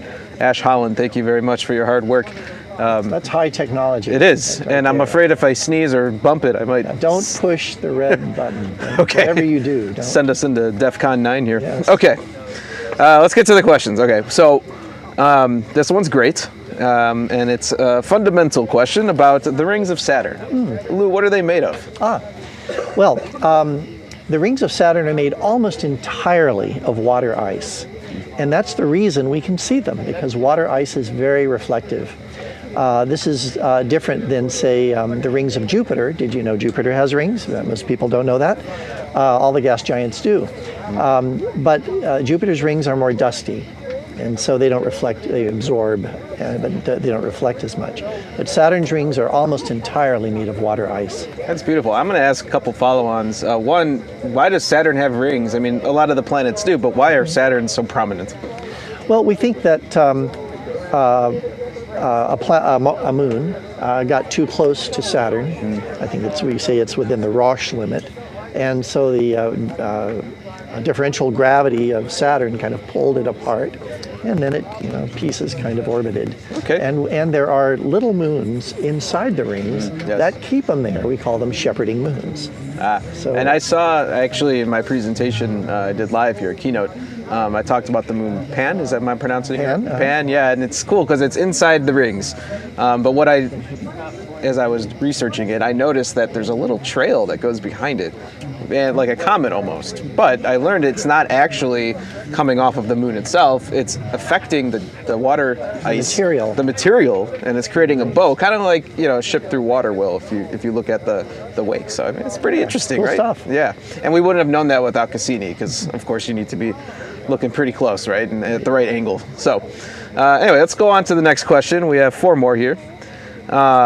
Lou, what is your favorite celestial object? Oh, well, I mean, geez Louise. I have to say it's Titan. I spent a good part of my research career studying Titan, mostly with Voyager infrared data, studying the aerosols and condensates in the atmosphere of Titan, how it rains, what species are condensing out, and what volumes and what times of year. Titan has seasons. And so we studied all of that, and I just think Titan is so Earth-like in so many ways. The only moon with a substantial atmosphere, nitrogen atmosphere, 50% greater surface pressure than Earth, if you can believe that. And then clouds, rain, lakes, rivers, seasons, polar caps, and yet it all happens at the surface temperature of about 95 Kelvin. That's amazing. Yeah. And it's amazing we know that. Does any of that data that you referenced there, does that have to do with the Huygens lander that was attached to Cassini that went down? We talked about it earlier. Right. In the show. Huygens landed a little further south than most of the observations I was working with. I was working in the North Polar Hood region. Okay. And it landed a little further south, so both sets of data are important. I see. You can build temperature profiles and atmospheric models in both areas, and learn a little about how Titan varies with latitude. It's amazing, and there's so much more to learn on Titan, and that's why NASA, I brought it up earlier in the show, is in partnership with Johns Hopkins at Applied Physics Laboratory, developing the Dragonfly. How exciting. The drone, what an exciting right? Yeah. mission. I mean, how can you not get excited about a drone on Titan? Yeah. And wow. I think the biggest challenge there, and I was thinking about this, is, it's so far away, right? So we're not going to be able to just sit there with a joystick or send even commands, other than just kind of take its leash off and say, go find something interesting, drill in, get the data, send it back, and do it all over again, right? Like 1.5 billion kilometers, as I remember. 10 AU, anyhow. 10 AU, there you go. Yeah, so it's going to take a long time to get there, even when it does launch. But when it arrives, it's going to be pretty amazing stuff. I mean, you can imagine all the pictures and the different landscapes we'll be able to infer from that. So it's very exciting times. I can't wait. All right, let's move on. So the question states, what is the dark side of the moon like? And I know folks like us, we like to refer to it as the far side, because it does in fact receive sunlight, just we can't see that side. So from our vantage point, it's the far side of the moon. And what's it actually like over there? Right, and so we don't see it because the moon is tidally locked. We call it tidally locked to the Earth. The Earth's change in the Earth's geoid kind of keeps the moon one face toward the Earth at all times. So we have sent probes. In fact, the Chinese recently sent a lander to rove around the back side of the moon. And it's a different geology. There are some very large cratered areas, but in other ways it's very similar. It's heavily cratered, no atmosphere, and probably the best place to put a radio telescope, because it would be radio quiet on the back side of the moon that would never receive radio interference from the Earth. Oh, I see. So that's an exciting. We certainly produce a lot of radio interference, right? Yes, so, we do. Okay. Here's a great question, and I don't know the answer myself, so I'm curious if you do. Let's see. Why is Neptune blue? So we have this amazing diversity in all of the objects in our solar system. All the planets look different. All the moons are different. And one of the reasons that they're different is because they're further and further from the sun. So they're colder and colder. And when the atmospheres are colder, different species condense out. I see. So if you have a cold glass of water on a hot summer's day, it's dripping with water. The water is condensing out, right? Or clouds, or water is condensing out to make clouds. For Neptune and Uranus, both, they have a bluish color, and that is because of the presence of methane. And that methane is absorbing in the red part of the spectrum, and therefore we don't see the red, and we see what's left over, which is kind of blue or shade of blue. I see. Yeah. That's interesting. And I totally agree. You know, part of my slides was showing all 8 planets plus Pluto.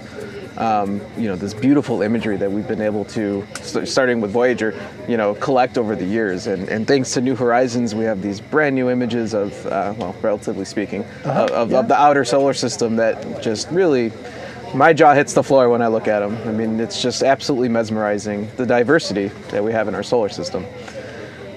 Okay, so actually, this is cool.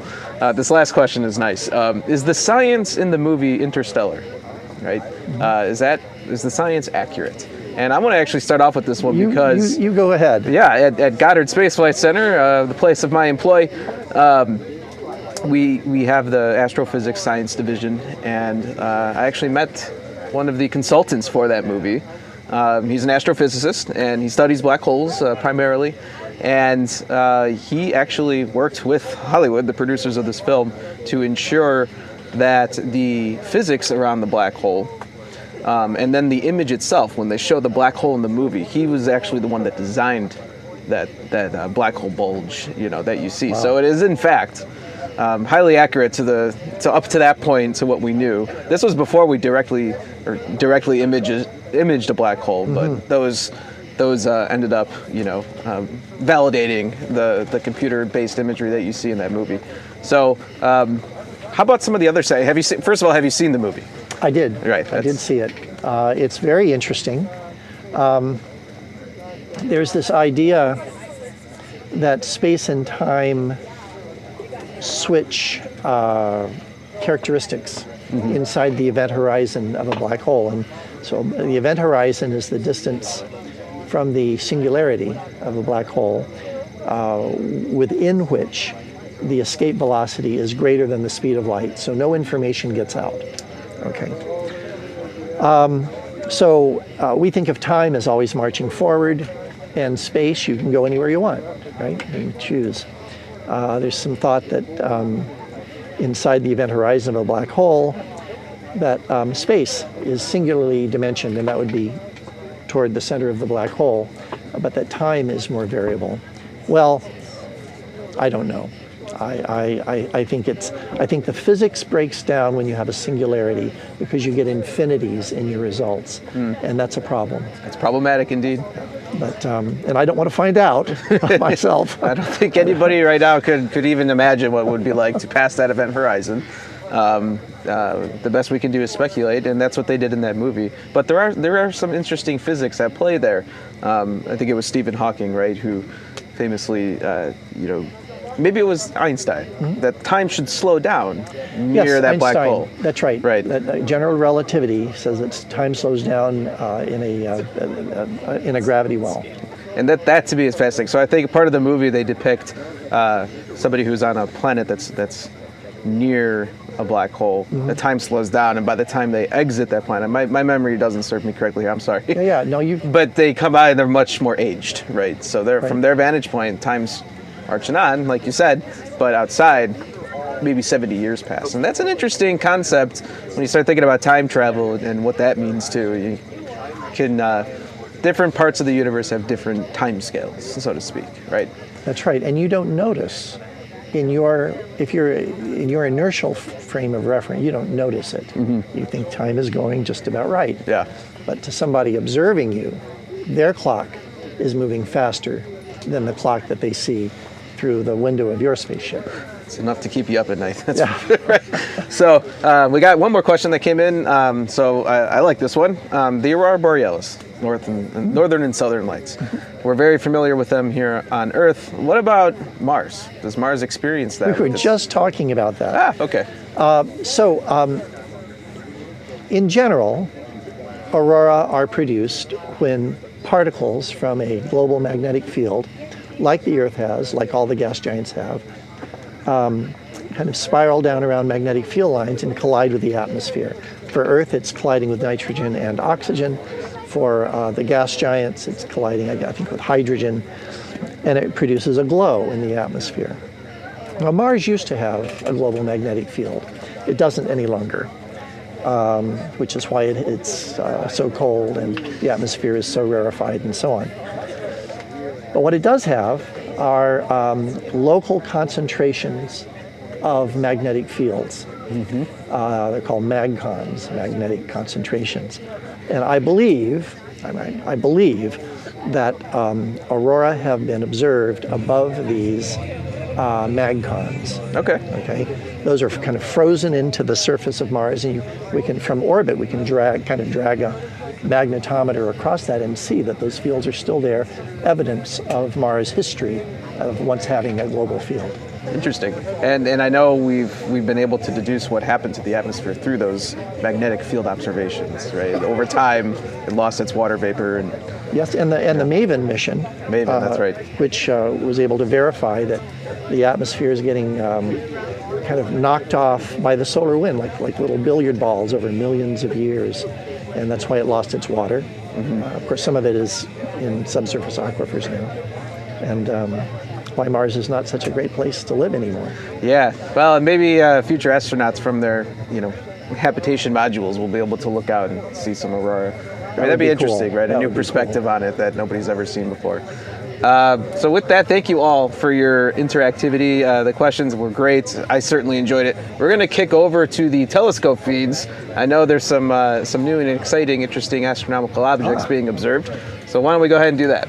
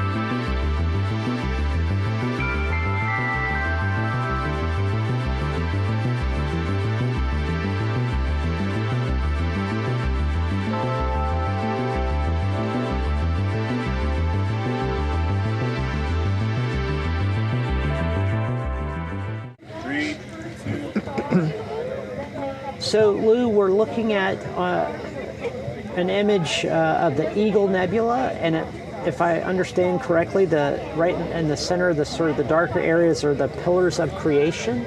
Pillars of creation, right? This is a star-forming region. This is about 7,000 light years away, and lots of new young stars are being created, and their radiation and their solar winds are shaping this nebula, and so providing its structure. And new stars and new solar systems are being, it's like a stellar nursery, are being created all the time. So is that why it's called Pillars of Creation? Because we're getting a glimpse into like basically new galaxies?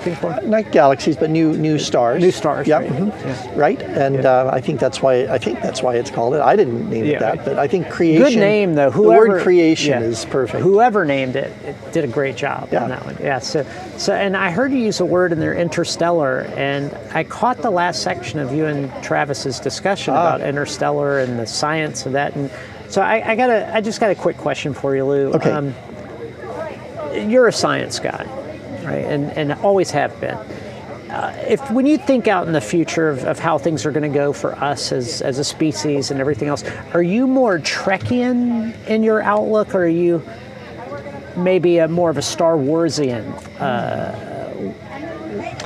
Lucasite? Maybe Lucasite. I don't know. That sounds more like furniture or some kind of, but something you put on your kitchen counter. Yeah, I got a really nice Lucasite counter over here. I think I'm neither.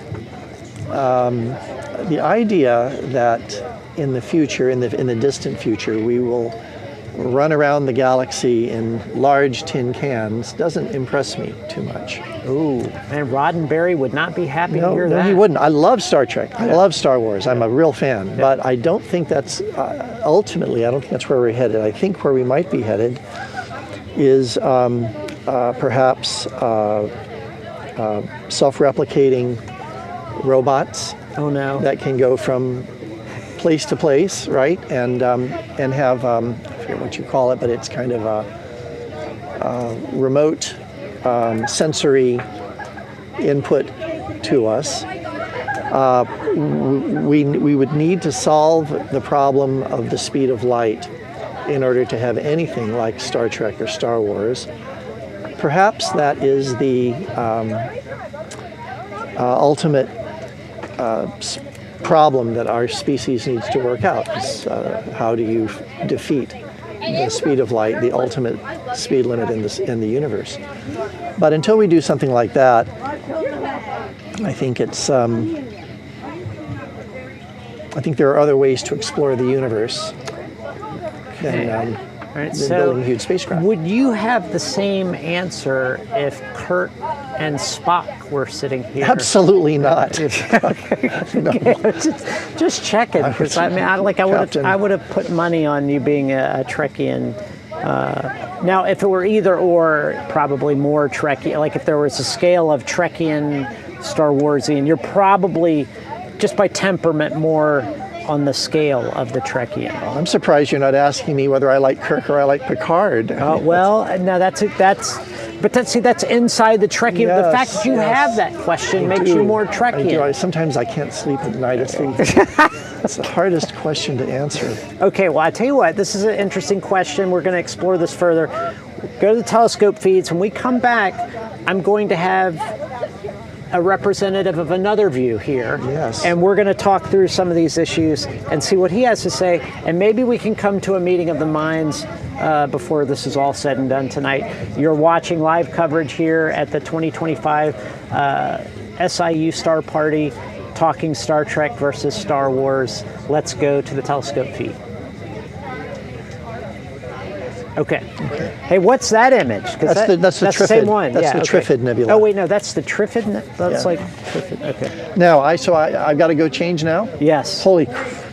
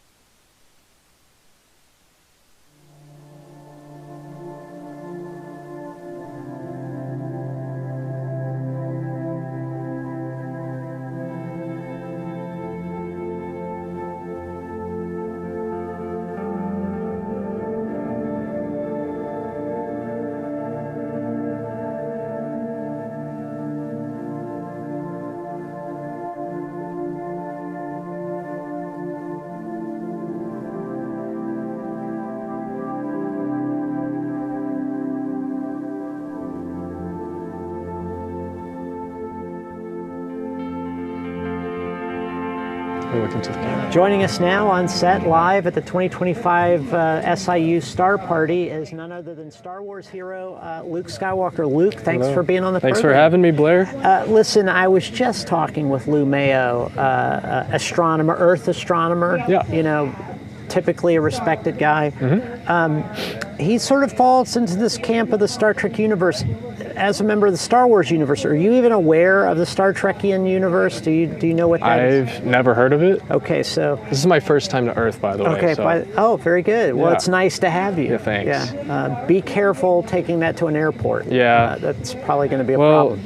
I landed my ship, but then the SIU parking division kind of took it away, so I'm not sure how I'm going to get out of here.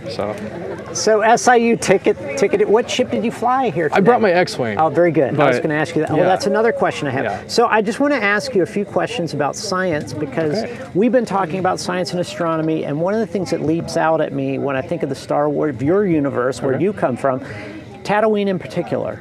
Nice planet, desert planet. Very hot. Yeah, and which is comfortable for me. Oh yeah. Probably difficult for a lot of you folks there. Yeah. 19 years on it isn't. Okay. Not the best. 2 suns. 2 suns is a lot. So the question everybody wants to know is, do you have to wear twice as much sunscreen when you go out? A lot of sunscreen. Lots of sunscreen. Yeah. Isn't that harsh with the sand? Do you get the build up on the sand? It's so annoying. Yeah. I'm so glad you said that, because it's so annoying. Because see, I wondered when C-3PO did that oil bath. Oh yeah. I'm like, I wanted to jump in there with him, because I was like, if I'm on Tatooine, I'm probably grimy with sand and other things. Yeah. Going to bed is. Yeah. No comfort. Don't even want to go there. Okay. While we're on that, Tasha Station. What's that like? Is that really the only place to get power converters?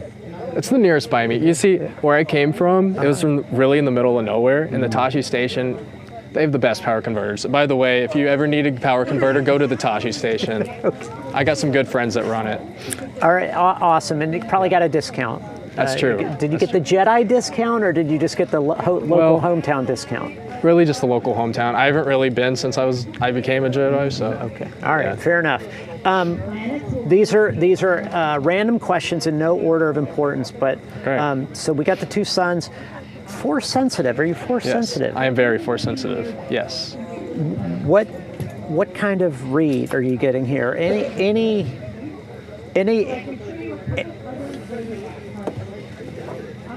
You're really into science. Okay, so all right, I'll take that. I've had a lot. Why no science in the Star Wars universe? What? I guess just whoever just decided to make the.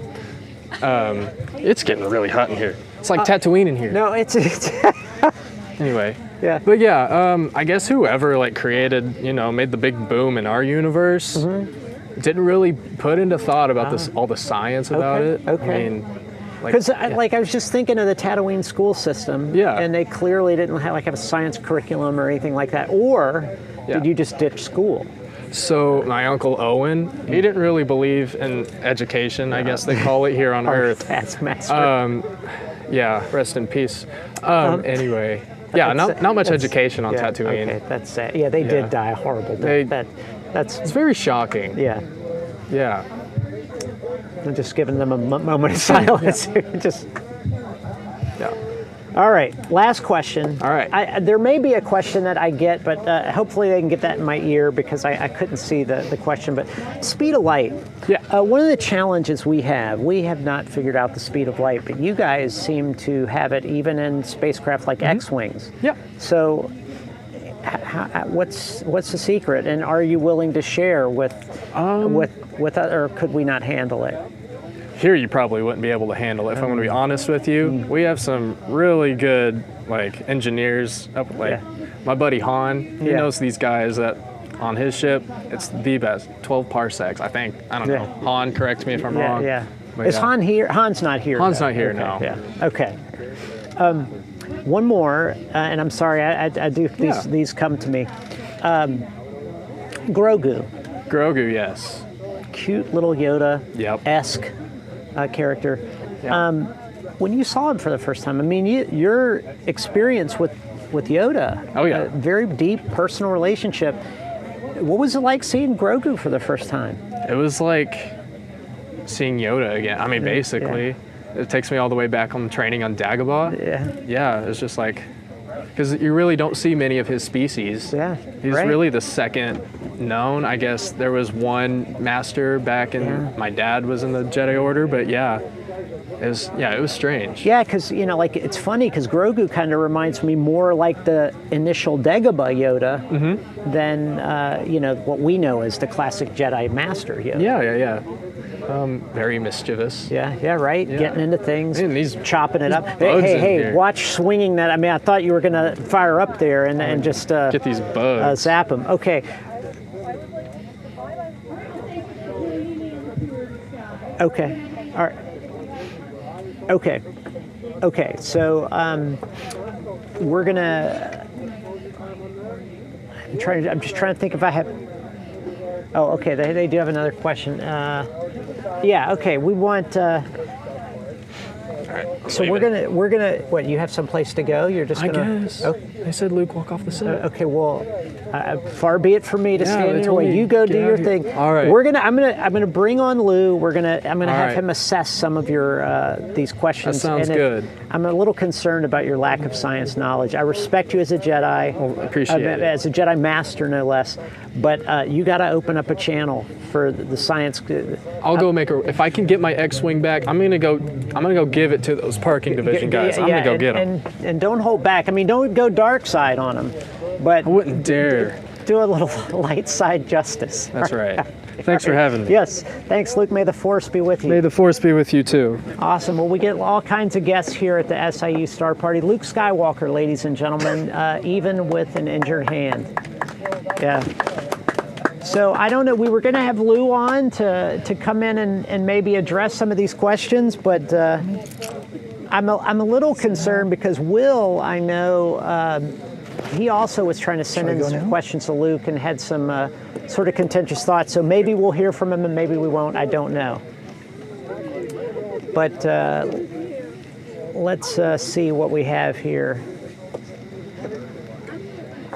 All right. Well, we are. Lou, or should I say Qui-Gon? Have a seat. It looks like science shows up in Star Wars. Now, this is very interesting. So talk to me about young Luke. I was a little disturbed. He had basically no scientific answers for me. He's our last hope. Yeah. Well, it's grim out there. To defeat the dark side, yes. Well, thanks for coming on. Listen, I got to ask you, what is the deal? Why the lack of science? I recognize and respect the authority of your Jedi ship, but I got to know, I'm a big respecter of mystical things. Can we not get a Pythagorean theorem? Can we get a few simple geometric equations? What are we missing here? What you're missing is the audience. Oh. Star Wars, Star Trek are designed to appeal to a different part of your brain, that part of your brain that wonders and sees possibilities and thinks about the future, not the part of your brain that is calculating general relativity tensors. Well, I mean, do you think there's hope in the scientific community for this to rebound, that we could get maybe a scientific Jedi or somebody that can come in and speak to this in some way, maybe possibly in the future? There is always hope. There is there are many movies that have pieces of good science in them. Very, very true. I'm just not sure there are a lot in Star Wars, but I tell you what, I believe Will has challenged the Jedi Master, and we'll see how they're doing. Looks like he can't get out of here safely. See if we can go to them.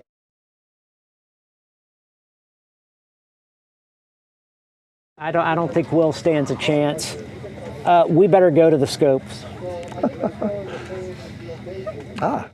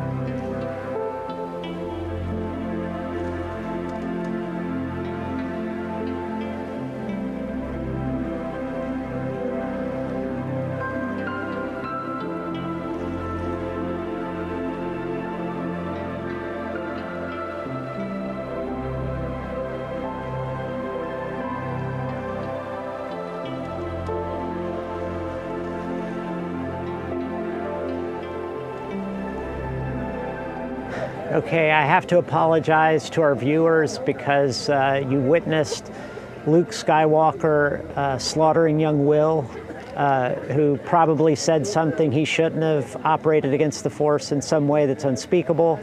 But regardless, he's done for. And so is our coverage here of the live 2025 SIU Star Party in terms of content.